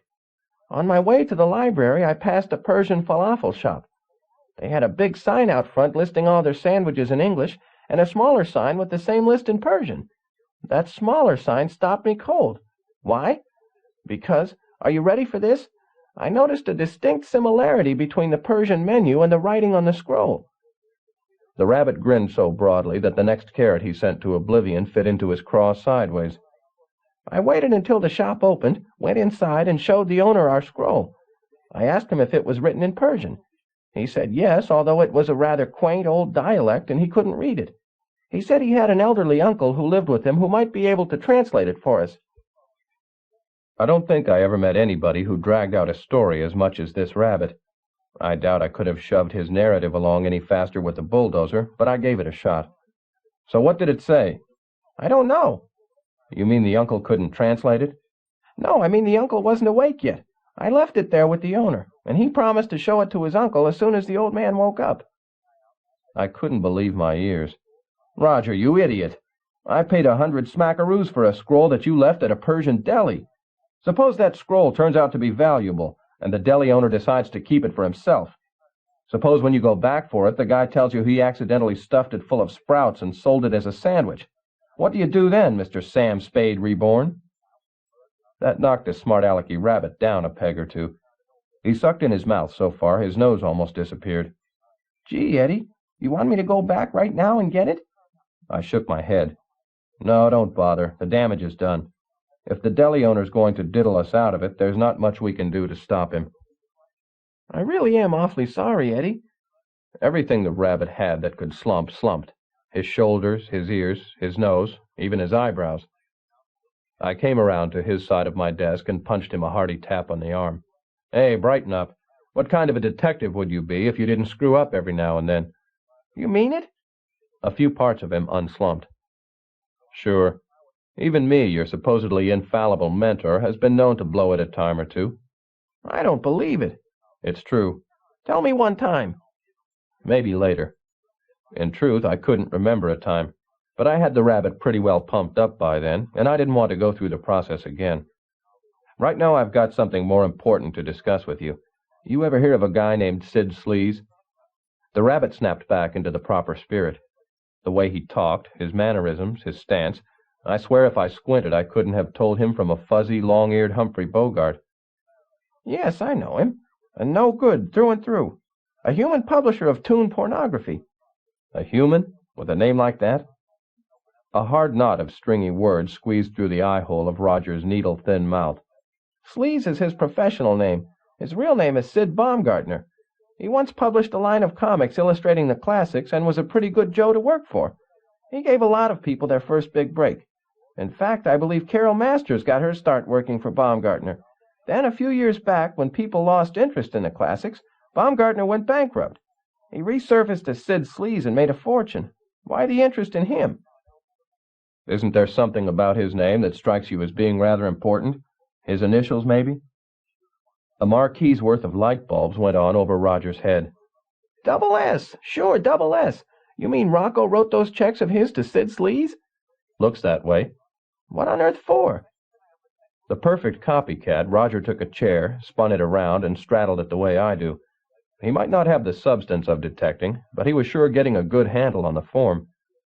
That's what we have to find out. Did you ever have any dealings with Sleaze? He ever approach you or anybody you know to star in any of his hotsy-totsy stuff? The rabbit gave me a no-nonsense nod, the energy-efficient variety, down and up one time, quick. He talked to me once. He said he could do a lot in his line with the rabbit. He told me he would dude me up in a tux, promote me as a randy playboy, and turn me into a millionaire. I told him no soap. I told him to find some other bunny willing to debase himself. I didn't want any part of it. How about Jessica? Sleaze ever approach her? The rabbit's cast-iron front cracked open, and I caught a glimpse of the old familiar mush-bag underneath. Probably, said Roger. At one time or another, Sleaze has propositioned just about everybody in the business. But Jessica would never do such a thing. She's too much of a lady. I could feel lewd, crude, and in the mood smoldering inside my jacket pocket. I should have shown it to him, shown him what a tramp he had married, but I couldn't. Deduct it from my income tax as this month's charitable contribution. I heard somebody enter my adjoining waiting room. I opened the connecting door a crack and peeked in to see none other than Jessica Rabbit. Speak of the devil. Roger pleaded with me to let him stick around when I talked to her, but I told him nothing doing. She'd see through his flimsy disguise in a minute.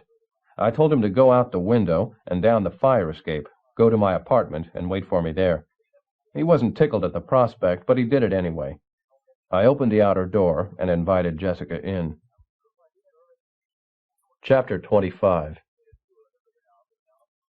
She swept into my office the way a touring British queen would enter a bushman's hut, head high, stiff upper lip, determined to maintain proper imperial bearing, but very, very careful not to breathe too deeply of the foul air or stray too near the mud-caked walls. She wore a casual outfit, blue jeans, T-shirt, and tennis shoes. If she was dressing down to my level, I hope she brought her pick and shovel, because she still had 3 miles deeper to go. I offered her a chair. The regal way she carried herself made me want to dust off the seat cushion first, but my only handkerchief is the one my dry cleaner stuffs in my breast pocket whenever I get my suit pressed, and it's no more than a half-inch of material stapled to a piece of cardboard. She accepted my offer of an eye-opener, but when I poured her 3 good fingers, she barely sucked a thumb. "To what do I owe this unexpected pleasure?" I asked. She turned heavy sighing into an athletic event worthy of feature coverage in Sports Illustrated. "I want to hire you," she said, "as a private detective." She lit a cigarette and looked around for an ashtray, but there are none since I routinely use the floor. I dug out an old coffee cup, one with "I'm proud to be a Toon" written on it, with Toon misspelled about 6 times, and shoved it across the desk at her. She read the inscription, smiled, and dropped her burnt match onto the rug. "Mind telling me what exactly it is you want me to do?" She crossed one exquisite leg over the other and tapped her foot against the thick, invisible wall between us. "Since Roger was killed, I've been visited several times by a certain police captain named Cleaver. Are you familiar with him?" I nodded. I poured myself her second drink, since it looked like she'd never get around to it, and I hate to see booze spoil. "I don't think it's any great secret that Cleaver considers me the prime suspect in Roger's murder. I came to you because I want you to get me off." I wished I had a month to really think this one out. I wished I had contacts in high places who could supply me with inside info. I wished I had a mind Machiavellian enough to give Jessica Rabbit a run for her money. But most of all, I wished I had some ice, because this warm bourbon was starting to do me more harm than good. "Rather an odd choice of words you picked there, Missy. You mean you want me to prove you didn't do it, don't you? Asking me to get you off makes it sound like you're guilty as charged, like you did kill Roger exactly as Cleaver says you did." She backpedaled faster than a bicycle rider careening toward a washed-out bridge. "Yes, of course, you're right. That's what I meant. I want you to prove me innocent. I just got my words twisted around. What I meant was that I want you to find out who really killed Roger. And if I do that, if I take your case, you'll assist me however you can? You'll tell me the absolute truth about your involvement with this affair?" Her head bobbed up and down like a line float with a firm hook on an angelfish. "Okay, let's start with your alibi. Is it true that you spent the entire evening alone, at a movie, and out for a walk?" Had she not suppressed her thought balloons, the air above her head would have been filled with visions of churning gears. I could picture the pasteboard card flopping out the tiny slot at the far end. You weigh 115 pounds, you're tall and gorgeous, everybody lusts after you, and if you want to stay out of the slammer, you have no choice but to tell this nasty man what really happened on that fatal night. I went to a movie, that much is true, but I didn't go for a walk afterward. I went straight home. I got there at least an hour before Rocco died. You mean you were actually in the house when it happened? She lit a new cigarette off the butt of an old one, just like you'd see any ordinary B-girl do in any ordinary juke joint on any ordinary night of the week. Except when Jessica did it, she made it seem extraordinary, as exotic and exciting as watching a jeweler cutting diamonds or a gunsmith engraving steel. She wrapped her lips seductively around the filter tip and sucked rhythmically, making her cigarette darken and glow, in a pattern that spelled out temptation in her seductive private code. Yes, not only was I in the house at the time, I saw the murderer. I suddenly felt like one of those milk bottles people whack with softballs at a local county fair. Just when you get settled into a good, solid, upright stance, somebody plunks down 2 bits and knocks you flat on your keister. And who might that murderer be? The graceful way she tilted her head would have been an excellent subject for a charm school student's doctoral dissertation. I thought you already knew. Refresh my memory. Why, it was Roger, of course. Of course. Had it been anybody else, this case would have been duck soup, and heaven forbid that Eddie Valiant should ever have a case handed to him on a silver platter. Tell me what you saw. She detailed her story in the flat, unworldly voice that floats around the edges of a seance. I was in my bedroom, giving my hair 200 strokes, when I heard a shot. I went running into the hallway to the top of the staircase. From there I had a clear view of Rocco's study below. I saw the door open, and I saw Roger come charging out, a smoking gun in his paw. He didn't see you? No. He was in too big a hurry to get away. He went straight out the front door and down the sidewalk. Still holding the gun? Still holding the gun. You didn't see anybody else come out after him? No. She walked to the window and inhaled some of the loose-weave gray flannel that substitutes for fresh air in this burg. I went into the study and saw what had happened, that Roger had shot Rocco dead. I immediately went back to my room, dressed, got into my car, and drove to Roger's bungalow. Why do that? Why not just call the cops? She gave me a look hard enough to hammer nails into my forehead. I planned to use what I knew to blackmail Roger. For what? What could the rabbit have that you could want? She sat down on the edge of my desk, leaned toward me, and whispered the week's worst-kept secret. Why, his tea kettle, naturally. I wanted his tea kettle. Why didn't you get it from him when you were still living together? He would have given you anything, especially an old tea kettle. She returned to her chair. I didn't feel such a compulsion to dust it for her this time, not after the ton of dirt she had dished around my office. I didn't find out how valuable it was until after I'd left him. I couldn't ask him for it then because I feared he might promise to give it to me only if I returned to him. And you wouldn't have done that?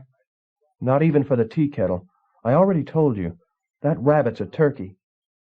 To my eternal credit, I let that one slide. What is it about this tea kettle that makes it such a hot item in your book? Exactly how valuable is it? She closed her eyes and launched into a tale fantastic enough to provide a 6-month scenario for Terry and the Pirates.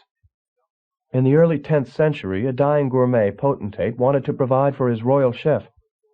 So he had the palace artisan construct for him a solid gold tea kettle inlaid with a single huge blue-white diamond and a multitude of other slightly smaller but equally precious stones.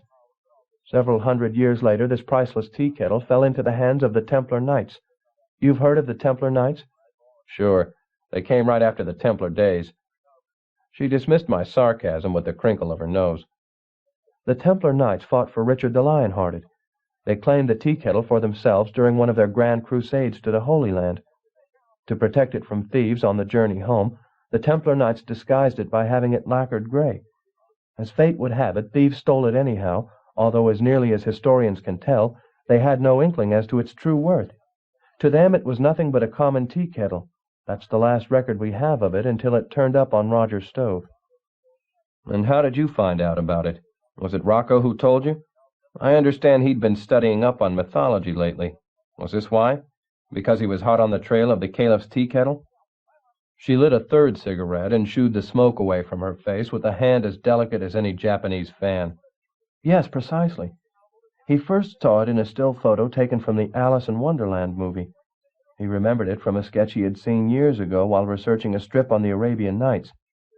He went out and bought a ton of mythology books and searched through them for every reference to the Caliph's tea kettle. He found enough to become convinced that it really existed, and that what Roger had matched its description perfectly. I learned about it one night when I heard Rocco and his brother Dominic discussing how to get their hands on it. Roger hated and distrusted them, so they couldn't offer to buy it outright. Roger had that complicated burglar alarm system, so they couldn't break in and steal it. When I overheard them, they were just coming around to the prospect of murder. They intended to kill the rabbit? For his tea kettle? So they said. What happened when you got to Roger's house? I found the door open. I went inside and saw Roger dead. I looked around, but the tea kettle was nowhere to be found. I figured that Dominic had probably beaten me to it, so I left. That's how it happened. She crossed her heart and hoped to die. The truth. Why didn't you report it that way? She displayed another side of herself, the confused innocent. I was afraid. I didn't want to get involved with murder. Leave it to that stupid bunny to die with my name on his lips and rope me in anyway. When you entered the house and when you left it again, did you notice some music coming from out of the piano? Yes, I did. That's what held the door open. The music had gotten wrapped around the knob. I don't remember what the song was, if that's what you're after. That's what I'm after. Well, I don't remember. She leaned forward far enough across the desk to put her hand on my arm. In an earlier, more direct era, that kind of touch would have been all I needed to grab her by the hair, drag her into my cave, and ravage her until morning. Nowadays, we have to be satisfied with the silly grin. I gave her a silly grin. I did not kill Roger, she said. You must believe that. I swear it on my honor. That's a pretty shaky oath in my book. I pitched her my beanball. Ever hear of a man named Sid Sleaze? Her hand tightened around my arm, but she didn't seem to have enough strength in it to squash a cockroach. Yes, I know him. He asked me to appear in a porno comic book once. He hounds most of the top tunes. He's a filthy, perverted beast, and I wouldn't have anything to do with him. You never gave in and appeared in one of his goodies? Of course not. What kind of woman do you take me for? I have my standards. There was only one reply to that. I pulled out Lewd, Crude, and In the Mood and threw it on the desk. She stared down at it the way an innocent bystander stares at a body which has just fallen 10 stories to the sidewalk. Where did you get this? From a book dealer I know. It cost me a bundle, but I must say it's worth every penny. You naughty girl, you. She reached for it, but I quickly hauled it back and stuffed it into my top desk drawer. She uncorked a stream of tears that would have made a crocodile proud. I was trying to break into modeling when I first met Sid Sleaze, she said. He passed himself off as a big-time movie producer. He told me he would make me a star. Some star. He invited me to his apartment and slipped me a spiked drink that left me able to function physically, but made me totally uninhibited. When the effects wore off, Sleaze showed me prints of the porno material he had shot of me while I was under. The same stuff he later used to prepare that horrid book. He gave me $5,000 and told me there would be a lot more in it for me if I did it again, of my own free will this time. I threw the money at him and ran out. Did you go to the cops? I was afraid to, and embarrassed. I was only 18 at the time. Besides, while I was drugged, Sleaze had me sign a formal release. Luckily, Sleaze printed up only a small quantity of those comics. This was when he was first getting started in the business, and he couldn't afford a large press run. After I became famous and he realized what a potential gold mine he had, he approached me again, shortly after I married Roger. He said if I didn't give him money, he would print up another 100,000 copies for general release. She brought her cigarette up between us and watched it burn. What did you do? She killed her smoke by grinding it viciously into my cup, and she kept grinding it long after it had gone out, until nothing remained except loose strands of tobacco and thoroughly shredded paper. I paid him, naturally. What else could I do? I had my career to consider. Luckily for me, Sleaze proved to be a lot more honorable as a crook than he was as a porno producer. Once he had his money, he gave me the negatives exactly as promised. He gave you the negatives? That's right. What did you do with them? I cut them into tiny pieces and flushed them down the toilet. Did Rocco ever see them, or see the comic? No, never. It's hardly a subject I'd discuss with a man who worshipped me as the embodiment of sophistication. As she talked, Jessica came around to my side of the desk, took up a position behind my chair, and ran her fingers through my hair and along the side of my face. You have beautiful features, she said, so strong and well-defined. Chipped out of granite, that's me. She brushed a kiss across my ear. You will take my case, won't you? She said in a throaty whisper that spoke of pleasures rarely experienced by the common man. Not a chance, I whispered back, a lot less heartily than I had intended to. Her voice shot up like a rocket. What do you mean, not a chance? Just what I said. I won't take your case. I held her lovely hand in mine and ticked off my reasons on her slender fingers. First, I think you're lying about seeing Roger coming out of Rocco's study after the shooting. Why, I don't know. Maybe to protect somebody else, maybe to cover yourself. Secondly, for once in my life, I agree 100% with the police. I think you shot Roger. I'd stake my life on it. You had the tea kettle for a motive, and you had the opportunity. Thirdly, I won't take your case because I already have a client, Roger Rabbit, dead though he may be. I ran out of reasons before I ran out of fingers, so I took the two of hers I had remaining and squeezed them together. And these two little piggies went to the gas chamber, I said. She jerked her hand away and hid it behind her where I couldn't intimidate it any more. You're wrong. You're terribly wrong. I've told you the truth.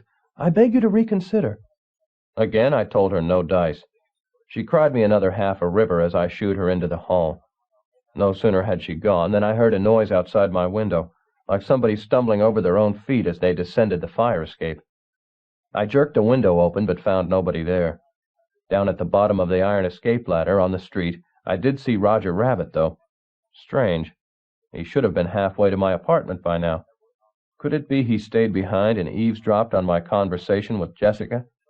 If so, he knew my true feelings toward her. Even worse, he knew her true feelings toward him, and right now I didn't think the little guy could handle it. For his sake, I hoped he had been far, far away when Jessica told her tale. But knowing Snoopy Roger, fat chance of that. I prescribed myself one final bracer and set resolutely off to face the morose scene I knew I'd find at home. Chapter 26. When I got home, I found the rabbit crawling around the living room on all fours. For a delicious moment, I thought he might have regressed to his wild state, but it turned out he had only dropped his contact lens, a plate glass oval large enough to double as serving platter for roast squab. He buffed it on his sleeve and popped it into his eye, but I don't think it improved his perspective any, since his face remained as sour as a dill pickle and nearly as green. Want to talk about it? I asked. He shook his head so vigorously that his ears wound around each other. I had to step on his foot to keep him from helicoptering off the floor. It might help, I said. He shambled into the living room and collapsed on the sofa. He curled his fingers into a fist and rapped one of the cushions his best lick. Some puncher. With the right cross that weak, I wouldn't back him in a match against Joe Palooka's thumb. What does she mean I'm a turkey? He blurted out in a balloon the size and consistency of a squishy honeydew. So he had been eavesdropping after all. Maybe she called you a turkey because you gobble your food. A pretty good joke, I thought, but it left old Yuck a minute stone cold. Tunes. You figure out what tickles their fancy, because I sure can't. Somebody put those words in her mouth, he said. She would never talk about me that way of her own accord. Right. The fly on the wall was a ventriloquist. Don't joke about it. He snorted. Ever hear a rabbit snort?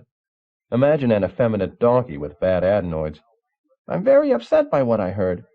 You shouldn't have eavesdropped. I'm a private detective now. It's part of my job. Then you'll just have to learn to roll with it. Remember, People who peek through keyholes have to expect an occasional poke in the eye. The rabbit got up, stood in front of the window, and absorbed enough mellow morning sunlight to cast a shadow of his former self. Was that one of those gems of folk wisdom we detectives throw out with such proficiency? Call me the old philosopher. The only old philosopher I remember wound up with a gut full of hemlock. Maybe he should have stuck to a bland diet. The rabbit threw up his paws in surrender. Match, set, and championship to yours truly. Roger dropped a small, milky white balloon to the floor and bonked it across the carpet with his big toe. What was the comic you and Jessica were talking about? He asked, rather idly considering the grave implications of my answer. And how does Sid Sleaze fit into it? If he wanted sugar coating, the rabbit picked the wrong candy apple. I laid it out for him complete in every detail.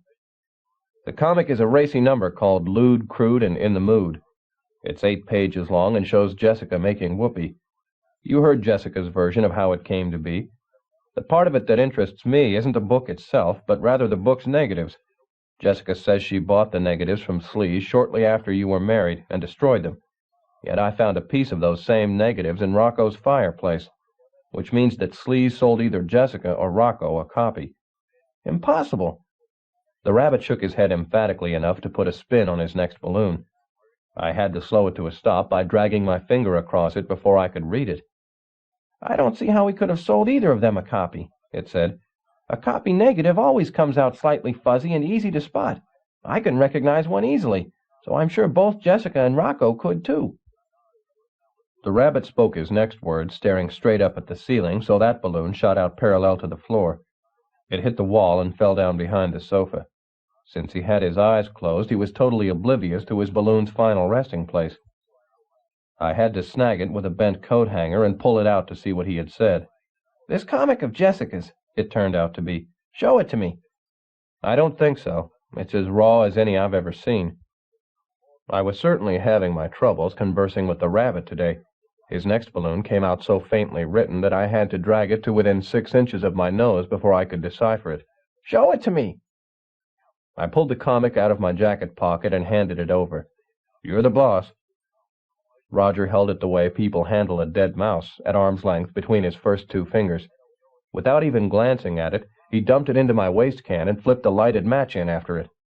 I broke the record for the 5-yard dash getting across the living room, but still arrived too late. By the time I reached the wastebasket, the comic was nothing but a smoldering ash. It crumbled to dust at my touch. Not so much as a picture or a word remained visible. That was a terrifically boneheaded play, I yelled at the sullen bunny. That comic set me back $200. What did you have to go and torch it for? The rabbit stood up on his tiptoes, which brought his eyes just about level with mine. You and I have to get something straight, he said. I prayed for him to poke me in the chest with his finger so I could snap it off and hand it to him wrapped in a hot dog bun, but no such luck. He kept his arms hanging limply at his side. There's a fundamental difference in the way we want to conduct this case. I think we'd better resolve it right here and now. His toes got wobbly, so he put his heels back on the floor, and we continued our discussion eye to chest. You're getting paid to prove I didn't kill Rocco, he said, and to find out who killed me. I didn't hire you to harass my wife, so leave her alone. She's totally innocent. She wasn't so innocent when she made that pornographic comic, I reminded him. That got the rabbit back up on his tiptoes. You heard what she said. Sleaze gulled her into making that piece of trash. She's not the kind of woman who would do that of her own free will. If she says she was tricked into it, I believe her. I believe everything she says. She says she saw you kill Rocco. You believe that, too? Roger waffled so quickly I could almost taste butter and syrup. No, that I don't believe. I suspect she's being pressured to implicate me, possibly by Dominic DeGreasy. He's that kind of rapscallion. Okay, let's suppose for a minute we play it your way. What does that mean I do? Jessica asked you to prove that she didn't kill me. I want you to do just that. I want you to prove whatever she wants proved. If I'm ever tempted to take a tune case again, I hope somebody puts a bullet through me first. I can't oblige. I already have you for a client, and it would be unethical for me to take on somebody else. He half shut his eyelids, the way people do when they pass a cripple on the sidewalk. From what I heard, ethics never bothered you before. Why the sudden change of heart? Sure, it's 2 clients, but it's also 2 fees. That illustrates the first rule of detecting. Always wear your shorts snugged up tight so you don't feel the pain when your client kicks you below the belt. You really hurt me with that kind of rotten talk, I protested. I'm not in this one for the money. I'm in it because I think you're almost an all-right guy, for a tune, that is, and I want to see you go out happy. Here I practically proposed marriage to him, and still he refused to back off. Then do what I ask. Take Jessica's case. I tried to grab him by the shoulders, but my hand slipped down, and I wound up shaking sense into him at about the elbow level. Damn it, Roger, don't you understand? Your beloved sweetie, Jessica, who you so badly want me to help, is the one who shot you. At this point, any rational being would have given in to logic. That's what makes tunes so frustrating. There's not a one of them with the rationality of a dead frog. I don't care how incriminating the evidence is against Jessica. I don't care what she said in your office. I don't care what you think about her guilt or innocence. I only know that Jessica loved me and would not have harmed me. If you won't take on 2 clients, drop me and accept her. In fact, I'll go even further than that. Consider yourself fired. As of right this instant. You're off my case, so there's no more conflict for your precious ethics. I'm sorry, Roger. No go. I'm going to clear your name and bring in your murderer, whether you want me to or not. Roger huffed and he puffed, but he couldn't blow me down, not once I had my mind bricked up. Best he could do was to try for a compromise. Play it your way, then, but if it turns out to be Jessica who killed me, I don't want her punished for it. I want you to get her off the hook. Will you at least humor me that far? That's about the dopiest thing I've ever heard, I said. What did you expect from a rabbit? Said Roger. Will you do it my way? If she's guilty, will you get her off? I'll think about it, I promised, and I did, for maybe half a second, just long enough to picture Jessica Rabbit dangling by her gorgeous neck from the top of the nearest tree. Chapter 27. I figured Roger needed a perk-up, so I told him to tag along and watch me grill Sid Sleaze. For the amount of enthusiasm he showed for it, I might just as well have asked him to watch me fold my laundry. I don't know. You bend over backward to accommodate these creatures, and you get Zippo appreciation for it. No wonder nobody goes out of their way to be nice to them. Where's the percentage in it? The Sleazy Press occupied a steel and glass high-rise surrounded by small one-story family-owned businesses. Roger and I hadn't gotten 3 feet from the curb before a grandmotherly woman who should have been home in a rocking chair crocheting Afghans stuck a petition under my nose, the gist of which was that Sid Sleaze should be tarred, feathered, and run out of the neighborhood lashed to a rail. She also carried a shopping bag of rotten cabbages to throw at Sleaze when he came through the door. When Roger blurted out that we were on our way in to see Sleaze up close and personal, she locked my arm in a vice grip and refused to release me until I promised to spit in his eye. I expected Sid Sleaze to be a short, dumpy guy with vaselined hair, no neck, and an armful of tattooed naked ladies that would do obscene dances when he flexed his muscles. Sporting a day-glow orange suit, a tie that lit up and said, "Kiss me in the dark," a diamond stick pin, and a gold front tooth. Oh, yeah, and with plenty of drool dripping down his chin. At least I got one right. He was short, but as solid and well-proportioned as a bantamweight contender. His dark suit wouldn't have drawn a second glance at a mortician's convention. He walked more gracefully than I danced, and had a melodious baritone that could have charmed the bloomers off the Virgin Queen, certainly not the slimeball type you walk up to on the street and bop with a rotten cabbage. Needless to say, I didn't spit in his eye. Every stick of furniture in Sleaze's office cried out big bucks. Lamps made out of Chinese vases, an Italian desk old enough to have come across the ocean with Columbus, and leather chairs with enough moxie to keep a solid guy like me from sinking through to the floor. I introduced Roger as my research assistant and sat him on a chair against the wall far enough away so he didn't cramp my style. Sleaze served us coffee in translucent china cups with handle holes you'd be hard-pressed to stick a pencil through. I made 2 stabs at taking a drink without extending my pinky, failed both times, and finally let my Java go cold. "What can I do for you, Mr. Valiant?" Sleaze asked congenially. "I've talked to many vice squad officers in my days, but never to a private detective. I must say I'm rather intrigued. What would anyone want to privately detect about me? I have absolutely nothing to hide. Lord knows you only have to look at my comics to realize I have nothing to hide." He laughed heartily and took a sip of coffee. Out went his pinky.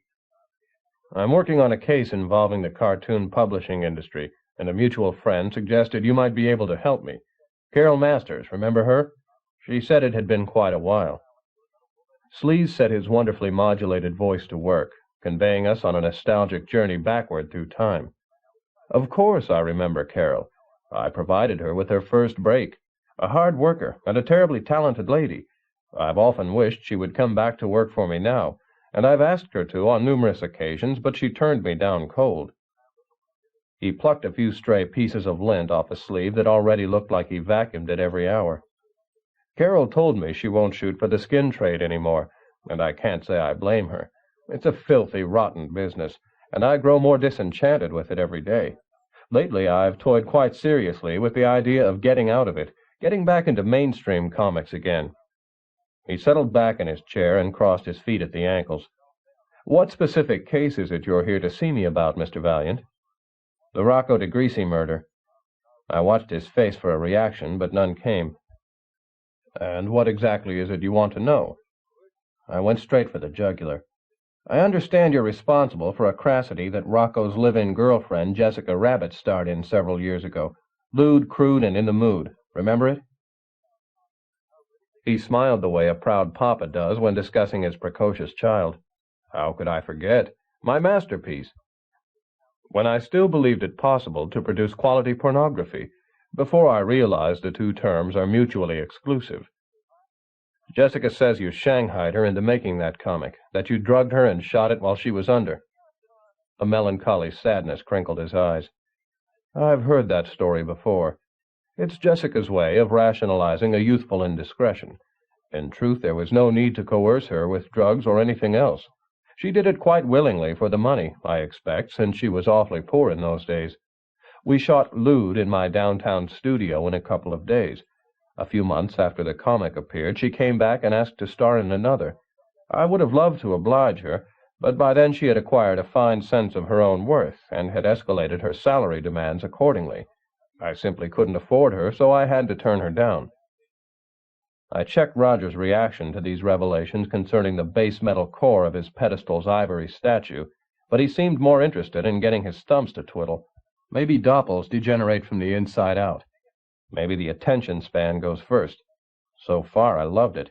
I'd love it even more if his head fell off. You later threatened to blackmail Jessica unless she gave you money for the negatives to that comic, I said to Sleaze. Sleaze spread his hand so I could see where the spike would go when an inflamed public nailed him unjustly to a cross. I wouldn't call it blackmail exactly. I'd call it a quid pro quo. She came to me when she needed money.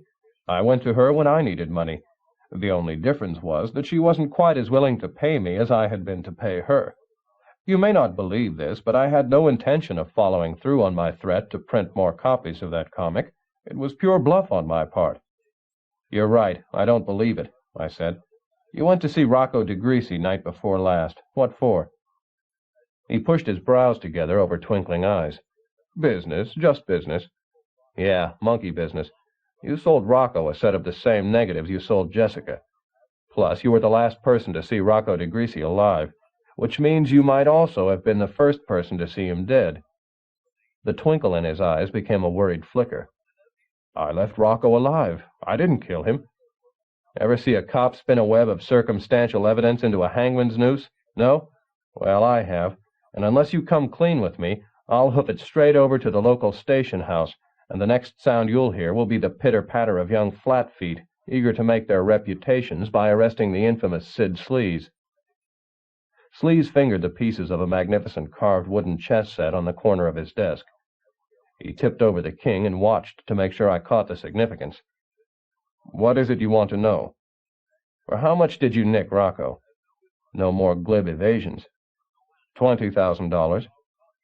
Why did he write you out 2 separate checks for 10 grand each? I told him he could buy me off in 2 installments, one then, one in 6 months. He would get half the negatives each time. When he saw the first batch, he went for the full price up front. You always let your mark make time payments? Depends on the circumstances. Naturally, if that's what it takes for maximum return. I'm quite the progressive blackmailer. I assumed this was his idea of a joke, but I wasn't laughing. I should say so, considering this was the second time you'd sold what were supposed to be one-of-a-kind negatives, once to Rocco, once earlier to Jessica. He displayed the guilty look you see on a 4-year-old kid caught standing beside a broken vase. In actuality, I shot 2 sets of those negatives. The ones I sold Jessica were the ones I used to make the comic. Rocco got the second set. The poses were slightly different from the first, but I counted on Rocco's being too disgusted to examine them closely. And I was right. The instant he got his hands on them, he gave them a quick once-over and tossed them straight into the fireplace. Caveat emptor, Mr. Valiant, in blackmail as everywhere else. Did Rocco make any phone calls while you were there? No. What time did you leave his place? I don't know. I didn't pay much attention. I'd guess about 11:30 or so. Did you see anybody else in the house or outside it? He thought for a while. Yes, as a matter of fact, I did. As I was driving away, I saw Baby Herman's stooge, you know, the one, the rabbit, Roger Rabbit, walking up the drive. That dragged Roger back into the ballgame. He hopped bolt upright. I braced myself for trouble, but Roger only puffed forth an innocuous balloon containing a vague reference to important matters elsewhere and fled out the door. Queer fellow, your assistant, said Sleaze. You know, when I first met him, he reminded me of someone. Now I know who. Roger Rabbit. Do you see the resemblance? Yeah, now that you mention it, I said casually. I do. The both of them could be twins. I bid Sleaze a quick farewell and went out to collar Roger before he did something dumb. About as easy as changing the course of the Mississippi River. I searched for several blocks in every direction, but couldn't find hide nor hair of the skedaddled bunny. On the off chance he might surprise me and do something reasonable, I hot-footed it over to the Persian delicatessen where he'd left a scroll. I don't know which smelled worse, the deli's cuisine or a dead camel. Not that it mattered, since they were probably one and the same. The deli's owner, a middle-aged greaseball named Abu Ben something, spoke English about as well as I spoke Tunisian. He tried semaphore, but I couldn't read his waving arms either. We finally hit on charades.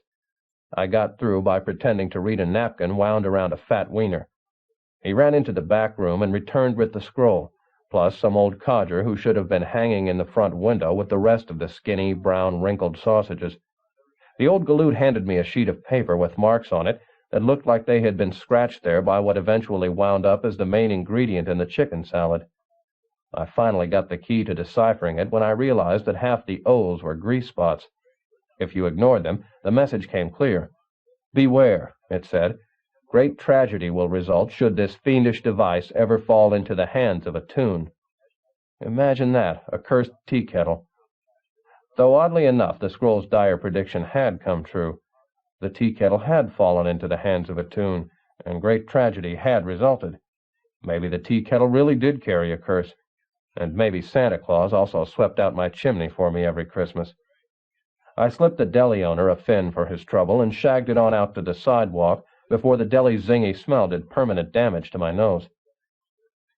I debated whether to pursue clues or keep after Roger. Clues won. I made a few phone calls, and in no time located the messenger service that had delivered the stolen artwork to Hiram Toner's gallery. The place, called what else but Speedy Messenger Service, told me somebody had dropped the artwork at their office and had paid cash in advance for delivery to Toner. Their records didn't show the sender's name. I sweet-talked a secretary into giving me the name and home address of the clerk on duty when the sender came in the hope that maybe he could provide me a description. When I came out of the messenger service, it was a cool, sunny day, and there wasn't a tune anywhere in sight. It made me want to chuck what I was doing, drive back by the Persian deli, pick up a roast goat sandwich and a bottle of Camel Whiz wine, and head out to the nearest stand of timber for a solitary picnic and drunk. I flipped a coin. It came up Dominic DeGreasy. I resisted an urge to make it best 2 out of 3, and headed off to do my duty. Chapter 28. I found Dominic DeGreasy stalking through the syndicate's production studio, glaring his workforce to higher levels of productivity. The few people crazy enough to ask him a question got, instead of an answer, a public dressing down for not knowing their jobs. Quite a manager, DeGreasy. Got a minute, Mr. DeGreasy? I said to him. Don't bring your problems to me, he said, mistaking me for one of his employees. That's why I pay you good money. to know how to deal with problems." "No problem, Mr. DeGreasy. Just a few questions. I'm Eddie Valiant, remember me? The guy looking into your brother's murder? The guy who's going to return your tea kettle?" "Oh, sure, Valiant." He looped an arm the size of an oak tree around my shoulders. "You got a line on my tea kettle yet?" I nodded. "Maybe, just maybe. Can we go someplace private and discuss it?" Sure. In here." He led me into the employees' lounge. When he entered, every employee inside walked out. "Respect," he said, jerking a thumb toward the retreating multitude. "That's what it takes to run a big company. Respect. You either got it or you ain't." "And you got it?" "In spades. There's not a worker in this company who doesn't respect Dominic DeGreasy." The coffee machine showed its respect by serving him up a freebie when he rapped it with his fist. "Tell me what you found out about the tea kettle." "In a minute. First, I've got some other stuff to go over with you. Stuff that bears directly on the case." "Stuff? What kind of stuff? I want that tea kettle, period." "And your brother's murderer. You want him too, don't you?" "Oh, sure I want him too. It's just that I sometimes forget what I want more. Rocco was a great one for always taking care of me. It's hard for me to keep my priorities straight, now that I have to take care of myself." He walloped the candy dispenser, but it refused to knuckle under to management pressure. Must have had a stronger union than the coffee machine. "On the day he died, your brother wrote a check to Hiram Toner at the High Tone Gallery. The check went to pay for return of that stolen artwork I found photos of in Rocco's office. Rocco mention anything about that to you?" "No. Rocco took care of the money. I took care of discipline." Dominic stuck his gargantuan hand into the candy machine's delivery slot. The rankest amateur soothsayer could have predicted what would happen next. He was going to get that massive paw of his stuck up there, and sure enough he did. In a lot of ways, I hated dealing with Dominic DeGreasy worse than dealing with the Toon. At least with the Toon, you knew enough to expect the ridiculous. With Dominic, you expected the normal, but got the ridiculous anyway. I put a shoulder to the machine. 2 healthy grunts, and I set him free. Although for as much gratitude as he showed, I'm sorry I bothered. I should have left it on him and let him explain to his respectful employees how he came to be wearing their candy machine for an ID bracelet. "Did Rocco have many dealings with Hiram Toner?" I asked him. "Enough. He had arrangements with most of the art dealers around. If anything interesting turned up on the market, legit or otherwise, the dealers gave him first crack. If he liked it, he bought it, no questions asked." After getting caught once, you'd think even the numbest numbskull would get the message, but some numbskulls never learn. It took Dominic less than 2 seconds to get in up to his elbow again. I got him loose, dug some change out of my pockets, and pumped it into the coin slot. "You know Sid Sleaze?" I asked. "Never heard of him." Dominic stabbed at the buttons with his broad, lumpy finger. He hit 2 buttons at once, but only 1 bar came out. He tore off the wrapper, jammed the bar into his mouth, and swallowed it whole. "How about Sid Baumgartner?" I asked, trying Sleaze's real name. "Yeah, I know Baumgartner." Dominic straightened out the only 2 pictures in the room, one of him, one of his brother Rocco, with a metal plaque that said, "Our Founder," bolted under each. "This Baumgartner approached the syndicate a bunch of times with an offer to buy out one of our contract players." "Which one?" His sandpaper voice gained another layer of grittiness. "Always the same. Roger Rabbit. I wanted to go for it, but Rocco told me he would never sell that rabbit in a million years. I told him he was nuts. Baumgartner offered a lot more than I thought the rabbit was worth, but Rocco refused to even consider the idea. He never told me why, but I always suspected Jessica was behind it." Strange. When I asked Rocco if anybody had ever wanted to buy out Roger's contract, he said no. Any idea why he lied? A few employees drifted into the coffee room, saw Dominic, and promptly drifted right out again. "Beats me. Rocco had a peculiar obsession with that rabbit." "Rocco ever mention anything about Jessica starring in a pornographic comic book?" His lips curled back across his teeth in a leer. "She'd do that. No kidding. I told Rocco that woman was a doxy. I told him, but he never listened. No, he never mentioned nothing about any comic book like that, not that he would. He was nuts over that broad." He leaned close to me. His breath smelled like he'd been gnawing on garlic cloves. "I hear she's the leading candidate to take the fall for Roger Rabbit's murder. I hear the cops think they can make it stick. That the angle you're playing? You out to pin it on her, too? Because if you are, I'll back you 100%. She caused Rocco a lot of heartache, and I want her to pay. I'll do my best. By the way, I said casually, did you know Jessica's also interested in your tea kettle? If you've ever seen a matador wave a red flag in front of a bull, you have some idea how Dominic DeGreasy responded to that one. He did everything but slobber and paw the carpet. It's not hers, he yelled. It belongs to me and Rocco. What the hell does she want with it? According to her, it's solid gold. Dominic's face lightened from bright crimson to pastel pink to its normal pasty white, and he gave out with a chuckle that sounded like the croak of a dying frog. Solid gold! She says it's solid gold! Boy, oh boy, is she in for a surprise. It's nothing but an ordinary tea kettle. That's it. Nothing but plain old metal. He whipped out his fat leather wallet and waved it in my direction. Whatever she offered you, I'll double it. I didn't have the heart to tell him that there was no way on earth he could double the kind of reward Jessica had promised me. Instead, I assured him that as soon as I got my grubby hands on it, the tea kettle would be his. I found Roger the last place I would have thought to look, back in my apartment, his feet hanging over one arm of my sofa, his ears drooped limply over the other. The residue from his deep funk had turned his white fur the same shade of blue as a careless granny's home rinse. Quite the pleasant sight to walk in on. Home sweet home, assuming you lived in a funeral parlor. You sure lit out of Sleaze's place in a hurry, I said. I got kind of worried. I thought you might be starting to disintegrate on me. You're not, are you? The last time I saw eyes with that much pleading and despair in them, they were staring out at me from inside a cage at the city pound. I didn't kill Rocco, he said. I just don't have it in me. Sure, you know that, and I know that, but prove it to the rest of the world. Maybe Sleaze is lying about seeing you there the night Rocco died. I don't know why he would, but it's possible. Maybe Jessica's lying, too. I don't know. That's what we have to find out. Who's telling the truth and who's not. That's why we call this a mystery. Otherwise, if everything was cut and dried, we'd call it an unvarnished truth. I passed out whiskey and cigars.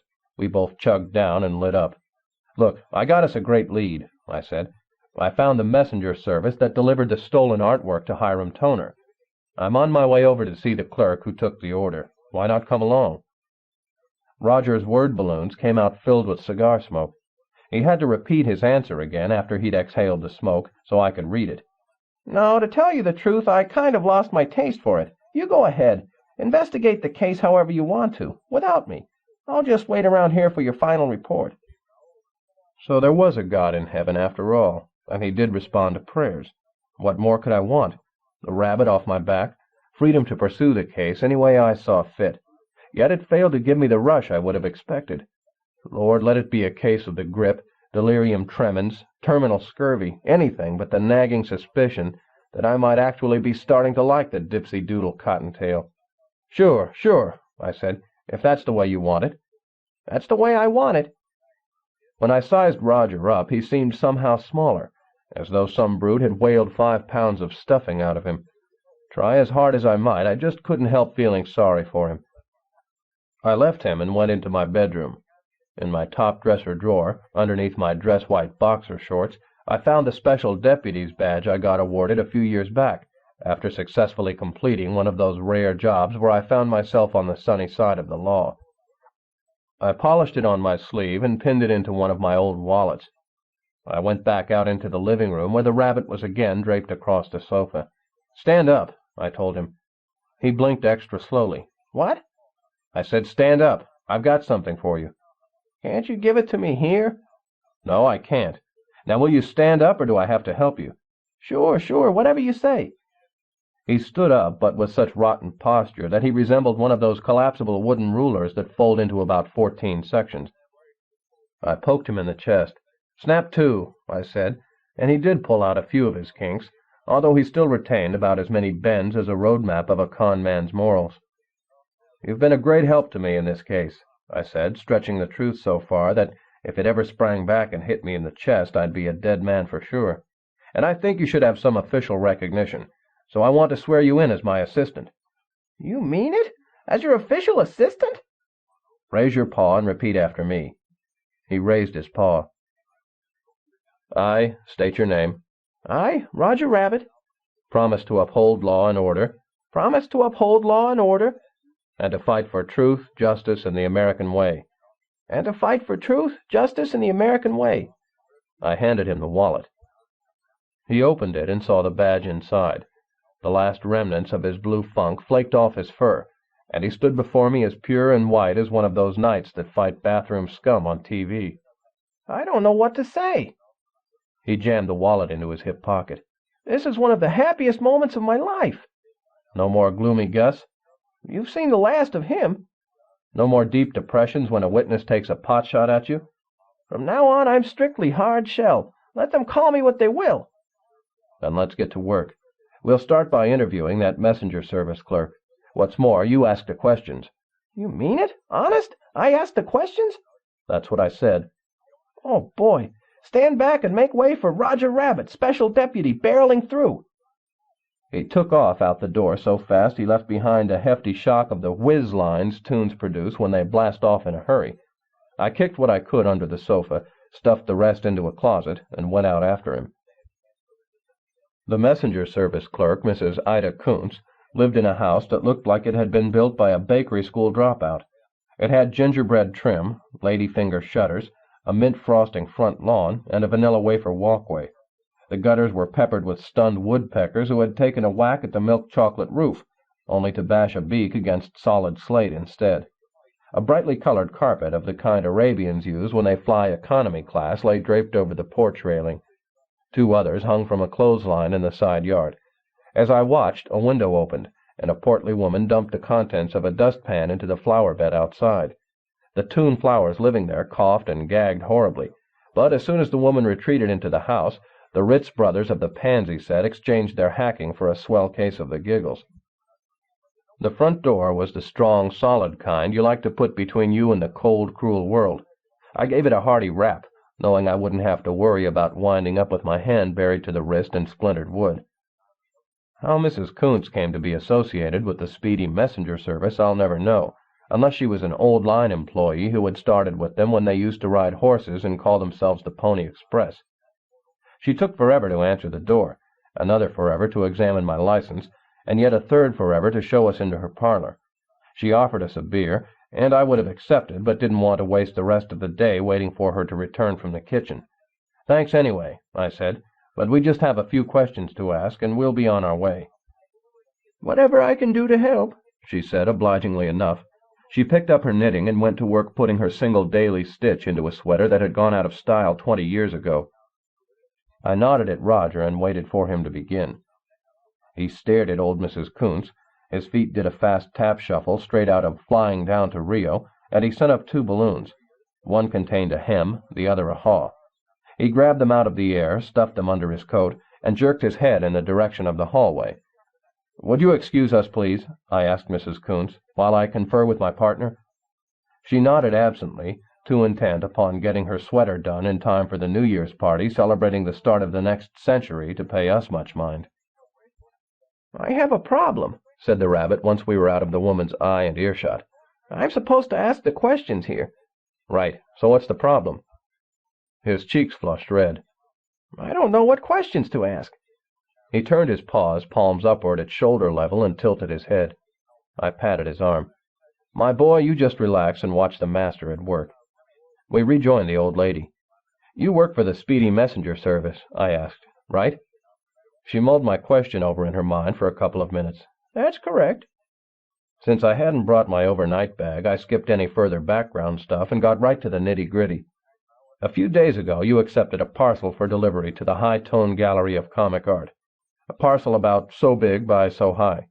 I sized it for her with my hands. She nodded, but I couldn't tell if that was because she remembered it or because she had fallen asleep. "Can you tell me anything about the person who dropped it off?" She looked at me, then tended to her knitting for a while. "It was a woman," she said finally. "Human or toon?" "I'm sorry, but I really couldn't tell. She didn't say anything, and she wore a veil." "What else was she wearing?" "Nothing unusual. A long, dark, baggy dress." "How tall was she?" "I really don't know. I was sitting down at the time, and she was standing up. It's hard for me to judge heights in that situation.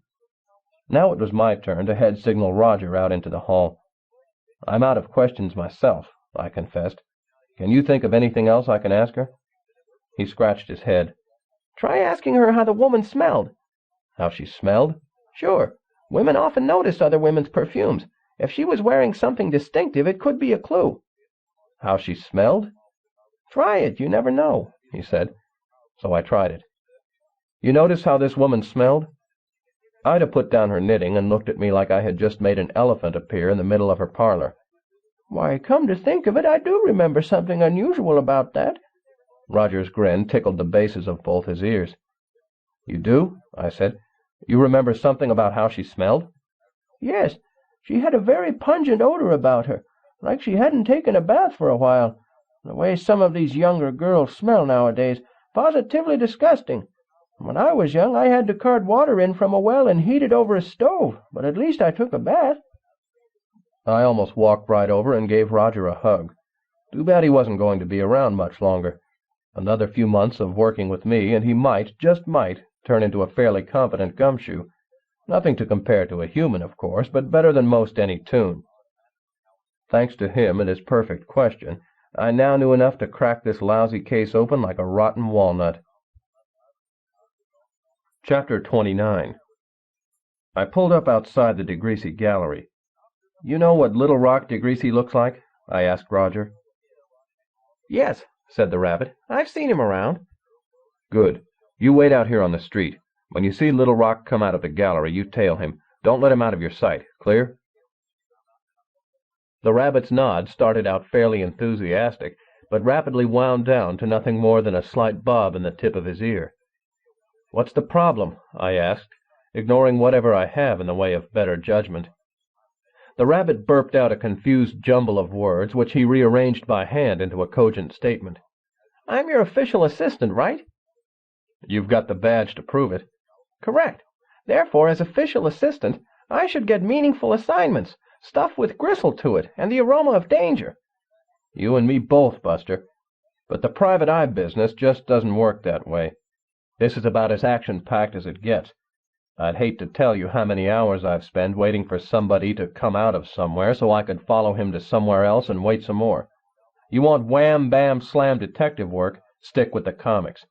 You want to be bored out of your skull, hang around real life with me. My message must have gotten through, since the rabbit smoothed the leftover nod out of his ear, climbed out of the car, and slouched into a doorway just across from the gallery. He tugged his hat down to within a finger's width of his eyes, turned up his collar, and dangled a smoke from his lower lip. I stuck my fist out the window at him, thumb up. From there, I drove to Carol Masters' studio. I knocked, but nobody answered. Never one to stand on convention, I opened the door and walked in. Carol was bent over a light table, examining negatives.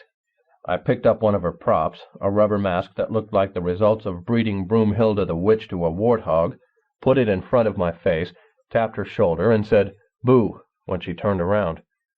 She had a semicircular contraption over her head that magnified her eyes enough to startle me more than I startled her. "Valiant?" she said. "I might have known. It's just your level of humor."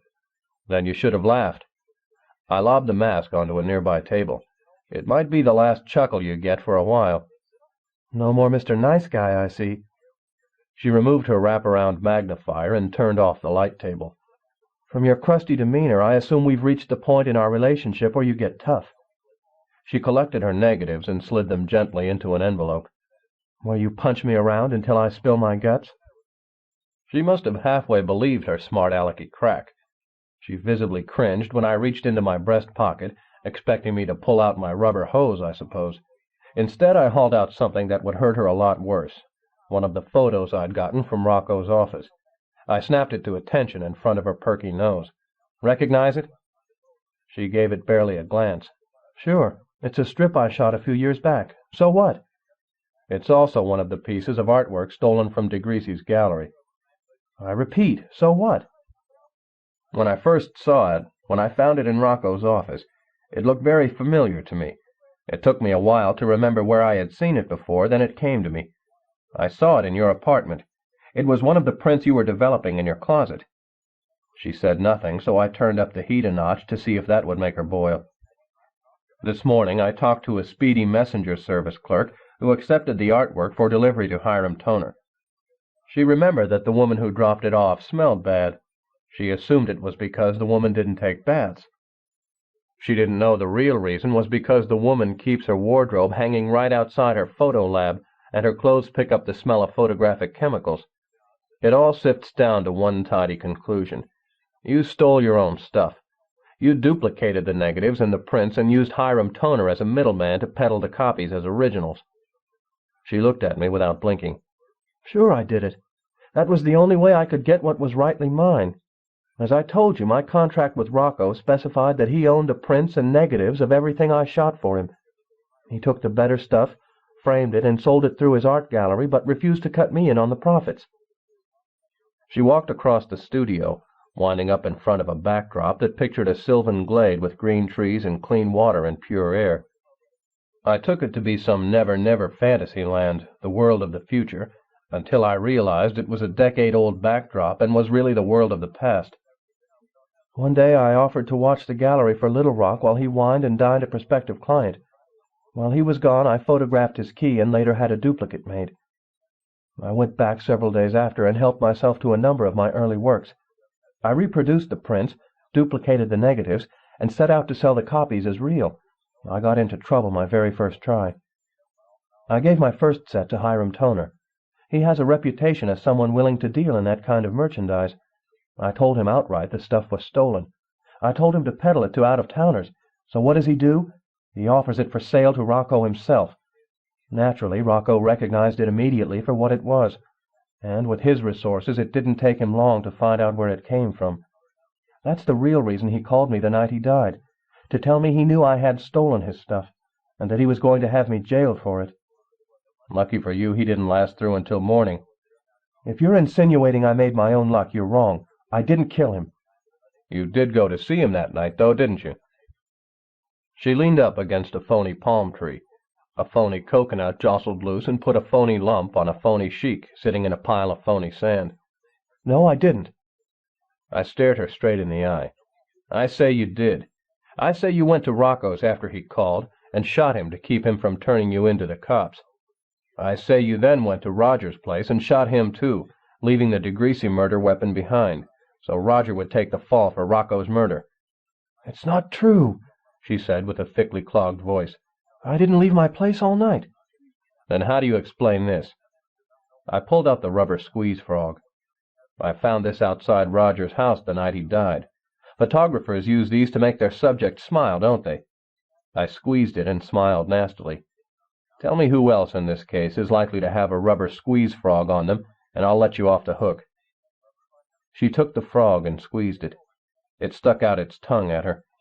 She sat in a director's chair and set the frog on the arm beside her, so I had two sets of eyes staring at me, one set real, one set rubber, and not the slightest trace of life in either one. All right, I did go to Rocco's place that night, and to Roger's place too. But it wasn't the way you said. I didn't kill anybody. Not Rocco, and certainly not Roger. I went to Rocco's to beg him to go easy on me. I knew he had me, and I was scared. I was just about to ring the bell when I heard a shot from inside. I stepped back into the bushes just as Roger Rabbit came charging out, a gun in his paw. Roger ran past me, down to his car, and drove away. I didn't know exactly what had happened, but I had a pretty good hunch. I peeked through the window in Rocco's study. Rocco lay dead across his desk. I stumbled back to my car and drove around for a while, trying to sort out my options. Finally, I decided to visit Roger at home. I wanted to tell him I knew what he had done, and would help him in any way he wanted, with getaway money, a hideout, an alibi, whatever he figured he needed. I parked my car around the corner from his bungalow. I got out and went to the door just in time to see Jessica Rabbit ring the doorbell. Roger answered it, and she went in.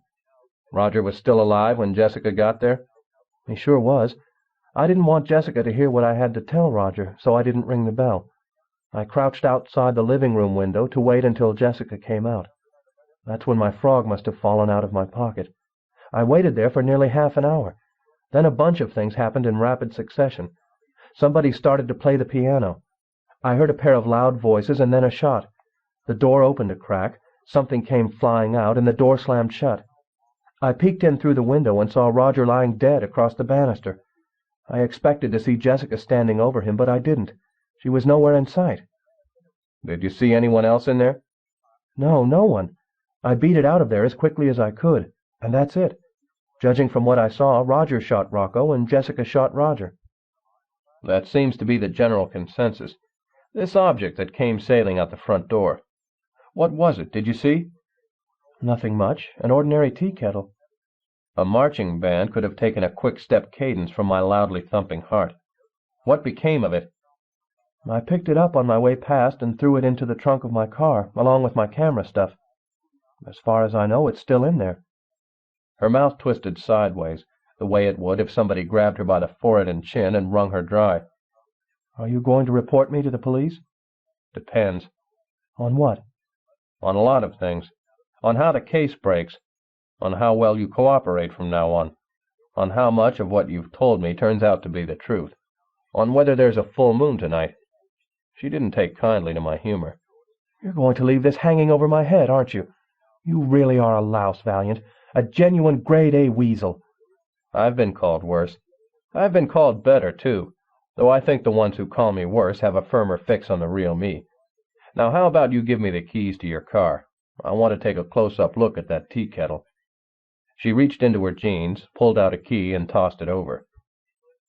Although I don't think she believed I meant it, I wished her a good day. I walked down the hall, turned, and tiptoed back to her apartment. I put my ear to her door. I heard her pick up the phone and dial it. I didn't bother to listen to her conversation. I knew well enough who she was calling, and I knew why. I went downstairs, found her car parked out on the street, and opened the trunk. Sure enough, there, buried beneath a pile of photographic paraphernalia, sat my phantom tea kettle. In its pictures, it looked like an ordinary dime-store tea kettle, but not in person. You hear people say they don't make things like they used to. In the tea kettle department, they hadn't made one like this for 1,000 years. It had intricate ornamental doodads and curlicues inscribed over every square inch of it. It had the solid heft of Crazy Cat's brick. Its top fit tighter than the door to Scrooge McDuck's vault. It was ancient and well constructed, but so were my grandmother's false teeth. What made this so much more valuable? I put Carol's car key into her mailbox, tucked the tea kettle under my arm, and headed for my office. Chapter 30. I set the tea kettle on my desk and examined it from every angle. No secret compartments that I could see. I pulled out my pocket knife, flipped out the heavy blade, and scraped away a layer of metal. All I got for my trouble was more metal. No gold underneath here, not unless some medieval alchemist had found a way to turn it back to lead. I scraped a few bumps off the handle, but they were just that, bumps, not jewels. I leaned back in my chair and considered the possibilities. Maybe this wasn't the actual tea kettle. Maybe somebody had substituted this worthless piece for the real thing. Or maybe the tea kettle had some other significance. Maybe it was the key to some illicit drug smuggling ring. Maybe it had come into the country loaded with opium. I picked it up and turned it over. On the bottom I discovered what appeared to be more Persian writing. I had a hunch it probably said "Made in Japan," but I copied the inscription into my notebook anyway. Just then the phone rang. It was Roger, so excited I had to hold the phone away from my ear to keep his word balloons from stinging my earlobes when they came zipping out. "It worked just the way you said it would," he bellowed. "I positioned myself just outside Little Rock's gallery. I could see Little Rock through the gallery window. You had been gone maybe an hour when he got a phone call. He talked a few moments and hung up, quite upset. He rushed out and got into his car. You'll never guess who he went to see." I knew perfectly well, but I let Roger surprise me anyway. "I can't imagine." "Sid Sleaze!" Roger exclaimed. "He stayed in there with Sleaze for the better part of an hour." "Did he have something with him when he came out?" I asked. "A small box, or maybe an envelope?" I could tell from Roger's silence I had just impressed the fuzzy socks off him. "As a matter of fact, he did," Roger said reverentially. "It was a large envelope. He took it with him to his house. I'm calling from a phone booth nearby. What do you want me to do?" I got the address. "Wait for me there," I said. "I'll be right over. And Roger, one other thing." "Yes?" "It's all downhill now." On the way to Little Rocks, I stopped first at the Persian deli. I bought a falafel sandwich and gave Abu Ben a copy of the writing on the bottom of the tea kettle. He promised to have his uncle translate it for me that evening. Next, I stopped by to see a scientist friend of mine. I gave him the tea kettle and asked him to analyze the composition of its metal and any residue it might contain. The scientist informed me a thorough examination would take a couple of days. I told him I didn't have a couple of days. Or rather, Roger's Doppel didn't have a couple of days. I wanted to have this case wrapped up airtight before that little guy expired. I owed him that. The scientist told me he'd do what he could. Chapter 31.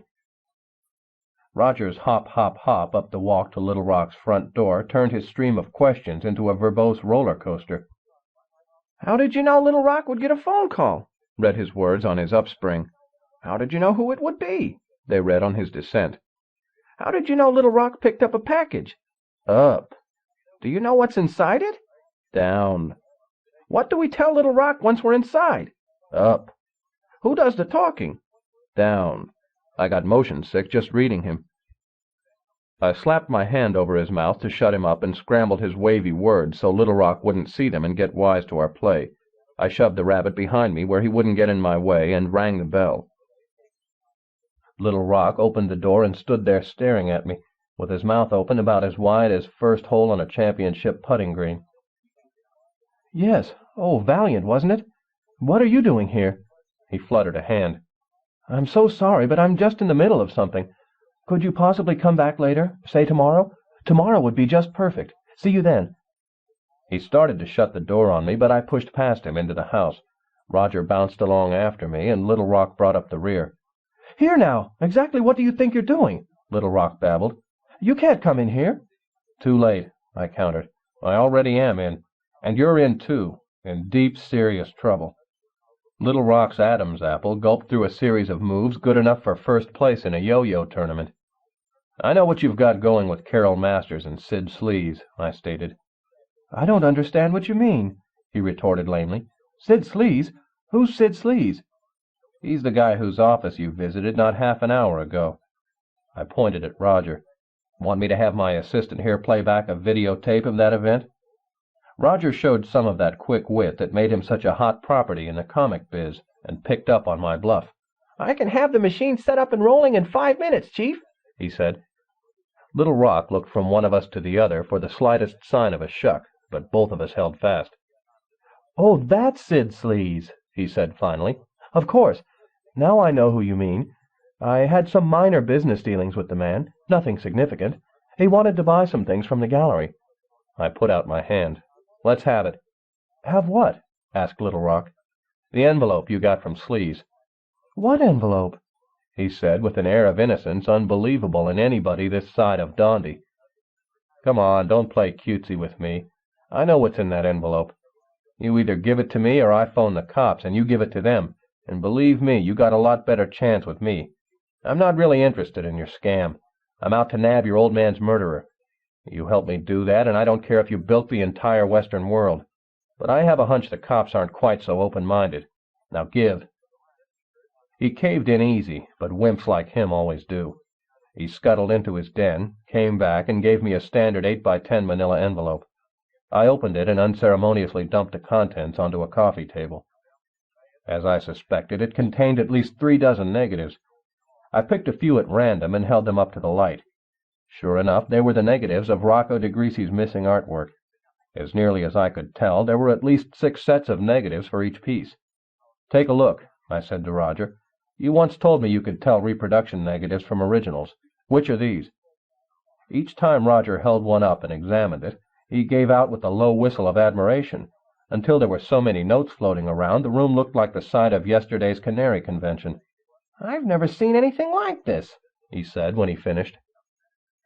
"These are absolutely perfect. No graininess, no fuzzy images, no degradation of color. They all look exactly like originals to me." "Want to tell us about it?" I asked Little Rock. Little Rock went to the bar and mixed himself a drink from out of a rainbow assortment of bottles that duplicated the ones he kept in his gallery office. I don't know what color he was shooting for, but he built and threw away 3 drinks, all of which turned out jet black, before he finally gave up and tossed down a straight shot of plain garden variety see-through vodka. Carol Masters and I vowed to avenge ourselves on my father for the unjust way he treated us, so we decided to sell a number of pieces we removed from the gallery. That's a rather genteel way of phrasing it, I said. You didn't just remove them. You stole them, plain and simple. There was no way he was going to convince me otherwise, but by golly if he didn't try. We did not view ourselves as criminals, Mr. Valiant. We took Carol's works and hers only. We both felt she was entitled to profit from their increased value. We saw nothing morally wrong in her doing so, and in my getting a cut for helping her. I know a rabbi, 6 ministers, and a pope who might give you an argument on that, especially when you take into account what you eventually did with them. Still no mea culpa. That was Carol's idea, not mine. Carol's. Rather than sell them once, she reasoned, why not duplicate them and sell them multiple times? I told her it was an admirable idea, but would never work. We had the original negative, so we could easily produce more prints, but each framed work had to include both the print and the negative it came from. Since we had only the one negative, that was impossible.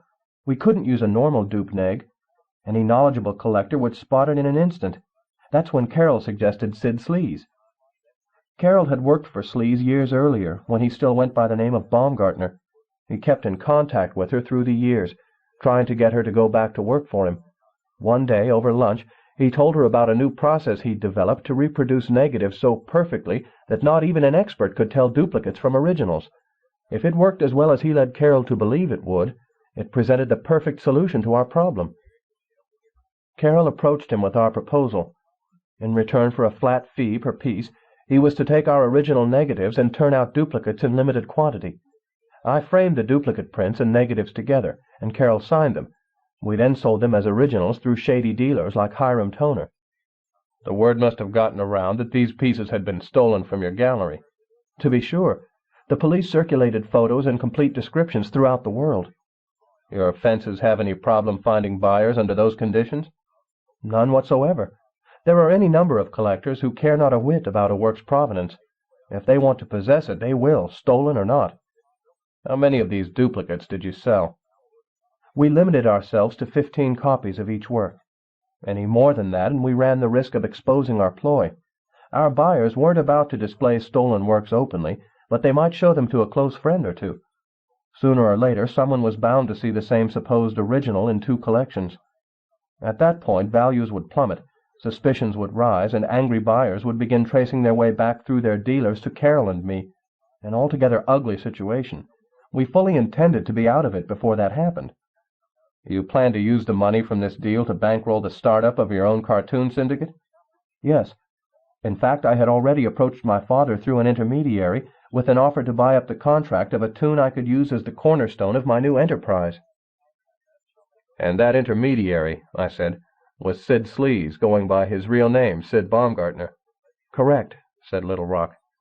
And the character you were going after, I continued, was Roger Rabbit. Correct again, but Father refused to sell. I consider myself a very astute judge of tune talent, bragged Little Rock.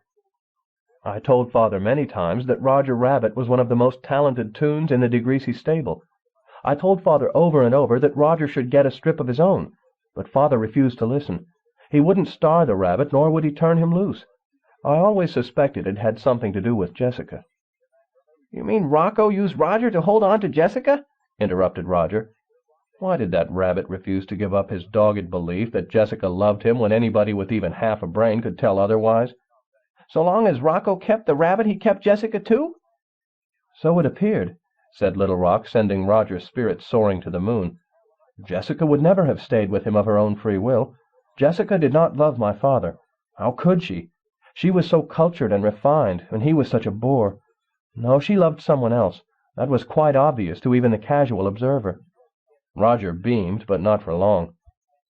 Jessica loved me, said Little Rock, and Roger's self-proclaimed hard-shell exterior flattened out quicker than a turtle out for a Sunday stroll on the Golden State Freeway. That's the other reason I got involved in this nefarious scheme, said Little Rock, for Jessica. She never said this in so many words, but she certainly led me to believe that if I ever became independently wealthy, she would leave Father in a flash, no matter what he did to stop her, and would run away with me. To a grass hut on some tropical island where you would both eat coconuts, never wear clothes, and live happily ever after, I said. It never occurred to you that a guy with your old man's clout could track you to Timbuktu and haul you back? Judging from the look on his face, it never had. I'm constantly amazed how people kid themselves into believing love can conquer all. I didn't want Roger to hear my next line of question, so I trumped up a dangerous assignment for him. "Who was that?" I asked, pointing toward the window. "Out there. Somebody's out there. We're being watched." "We are?" said Roger and Little Rock almost in unison. I pulled Roger to me. "You wanted action. Here's your chance. Go outside and collar that snoop. Just remember, this isn't make-believe. Whoever's out there is playing hardball, and he's playing it for keeps." The rabbit nodded bravely. If you didn't count the garbage can he tipped over on the way, you could say he slipped silently out the back door. "Rocco called you the night he died," I stated to Little Rock after the rabbit was out of earshot. "Why?" "To tell me he knew about my forgery scheme. He ordered me to come to the house immediately to discuss it with him." "And did you go?" "No, I didn't. I'm not a courageous man by nature, Mr. Valiant," he said, stating the obvious. The thought of facing my father in full fury was more than I could handle. Instead, I came home, got thoroughly swacked, and passed out on the living-room floor. That I could believe. He was so chicken he probably got homesick walking by a Colonel Sanders. Now came the part I didn't want Roger to hear. How did Rocco use the rabbit to hang on to Jessica? It's a mystery to me. There appeared to be a connection there, but I could never figure it out, and I didn't want to risk offending Jessica by asking her outright. Holding on to Roger would have worked if Jessica had loved the rabbit. You say you're pretty close to her. Did she? Did she ever love the rabbit?" Little Rock tittered. "Heavens, no! Who in their right mind could love a rabbit?" Roger crept by the window. He had gotten hold of a knife somewhere and had it clenched firmly between his teeth. If he bumped into a tree, he would slit his own throat. Never a stand of timber around when you need one. "Jessica despised Roger," said Little Rock. "She told me so many times. She dated him once as a lark. She had no intention of getting serious with him. Then, totally out of the blue, she experienced an overwhelming urge to marry the furry fellow. She was never able to really explain it. It just came over her too strongly to resist, like an uncontrollable itch. She said later that it was as though she had been bewitched. She struggled every day for a year to break the mysterious hold the bunny seemed to have over her. Finally, one day, just as quickly as it came, her obsession vanished, and she managed to break free of Roger's spell. She packed her bags immediately and walked out on the rabbit, without so much as a backward glance. She came back here to be near me, she said. While she played up to Father, it was really me she loved. It was a glorious period in my life. We went to dinner together and to plays and dancing. We even shared a new hobby." "And what was that?" "Shortly after her return, Jessica became interested in Toon mythology. We signed up for a course in it together at City College." "She ever give you any reason for her interest?" "No, but it certainly fascinated her. She and I went to the university together almost every night to use their reference library. I delighted in it because it gave me a chance to be close to her. It was one of the happiest periods of my life," he repeated. "Was she interested in any particular aspect of Toon mythology?" "Yes, as a matter of fact she was. Magic lanterns. She read every work she could find on magic lanterns." Roger came in the back door. When he opened his mouth to speak, the knife fell out and nearly cut off his toe. I don't know why he wanted a job with more danger in it. He created enough for himself on his own. "I checked around out there, Eddie, but I couldn't find a thing." "He might have gone away for reinforcements," I said. "We'd better take it on the lam before he gets back." I headed for the front door. "Are you going to turn me in?" said Little Rock plaintively to my back. I told him what I had told Carol Masters. Maybe yes, maybe no, depending on how well he played along from here on in. He didn't take it any better than she had. To which I delivered my usual response. Tough. Chapter 32. Sleaze's secretary did everything but barricade the door with her desk to keep us out of his office. When I bulled past her and got inside, I could see why. Her boss had a very nasty secret. We caught him just slipping on one of those red and white Little Orphan Annie numbers that became the rage after the kid struck it big on Broadway. He stood there in black padded brassiere, lacy garter belt, and sheer nylon stockings, his dress bunched around his shoulders, staring at us over his frilly white collar in embarrassed surprise. "This isn't the way it looks," he said lamely. "I'm not a transvestite. I'm incognito. You can't imagine how difficult it's been for me lately with these people parading around outside, having them yell at me and pelt me with spoiled vegetables. I wear this get-up so I can come and go without being recognized. Really, that's the only reason." Sure it was, and I'm the ape-man's uncle. He pulled his dress down the rest of the way and gave us our first clear look at the bottom half of his face, completely done up with rouge, powder, and lipstick. In a beauty contest between him and Elsie the cow, he might get the nod. Call it a toss-up on looks, but at least Sleaze didn't drool. Sleaze straightened out his stocking seams to plumb-line perfection. He sat down at his desk, pulled out a makeup mirror, and began gluing on a set of long, fluttery false eyelashes you could have used as decoys in a butterfly hunt. "What is it you want?" he asked. I tossed him the envelope of negatives, which he caught girl-style with his forearms in together and his hands spread apart. "Little Rock DeGreasy cracked and told me about your forgery racket," I said. "I want to hear your version." Sleaze gave the negatives a casual look and flirtatiously handed me the envelope back, holding on to it just a fraction of a second too long after I'd grabbed the other end. Swell. On top of every other wacko in this goofball case, I had an amorous drag queen, too.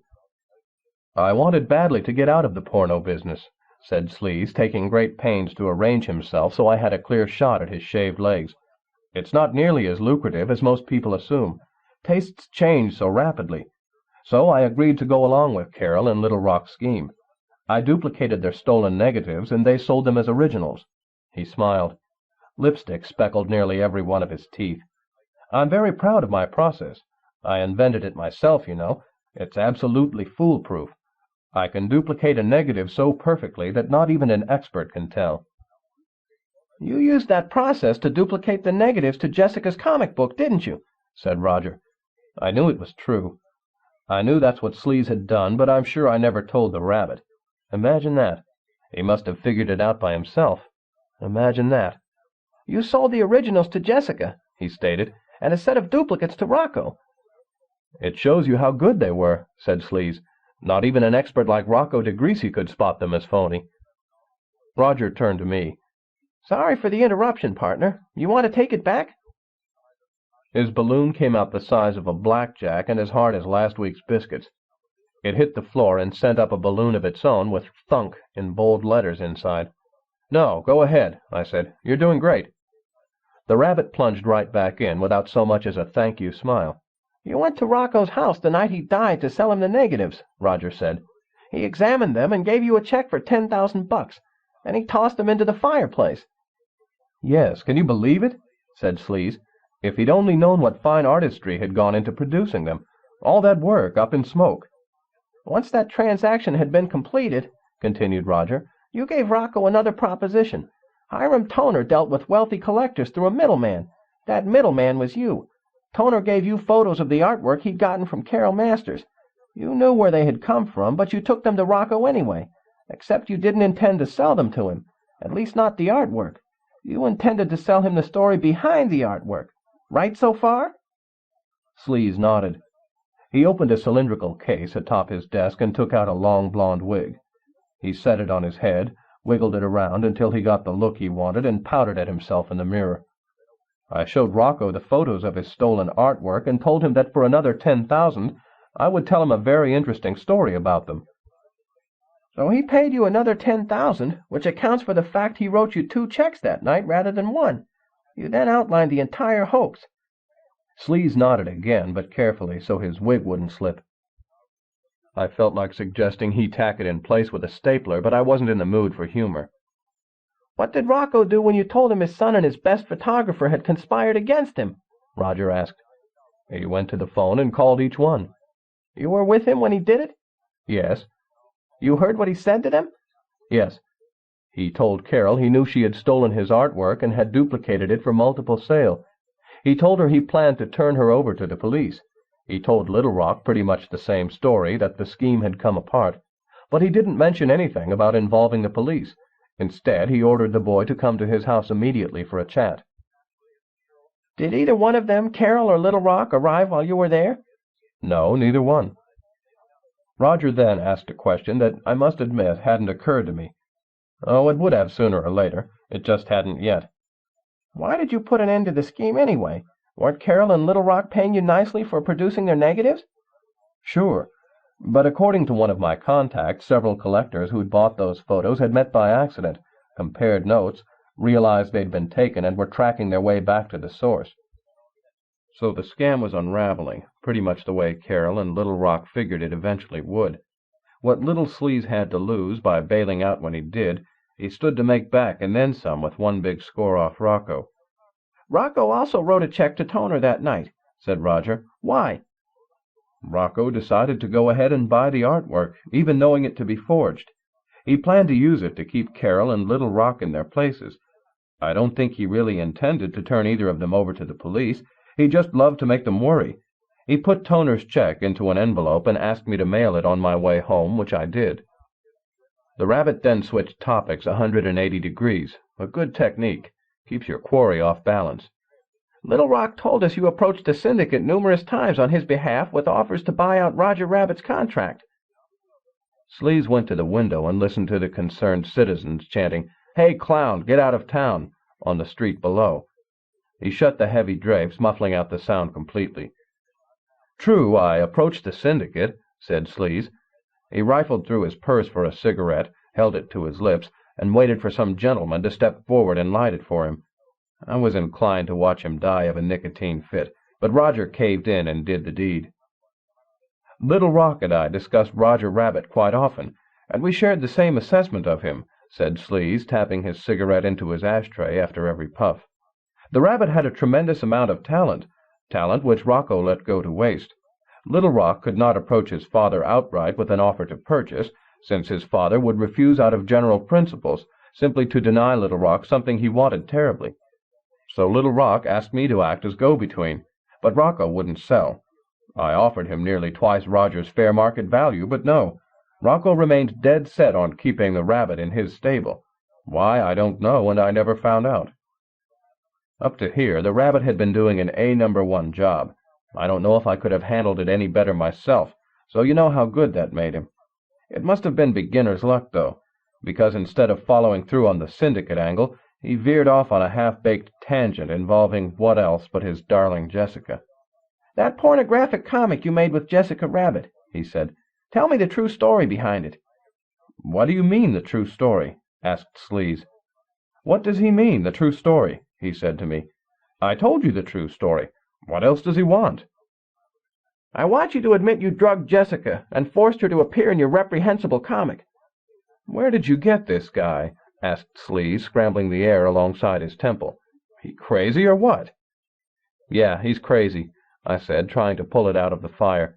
"He used to moonlight as a gymnasium punching bag and took one too many to the noggin." The rabbit refused to take my out. "You drugged her, didn't you?" he said in balloons whose interlocking shape had an ominous resemblance to the chains cops find when they frisk down motorcycle bums. A nice touch. "You're crazy," said Sleaze, waving away the rabbit's balloons before they locked around his throat. "It happened just the way I indicated. Jessica appeared in that comic of her own free will, and she came back later begging for more. That's the truth. I've seen enough of these women to know why they do it. Some for the money, some because they're mentally unstable. If you want my opinion, Jessica was one of the rare few. She did it because she loved it. She loved to strip naked in front of an audience. She loved to excite men to a sexual frenzy. She loved to—" Roger hopped forward, hauled off, and slugged Sleaze full on the jaw, but the rabbit packed a wallop of an anemic butterfly and didn't even muss the man's makeup. Sleaze rubbed at his jaw the way you'd rub at a mosquito bite, wound up, and clouted Roger with his purse. The rabbit sailed backward, crashed into the wall, and slid down it, unconscious, to the floor. "Why did he do that?" asked Sleaze wonderingly, still rubbing idly at his chin. "Why did he attack me?" "Because you're a slime ball," I answered, "and the best you deserve out of life is a broken jaw." I stepped forward, swung hard, and sent Sleaze to slumberland. He somersaulted backward across his chair and hit the floor, his dress up around his waist. I walked around the desk, grabbed his hem, and pulled his dress down across his knees. I didn't care about his modesty, but my delicate sensibilities deserved better. I leaned over Roger and slapped him back to consciousness, restraining myself from putting a bit of extra muscle into it. "Let me at him," said the rabbit gamely, struggling to get to his feet. "Let me at him. I'll tear him limb from limb." He got halfway up, bumped his head on one of his own balloons, and fell right back down again. "Not so fast, Slugger," I said. "Besides, he's still asleep from the last time you decked him. Give the poor guy a break." "He's what?" asked Roger incredulously. "He's still out." I pointed to Sleaze lying unconscious in the middle of the floor. "I did that?" "You sure did." "But I could have sworn he hit me back." "A reflex action. You hit him, he went out like a light, and his arm jerked up as he went down. It caught you under the chin and sent you flying, but you KO'd him fair and square, no doubt about it." "I did? I really did?" "A regular John L. Sullivan." Roger found his balance and got to his feet. "You know, I never actually hit anybody before," he said proudly. "Could have fooled me."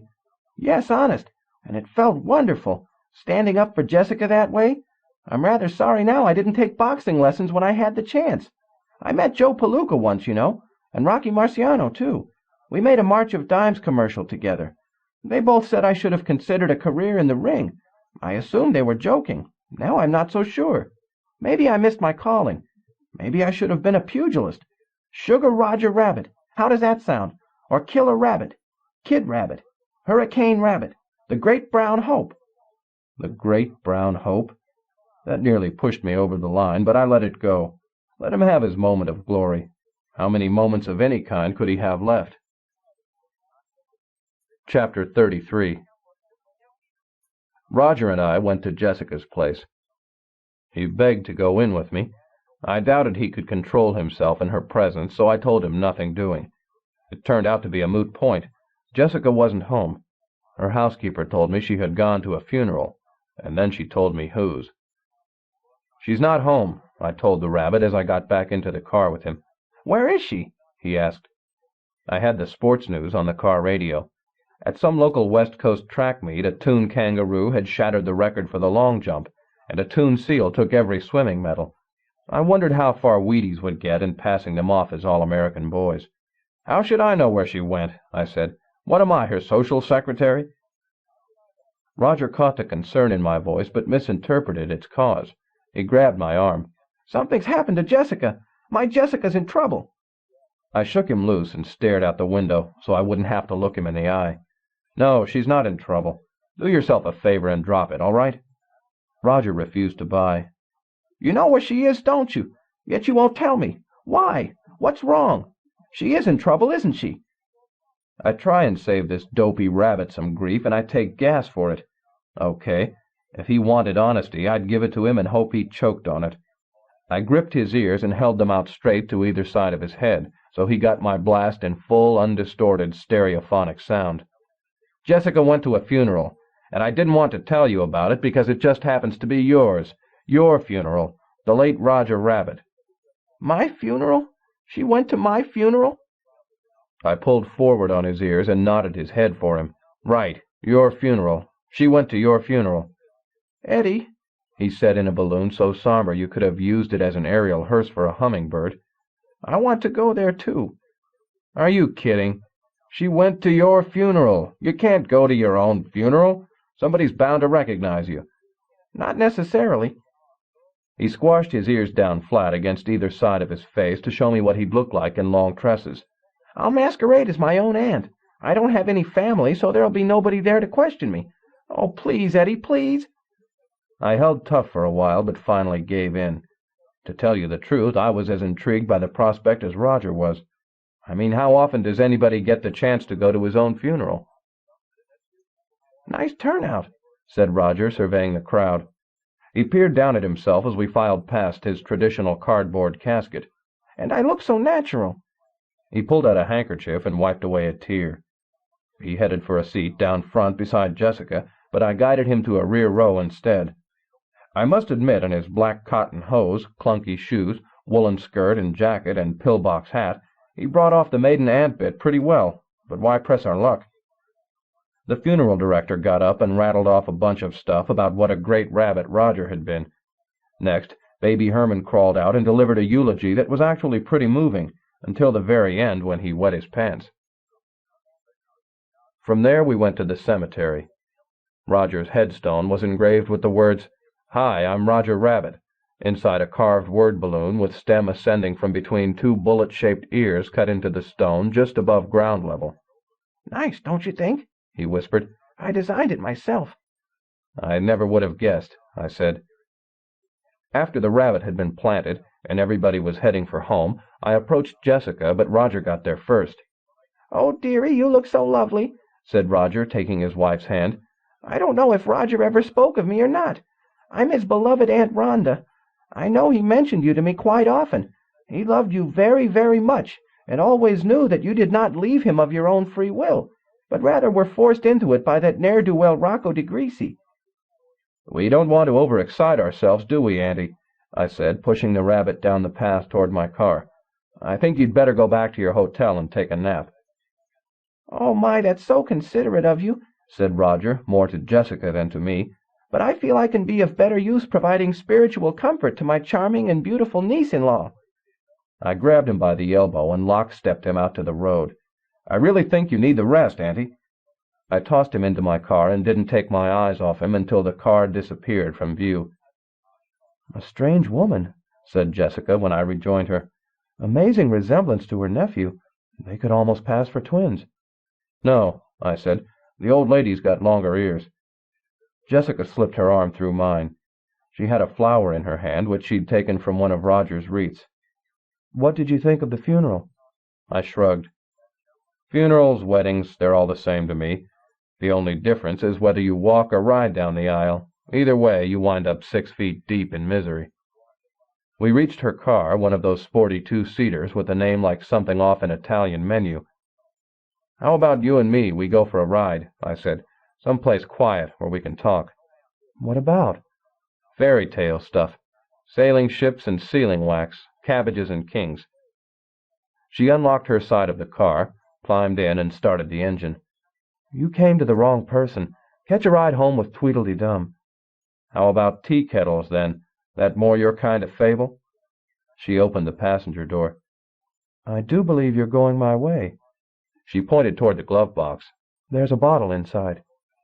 I swigged down enough courage to climb aboard the sailing ship on her bottle's label and head out after the nearest white whale. "Call me Ishmael," I said. "I beg your pardon?" said Jessica. "I said I've got the tea kettle." She immediately killed her engine. "Where is it?" she said, with a voice so silky it could magnetize a rubber wand. "And when can I get it?" "After we work our deal," I said. "As I remember it, you promised me a pretty rich reward." "Of course." She reached for the ignition. "My place or yours?" "Neither. I want something else instead." "What?" From the puzzled way she said it, I could tell she couldn't conceive of anything more valuable than the treasure she had just offered me.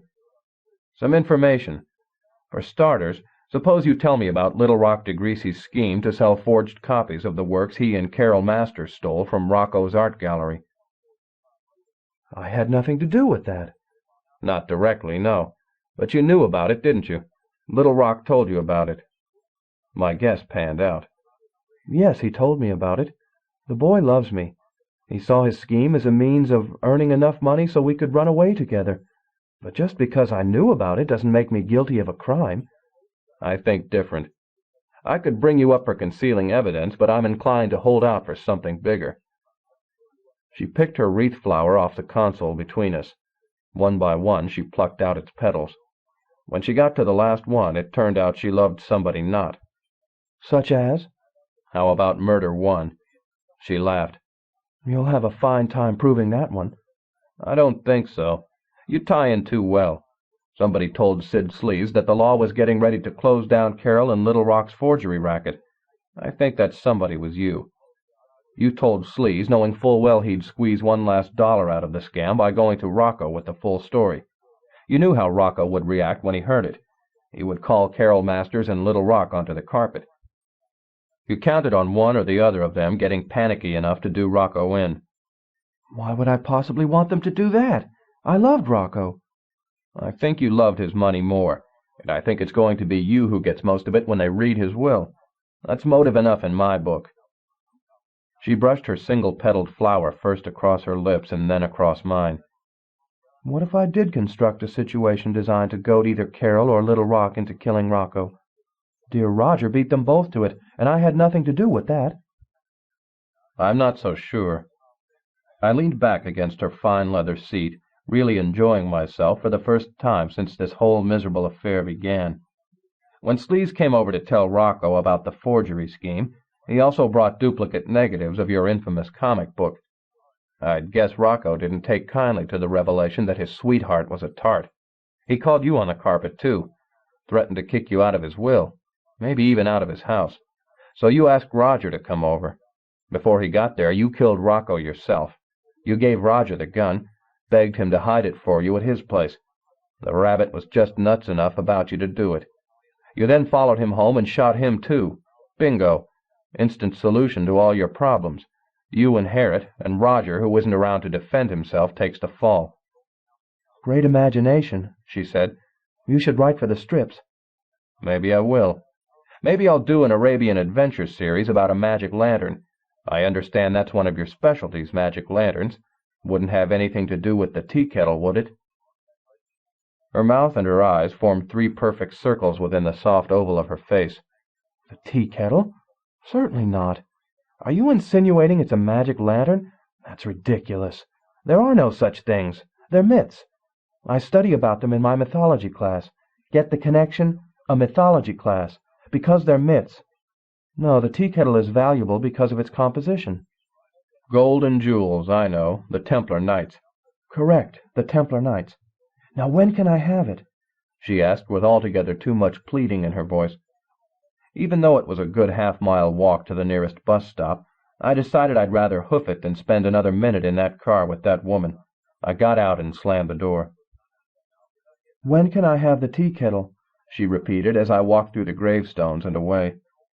"How about just before the next reunion of the veterans of foreign crusades?" I called back. Her reply probably set a few of the stiffs below me spinning around in their graves. They suffered it in silence, though, and so did I. Chapter 34. When I swung by my office to check the mail, I found my office door lock sprung, and by a pro.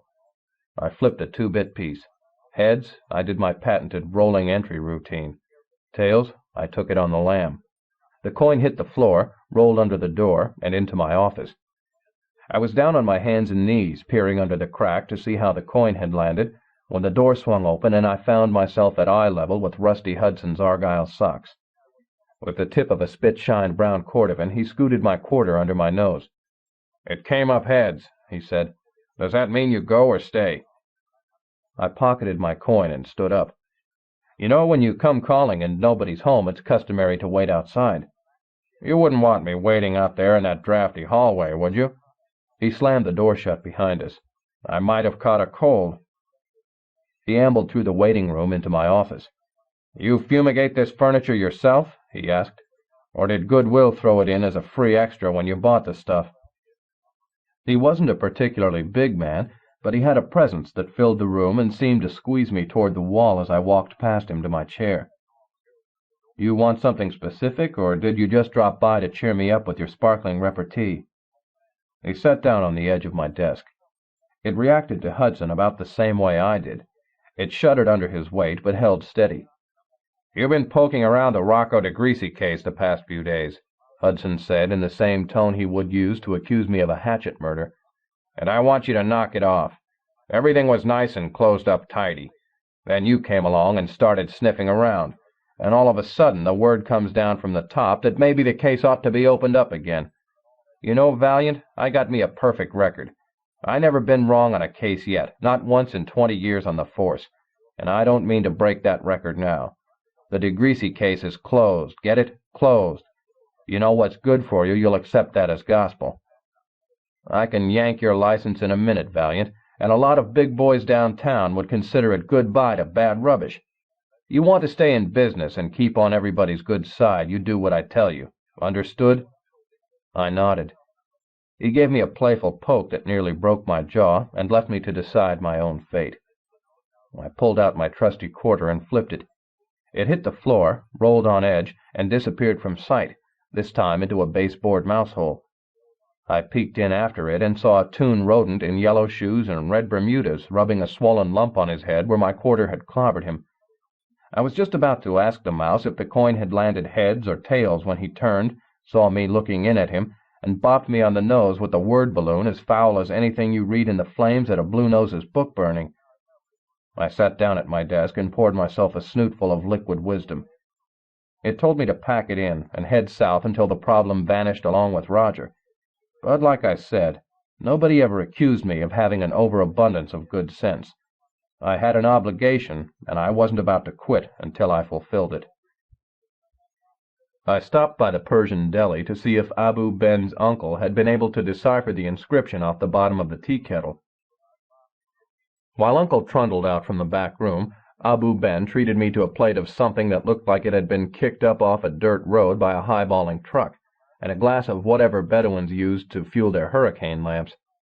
Uncle handed me his scribblings. When I translated what he had translated, it read, "May your dreams come true." I asked Abu Ben what this meant. He said it was customary to inscribe such things on Persian tea kettles. He showed me several similar tea kettles he had for sale in his deli, all inscribed on the bottom with the short platitude about peace, good luck, or prosperity. He did not know when the custom of inscribing tea kettles began, but he remembered it from when he was a boy, and so did his ancient uncle. Abu Ben invited me to stick around for an impromptu floor show featuring his eligible sister, the belly dancer, but when I saw the size of her belly, I beat a hasty retreat. I found Dominic DeGreasy in his office trying to figure out how to work a paper clip. "Here's the story," I told him. "I've got a line on your tea kettle, but I need to make sure it's the right one. Do you have anything that shows it? A drawing, maybe, or a photo?" He threw the paper clip into a pile with a pair of scissors, a letter opener, and other assorted high-performance office implements too complex for him to handle. Yeah, I got something. I got something right here." DeGreasy opened his desk and produced the artwork for a Baby Herman comic strip. The strip had been shot on location in Roger's bungalow. The third panel showed Roger in his kitchen. On the stove behind him sat the tea kettle. "That's it," said Dominic. "That's my grandmother's tea kettle." I took the strip from him. "Okay to keep this?" I asked. He nodded. "I'll be back to you shortly," I said, "with your brother's killer in one hand and your tea kettle in the other." 3 burly guys carted boxes and crates from out of Carol Masters' studio to a moving van parked on the curb. I found Carol packing the last of some lights into a cardboard carton. "Leaving town, I see." I held the top of the carton down while she did a sloppy job of taping it shut. "How about if for a going-away present I give you a half-hour head start before I tell the cops about your shady shenanigan?" "Go ahead, be smart," she said haughtily. "I still believe what I said about you. You never cared a bit for that rabbit. If you hadn't lucked into this forgery angle, you would have taken your money and run with it long ago." "That's one woman's opinion. Now let me read you my version of reality. You got something a lot worse than art forgery to cover up. You're knee-deep in murder. Rocco called you the night he died. He threatened to turn you in. You got scared.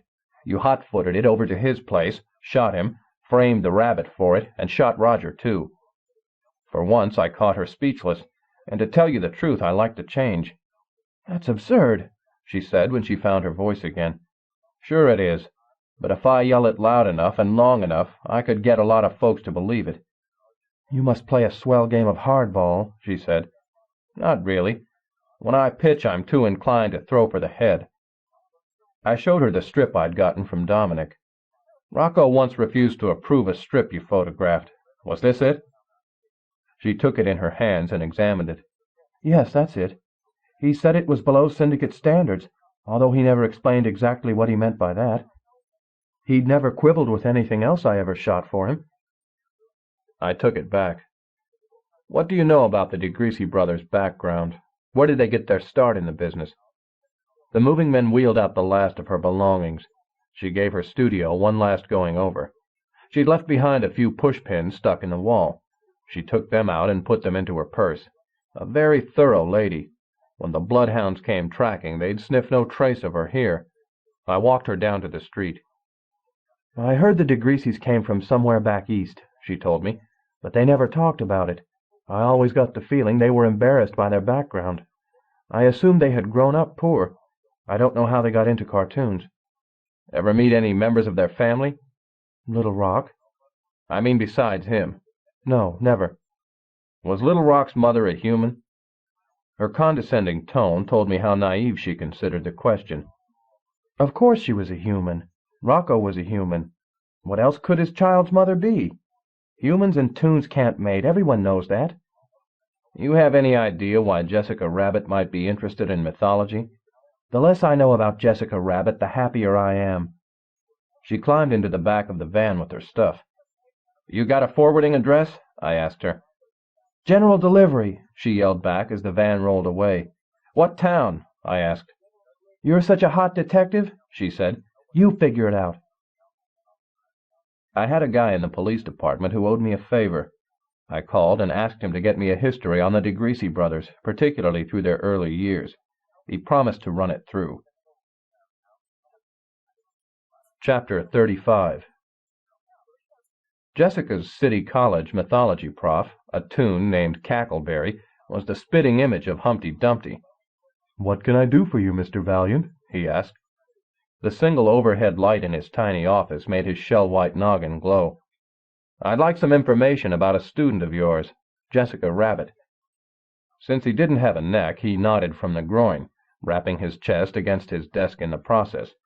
I thought I might wind up with one professor scrambled loose, but he must have been made of sterner stuff than your normal hen fruit, since he survived the impact without a hairline crack. "Ah, yes, Jessica Rabbit, a beautiful and charming woman. She's a model, you know, does auto and toothpaste commercials. The only real celebrity I've ever had in my class." "What can you tell me about her?" "Not much, I'm afraid." He twisted his body side to side, rapping hard against both arms of his wooden chair. The way he knocked himself around, I hoped his group medical plan covered reassembly, and by something better than all the king's men. "She's a bright student, straight A's, especially interested in magic lanterns. I gave her a most comprehensive reading list on the subject." "She tell you why she's so interested in them?" "She mentioned something about writing a book." Cackleberry stirred some sugar into a cup of instant coffee, removed the spoon, and idly tapped it against his forehead. I stood back to avoid the splatter, but he came through in one piece again. "What exactly is a magic lantern?" I asked. "In simplest terms, it's any lantern possessing a genie," answered Cackleberry. "The most common legend concerns a lantern in which a toon wizard imprisoned his mortal enemy. The wizard cast a spell over this enemy, forcing him to grant 3 wishes to anyone reciting the proper magic words." "Could these wishes be for anything?" The professor nestled into his chair, the way he would have if a hen had suddenly sat down on top of him. "Within certain limitations. While the genie could make you rich, it could not grant you all the money in the world." "What about causing somebody to love you? Could the genie do that?" "Most assuredly." The professor put his hands behind his head. His shirt pulled open, and I saw a swatch of color on his chest, which could have been either a tattoo or some dye left over from Easter. "This lantern sounds like a nice trinket to have around." "In the beginning, yes, it was. According to legend, it performed splendidly for such wealthy and powerful potentates as Kubla Khan and King Solomon. Unfortunately, the imprisoned genie eventually found a way to circumvent the wizard's intentions. It began to throw in what we moderns call a ringer, most often in the form of a time limit. Say you wished for wealth, you would get it. But after perhaps a year or two, the spell would dissolve, and your fortune would fritter away. The same with love, power, whatever you'd asked for. The person who made the wish would have his good life come crashing down around him and never know why." "Could he remake the wish?" "Yes, up to his 3-wish limit." Cackleberry pushed his spectacles up and perched them on the top of his head, but they kept slipping off the back side, so he finally gave up, removed them completely, and laid them on his desk. "According to the legend, most wishees used their 3 wishes quite rapidly, and did not have any left to correct things when the genie's trickery came to light." "What became of this lantern?" He shrugged. At least I think he shrugged. Since he didn't have any shoulders, there was really no way to tell for sure. Legend has it that someone destroyed it. How do you do that? It's not nearly as simple as you might think. He crossed his hands over his breast pocket. First of all, you must be pure of heart, above the temptations of ordinary mortals. You must call forth the genie, best him in hand-to-hand combat, and drown him in the sea. Not the easiest of tasks. What about the magic words that get the genie to appear? What are they? Cackleberry tamped some tobacco into a long pipe specially curved to follow the line of his stomach. The words have been irretrievably lost. Even the old legends fail to specify them. Would they have been printed somewhere on the lantern itself? Say, inscribed on the bottom? Possibly, but highly unlikely. It would have made the lantern too easy to operate, although there are stories to the effect that this is how it was done. Thousands of years ago, unscrupulous merchants painted bogus incantations on common tea kettles and passed them off as magic lanterns, an event which gave rise to the Persian custom of inscribing simple platitudes onto the bottoms of such objects. Could anyone who knew the magic words use the lantern? Yes, although naturally the lantern would not work for humans. It wouldn't? Why not? Because it only worked for bona fide tunes. That tracked with the message on the scroll, the part about great tragedy resulting should this fiendish device ever fall into the hands of a tune. Did Jessica ever show you a photo of a tea kettle and ask you if it was a magic lantern?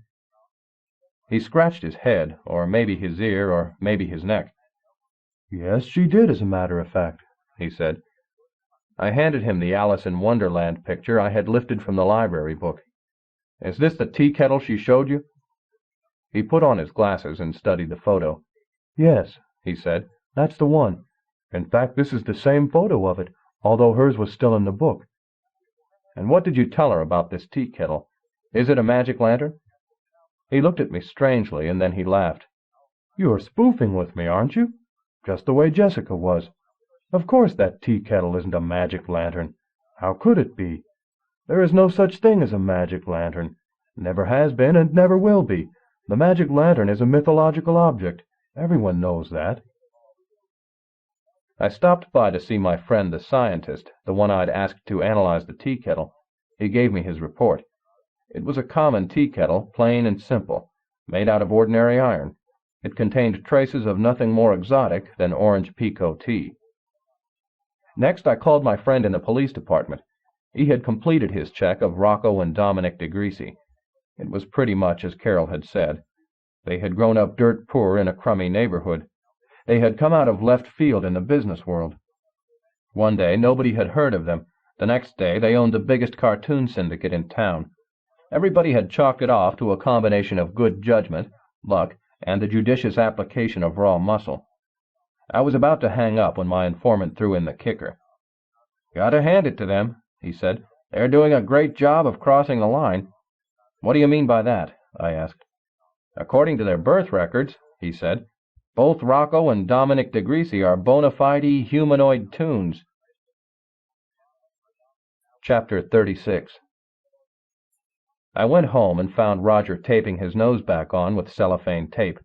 "I'm starting to disintegrate," he said plaintively. "I'm afraid it won't be long now." He had reaffixed his nose a good half-inch off-center, making him look like he hadn't quite cleared the entrance to a revolving door. "Come here," I told him. "Let me help you with that." I led him into the kitchen where I keep my household repair stuff. I took out a tube of glue and untaped his nose. I put a generous dollop on it, and another in the middle of his face. I stuck his nose in place and scooted it around until I had it perfectly centered.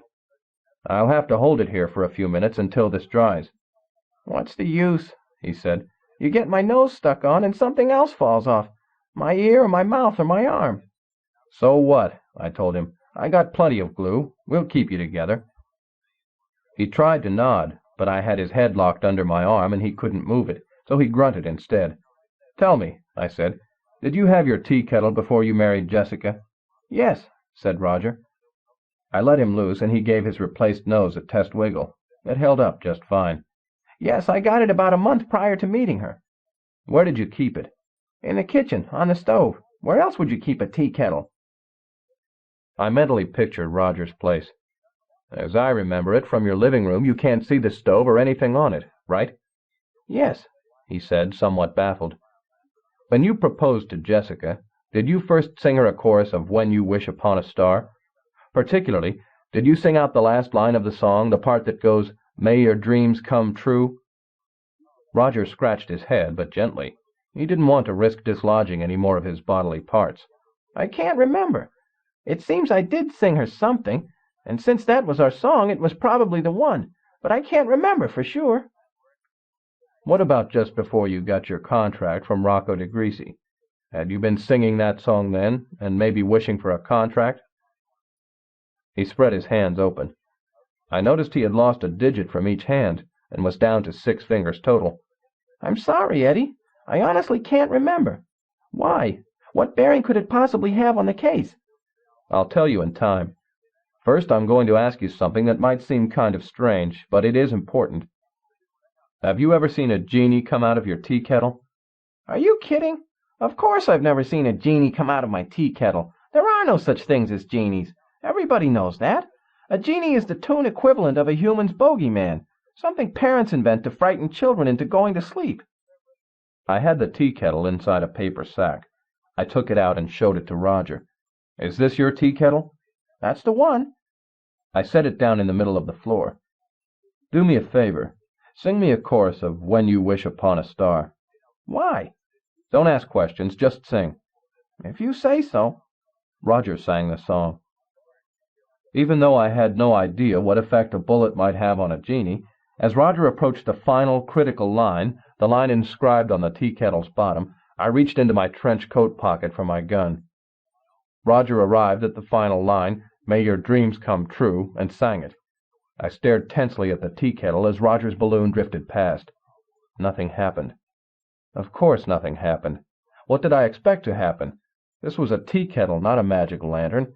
There is no such thing as a magic lantern. Everybody knows that. I picked up the tea kettle and tossed it to Roger. Here, sport, make yourself useful. Take this into the kitchen and brew us up a nice hot pot of tea. Chapter 37. Roger, crashing around the kitchen, didn't hear the knock on the door, and just as well, because it turned out to be Jessica. You could replace Jessica's nose with a turnip, and she wouldn't ever be ugly. But today she wasn't a glamour girl who made a million hearts go pitty-pat either. The way she had her hair severely pulled back and knotted gave her head the shape of an olive, a perfect setting for her pimento-red eyes. She wore a ragtag City College sweatshirt and shapeless woolen pants. Her tears flowed down her cheeks heavily enough to rust her necklace. A string of word balloons bubbled out of her so fast she could have gotten work as an aerator tube in the bottom of a fish tank. I shut the door to the kitchen so she and Roger wouldn't see one another. Jessica sat on the sofa and took a stab at dabbing her cheeks dry with a lace hanky 4 inches square. It didn't even make a dent. I would have offered her something bigger, but she'd never soak up her tears with anything short of a bedsheet. Since I only owned one of those, she'd just have to make do with what she had. You got a problem? I asked. She responded with a mishmash of speech and balloon, 5 words spoken and 3 floating free in the air. I'm about to be arrested for Roger's murder. How do you know? I have a policeman fan downtown who told me that Captain Cleaver went in for an arrest warrant this afternoon. You know what he's got on you? Her head bobbed up and down. Apparently there's a nightlife tour bus that goes along Rogers Street. Cleaver contacted everyone aboard. As it turns out, several tourists saw me going up to Rogers' bungalow that night. One even took my picture. That, plus Rogers' dying words, gives Cleaver enough to indict. A sharp bit of spade work on Cleaver's part. The guy could have been a detective superstar if he'd only been born into the right species. Sounds like he's nailed you. But I didn't do it, she sobbed. I swear I didn't do it. You're the only one I've got to turn to. Help me, please. I stuck 2 cigarettes in my mouth and lit them both. I held the lighted match in my hand, watching it burn closer and closer to my fingers. Only when I could feel the heat, only when it really started to tingle, did I reach over with my other hand and snuff it out. I passed her one of the ciggies. I'll do what I can for you, I told her, but it doesn't come free. She brushed a few bedraggled strands of hair out of her eyes. Whatever you want, she said. I want you to tell me a story, a fairy story about a tea kettle. and this time skip the malarkey about gold, jewels, and the Templar Knights. I'll tell you the truth, but you'll think I'm fooling you again. Try me and see. She took a deep pull on her cigarette and blew a smoky veil around both of us. The tea kettle's not a tea kettle at all. It's really the fabled magic lantern of ancient Persia. I first became aware of it when I overheard a conversation between Rocco and Dominic. They had apparently been looking for it for years, ever since they used it to cross the line. I know about them being born toons, I said. You telling me this magic lantern made them human? Correct, and made them rich, too. It cost them 2 wishes apiece. They each had 1 wish remaining, but before they could use it, a thief stole the lantern from them. They searched the world over for it, but never saw it again. Not that it really mattered to them, not then. They were wealthy and they were human. Rocco even married a human woman and fathered a human child. Then, slowly, the spell went sour. The syndicate went into a tailspin, and so did Dominic and Rocco. I thought back to Rocco's office and the way his troll stood beside him with a net. At the time, I had figured it was because the troll wasn't too bright. Now I realized it was actually because when Rocco drank, he sometimes gave off ear puffs. So they had to retrieve the lantern and use their final wishes to reverse the reversals, I said. Yes, said Jessica. They searched again but couldn't locate it. Then Roger popped into the scene. A few more pieces of the jigsaw clicked into place. Your unwilling marriage, taken together with Rocco's compulsion to give Roger a contract, said magic lantern to Rocco and Dominic. Right. Shortly after I returned to Rocco and told him my story, he showed me a sketch of the lantern and asked me if Roger had anything like it, though he didn't tell me what it was. I said it looked like Roger's tea kettle, the one he kept on his stove. Rocco drafted a baby Herman strip set in Roger's kitchen and sent Carol Masters over to photograph it. When he and Dominic saw her results, they knew they had found the lantern again. They tried to buy it away from Roger and even to steal it, but failed.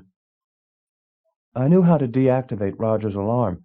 I was about to break in and get the lantern for myself when Roger shot Rocco, and my whole plan went out the window. So I improvised. I followed Roger to his bungalow. I told him I had seen him kill Rocco, but would forget about it in return for his tea kettle. Kind of an odd swap. You tell him why you wanted it? No, and he didn't ask. Did he admit the crime? She shook her head, and the tear-soaked makeup on one of her cheeks turned into a mudslide. Not in so many words. He feigned innocence, but I knew better.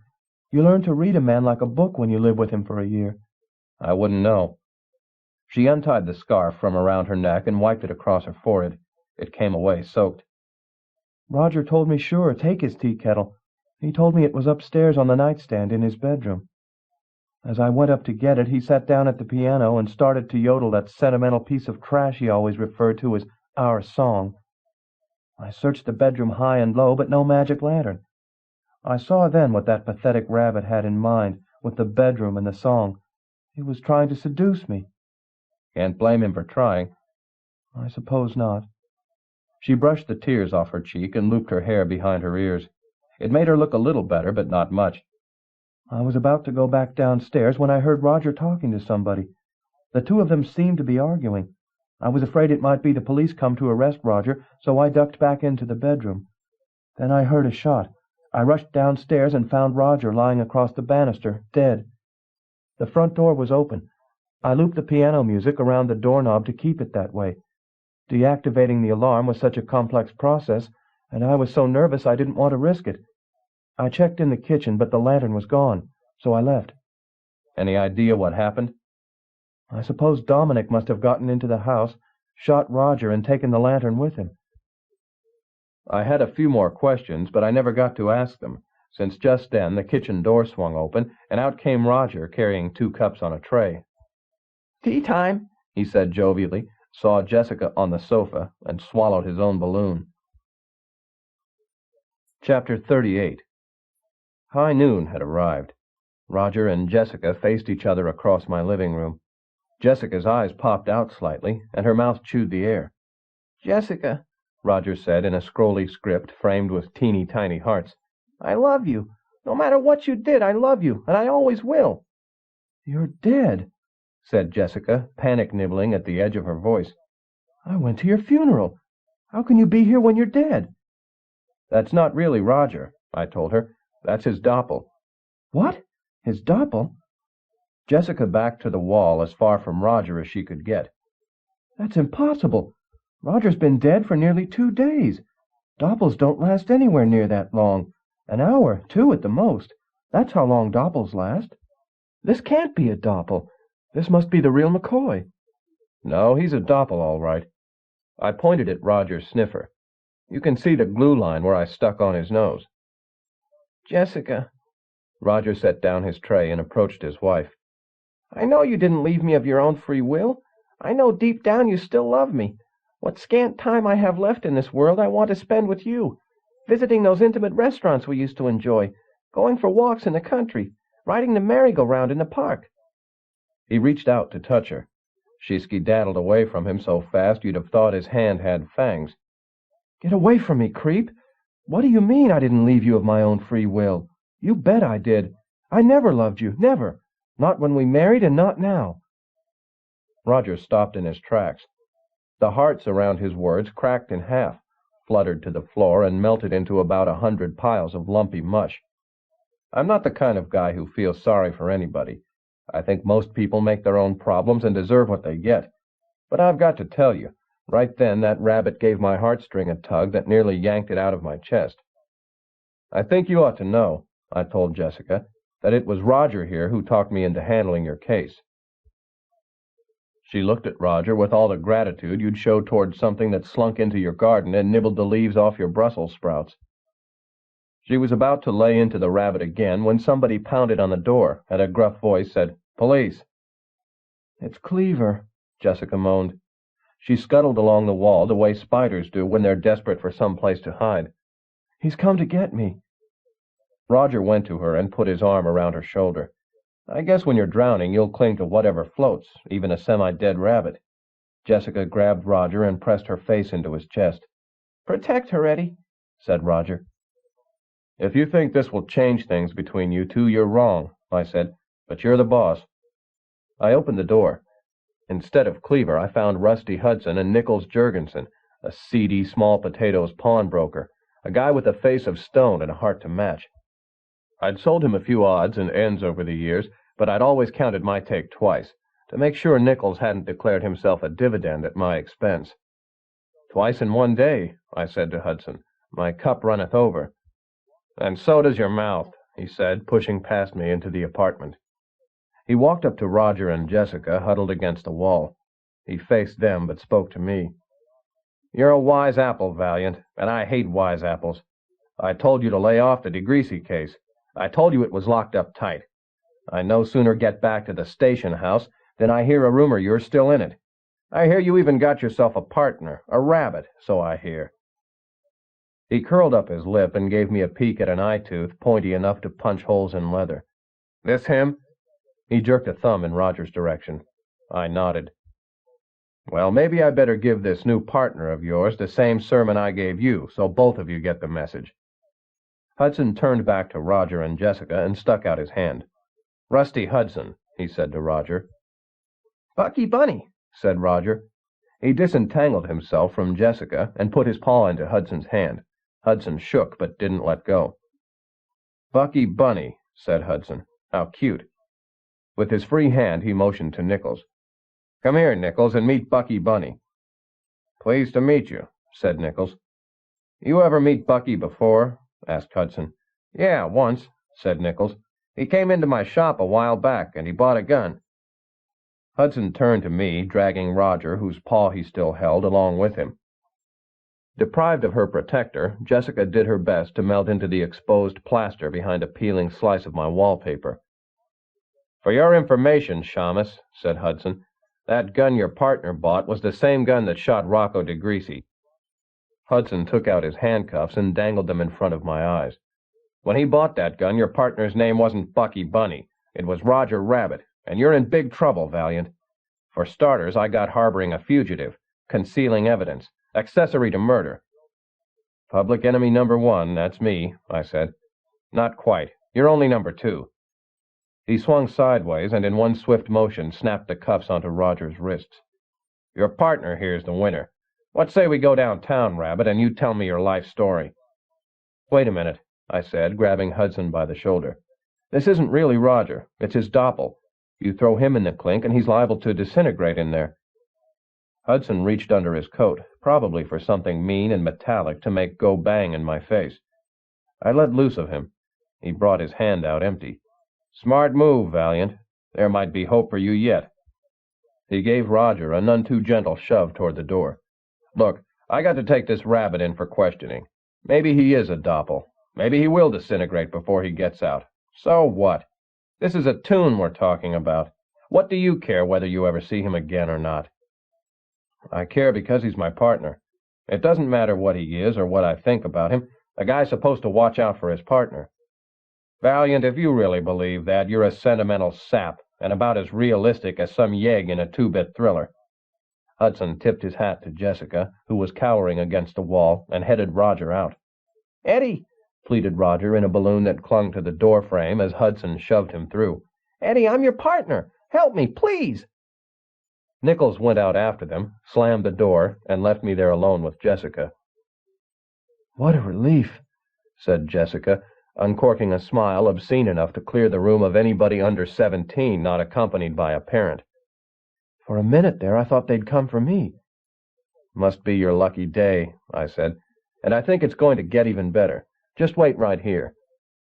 I went into the kitchen and brought back the tea kettle or magic lantern or whatever you called it, handling it with a pot holder since it was still hot from Roger's tea. "The lantern!" squealed Jessica. "You found the lantern!" She reached for it, but I pulled it back. "Not so fast," I said. "Do you know the magic words that activate this thing?" She shook her head. "No, I don't. But I won't have any trouble persuading Dominic to tell me. I can be very persuasive. It won't take me long." "Sorry, I can't wait." I headed for the door. "Stop!" she shouted. "Let's discuss this. We can make a deal. I'll share my 3 wishes with you. I'll give you 1 wish, anything you want, anything in the world." I opened the door. "2 wishes," she said. "I'll give you 2 wishes. You can be the world's best detective, or the world's richest man, or the greatest lover. Just tell me what you want, and I'll wish it for you. Wealth, power, whatever you want. Just leave me 1 wish for myself," she said. "1 wish. That's all I ask." She had hold of my arm. I disentangled myself from her and pushed her away. "Sister, the only wish I've got right now is to see Roger out of the pokey, and I think I can get that one fulfilled all by myself." "At least let me come with you." She fondled the lantern with a lot more passion than she had ever fondled me. I'm surprised it didn't melt from the heat. "Sorry, but this trip I fly solo." She kept hanging on, so I gave her a love tap to the jaw. She went down like a wet noodle. I straightened her out, tucked a sofa cushion under her head, and wished her pleasant dreams. Chapter 39. I found Dominic alone in his office, going through a stack of accounting sheets, most of them liberally doused with red ink. Even if the DeGreasy syndicate had been rock solid financially, I wondered how long it would stay that way under the guidance of a man who couldn't read through profit and loss statements without moving his lips. "I brought you a present," I told him, and held up Roger's tea kettle. "That's it!" shouted Dominic, lunging across his desk at me. "That's my tea kettle. Give it here."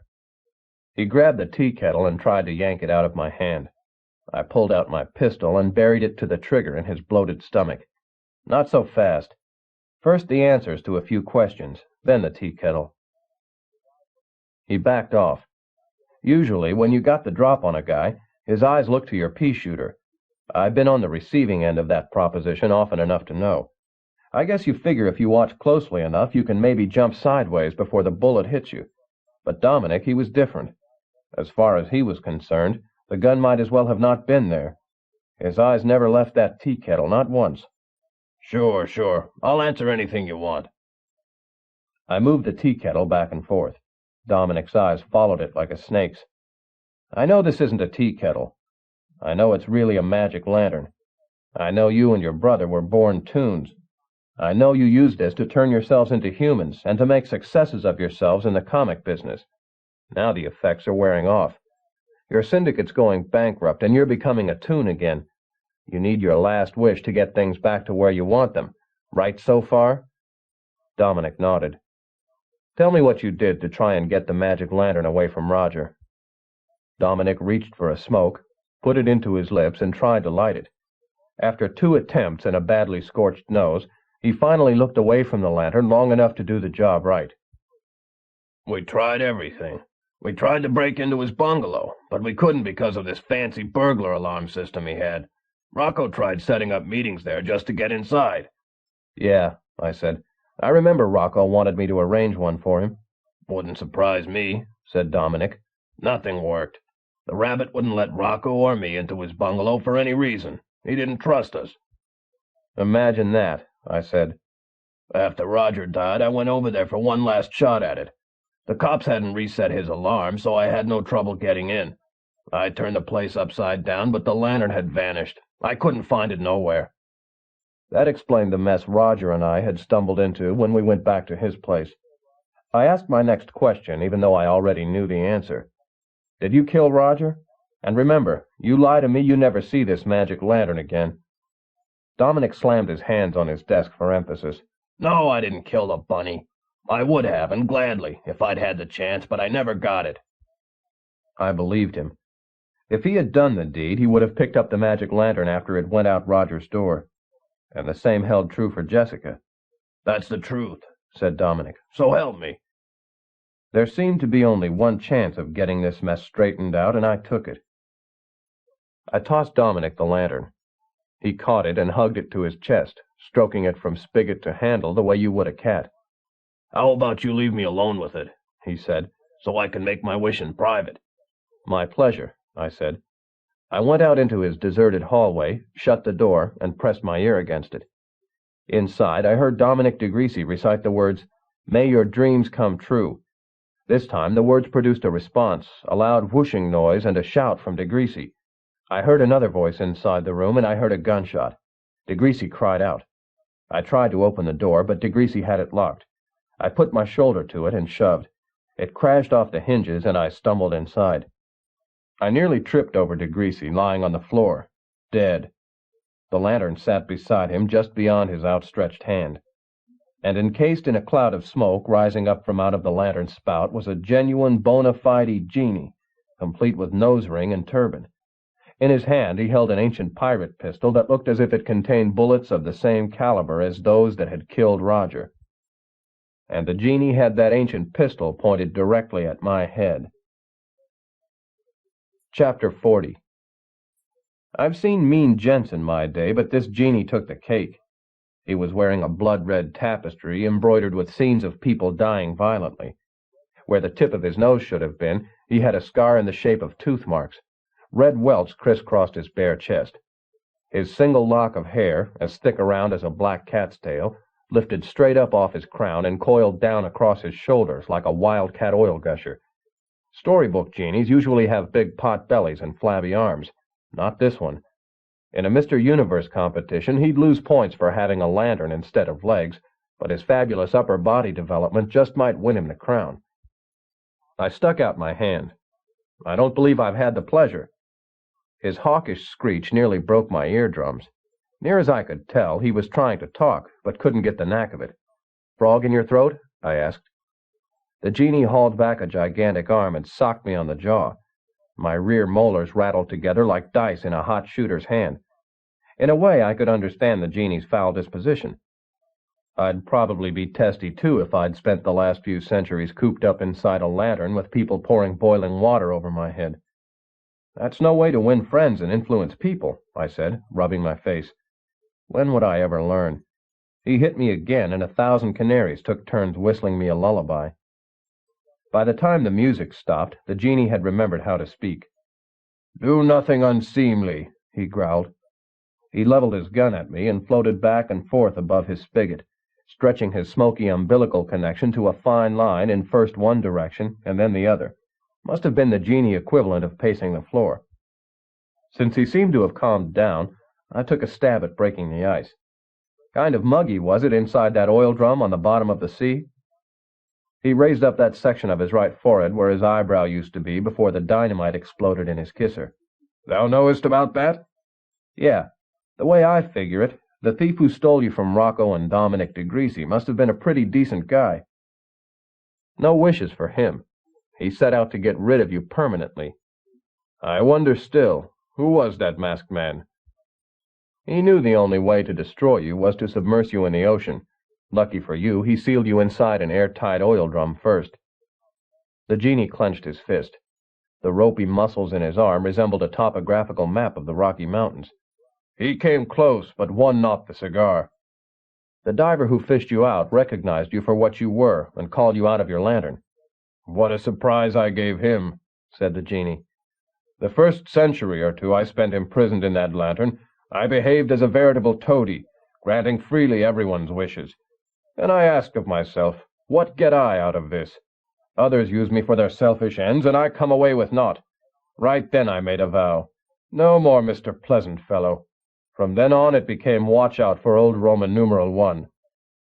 You started by throwing clinkers into the wishes you granted, and you worked up to murder. That's what happened to the diver who brought you up. He released you from your lantern, made a wish, and you strangled him. Such a buffoon, said the genie. Thou knowest what he wished for. Gills, so he could breathe under water. I fixed him so he could not breathe over water.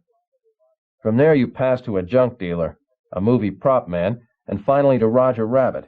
But none of these three knew what your lantern contained. I spent most of those years snoozing. Then by accident Roger stumbled across the magic words which released you.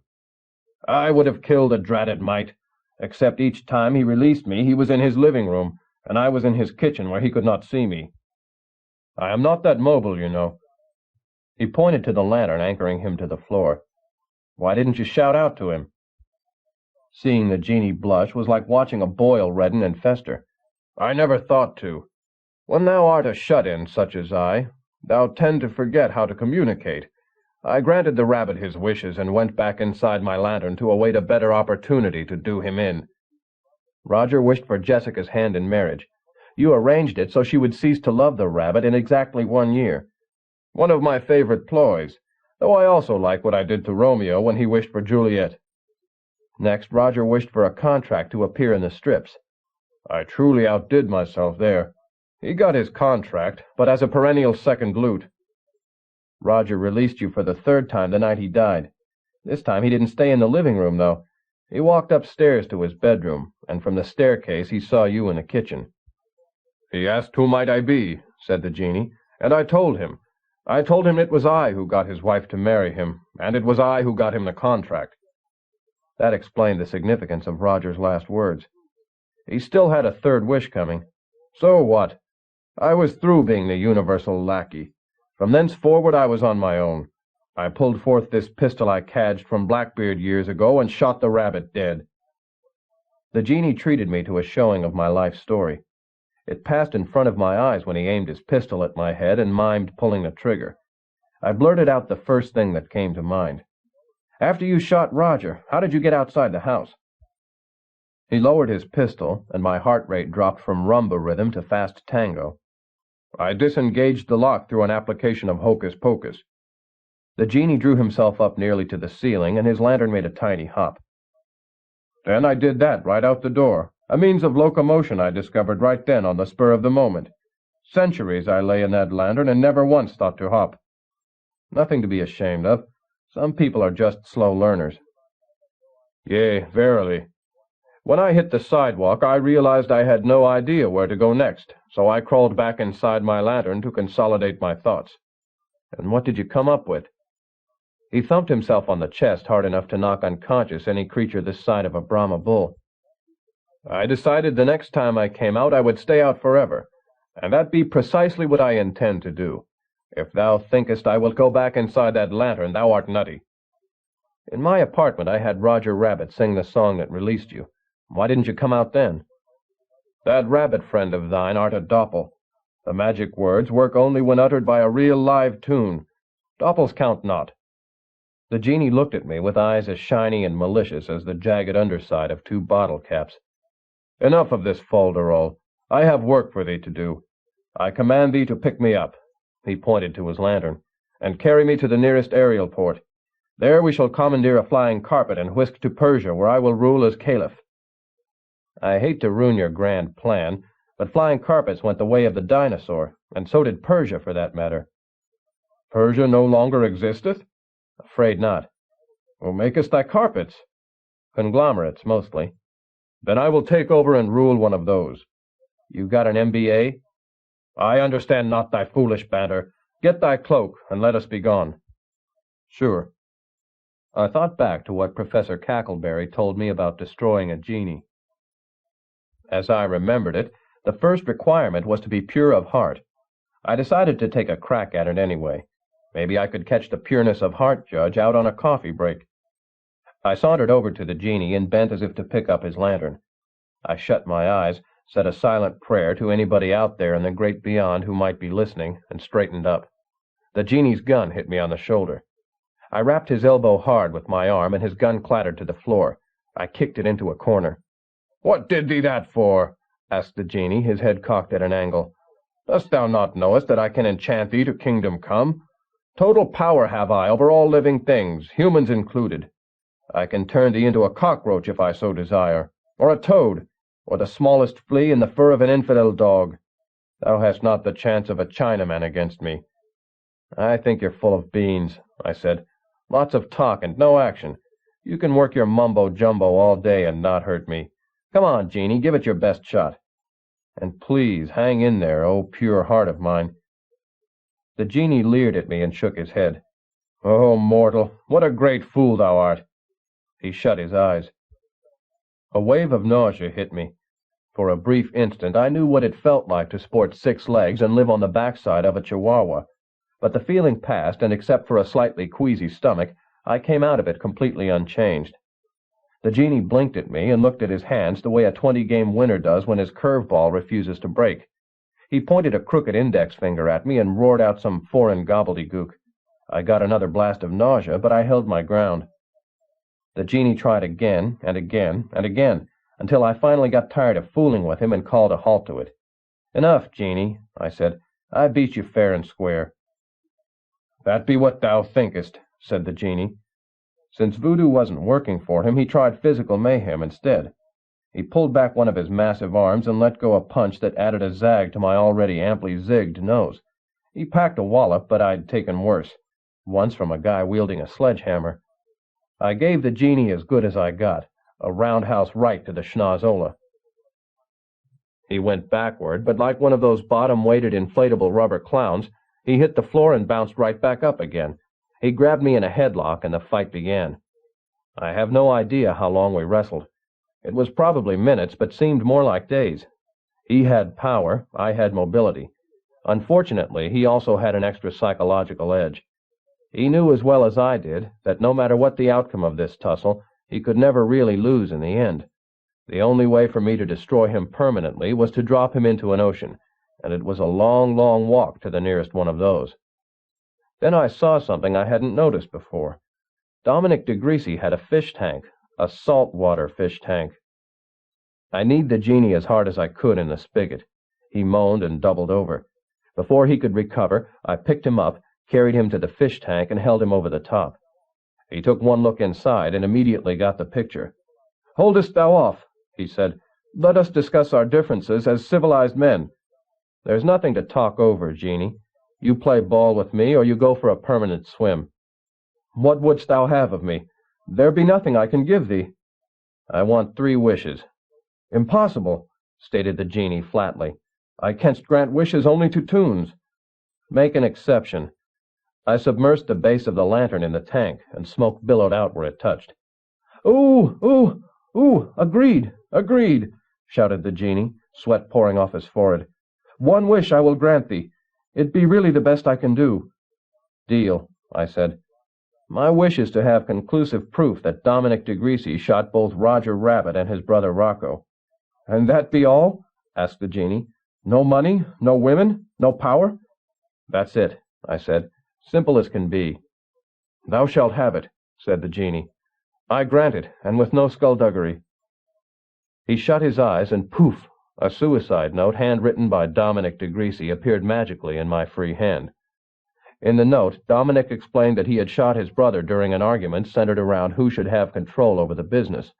Roger Rabbit saw him do it, so he went to Roger's house and shot the rabbit, too. Dominic could not live with the guilt of his actions, so he also shot himself. A good note. It would take both Roger and Jessica off the hook. I put it into my pocket. "Thanks, Jeannie," I said, "and adios." I dropped the lantern, Jeannie included, into the fish tank. "But thou promised!" shouted the genie as he shriveled away in a cloud of steam. "Thou promised!" "So I lied," I said, and then I called the police. Chapter 41. Rusty Hudson suspected me of cheating him somehow, but couldn't prove it. Dominic DeGreasy's note spoke for itself. Hudson had to let Roger go. Just like Clever Cleaver had to cancel his arrest warrant for Jessica. Hudson did get some pleasure out of clapping Little Rock into the tank for theft and art forgery. He put out an all points for Carol Masters, too, same charges, but she gave him the slip. Too bad. Ruined his perfect record. As for me, I considered the case a great success. I'd taken care of Roger and his ex-wife, too. Exactly what the rabbit had wanted. I picked Roger up at the city jail. His stay there hadn't helped him any. His joints dangled as loosely as a marionette's. He hadn't lost any more parts that I could see, but it had to be only a matter of time. I explained the case to him on the way home. "I needed the note," I said in conclusion, "because I knew nobody would believe you'd been shot by a genie." "Good thinking," said Roger without much enthusiasm. He went into my apartment. 2 of his fingers stuck to the doorknob. His tail fell off on the threshold. "So the genie shot me, and Dominic shot his brother." "Not quite," I said. I rummaged under the sink for a bottle of hooch, but this had been a long, hard case, and I'd completely depleted my stock, just when I needed it most. "The genie shot you all right, but Dominic didn't kill Rocco." Roger flopped around on the sofa to face me in a loosey-goosey motion that led me to believe he might be missing a few important bones. "If Dominic didn't, who did?" "Let's examine the suspect list," I said. Jessica wanted Rocco dead, but she planned to let Carol Masters or Little Rock do the job for her, so that lets her out. Carol Masters came to the house that night, but never went inside. Little Rock never even came. Sid Sleaze had no motive. That leaves only one other person with both reason and opportunity. "Who?" asked Roger in a balloon so faint I could see right through it to the wall. "That leaves you, old buddy. There's a sign up over the door to detective school. What walks like a duck and talks like a duck is probably a duck." I lit a smoke. It went down harsh and rasped at my throat. "There's just too much evidence against you. You publicly threatened to kill Rocco. 3 eyewitnesses place you at the murder scene, gun in hand. Nichols, the pawnbroker, fingers you as the one who bought the gun. It has your fingerprints on it. But the kicker is something Jessica brought up. Doppels usually disintegrate within a few hours of their creation. Yet you've lasted nearly 2 days, because the real Roger put an extra amount of effort into making you a bang-on duplicate of himself, so anybody who saw you would have no doubt you were real. Then he sent you out in the middle of the night to buy a pair of red suspenders with a $50 bill, so the situation would be unusual enough for the shopkeeper who wrote up the sale to remember you. Roger created you as an alibi. That's who killed Rocco. You did. You hired me to give you somebody to hang the murder on. Tough detective gets carried away with his work. Kills wealthy syndicate owner. All you had to do to cement it was to take the gun you'd stashed in your nightstand and plant it where it would incriminate me. I take the fall and you get off scot-free. You never cared about your contract, and that phony pie assassination was just a ploy to keep me hooked until you did the deed." Roger's face came apart, but he used his paws to force it back together. He started to say something, but I turned my back on him so I couldn't see what. "You're a smart cookie, Roger. You covered all the bases. Except for the forgery scheme and the magic lantern, you'd be home safe. But how were you to know that half the population of L.A. would be hanging around Rocco's the night you killed him? And how were you to know that you had a deadly killer sitting on the front burner of your stove?" I turned around to face him and nearly gagged on a dark cloud of malice with a stench to it worse than fried onions. "I had it planned for days," said Roger. His balloons came out paper-thin and crumpled. They fluttered to the floor like the betting slips of a gambler with nothing left to lose. "Just the way you spelled it out.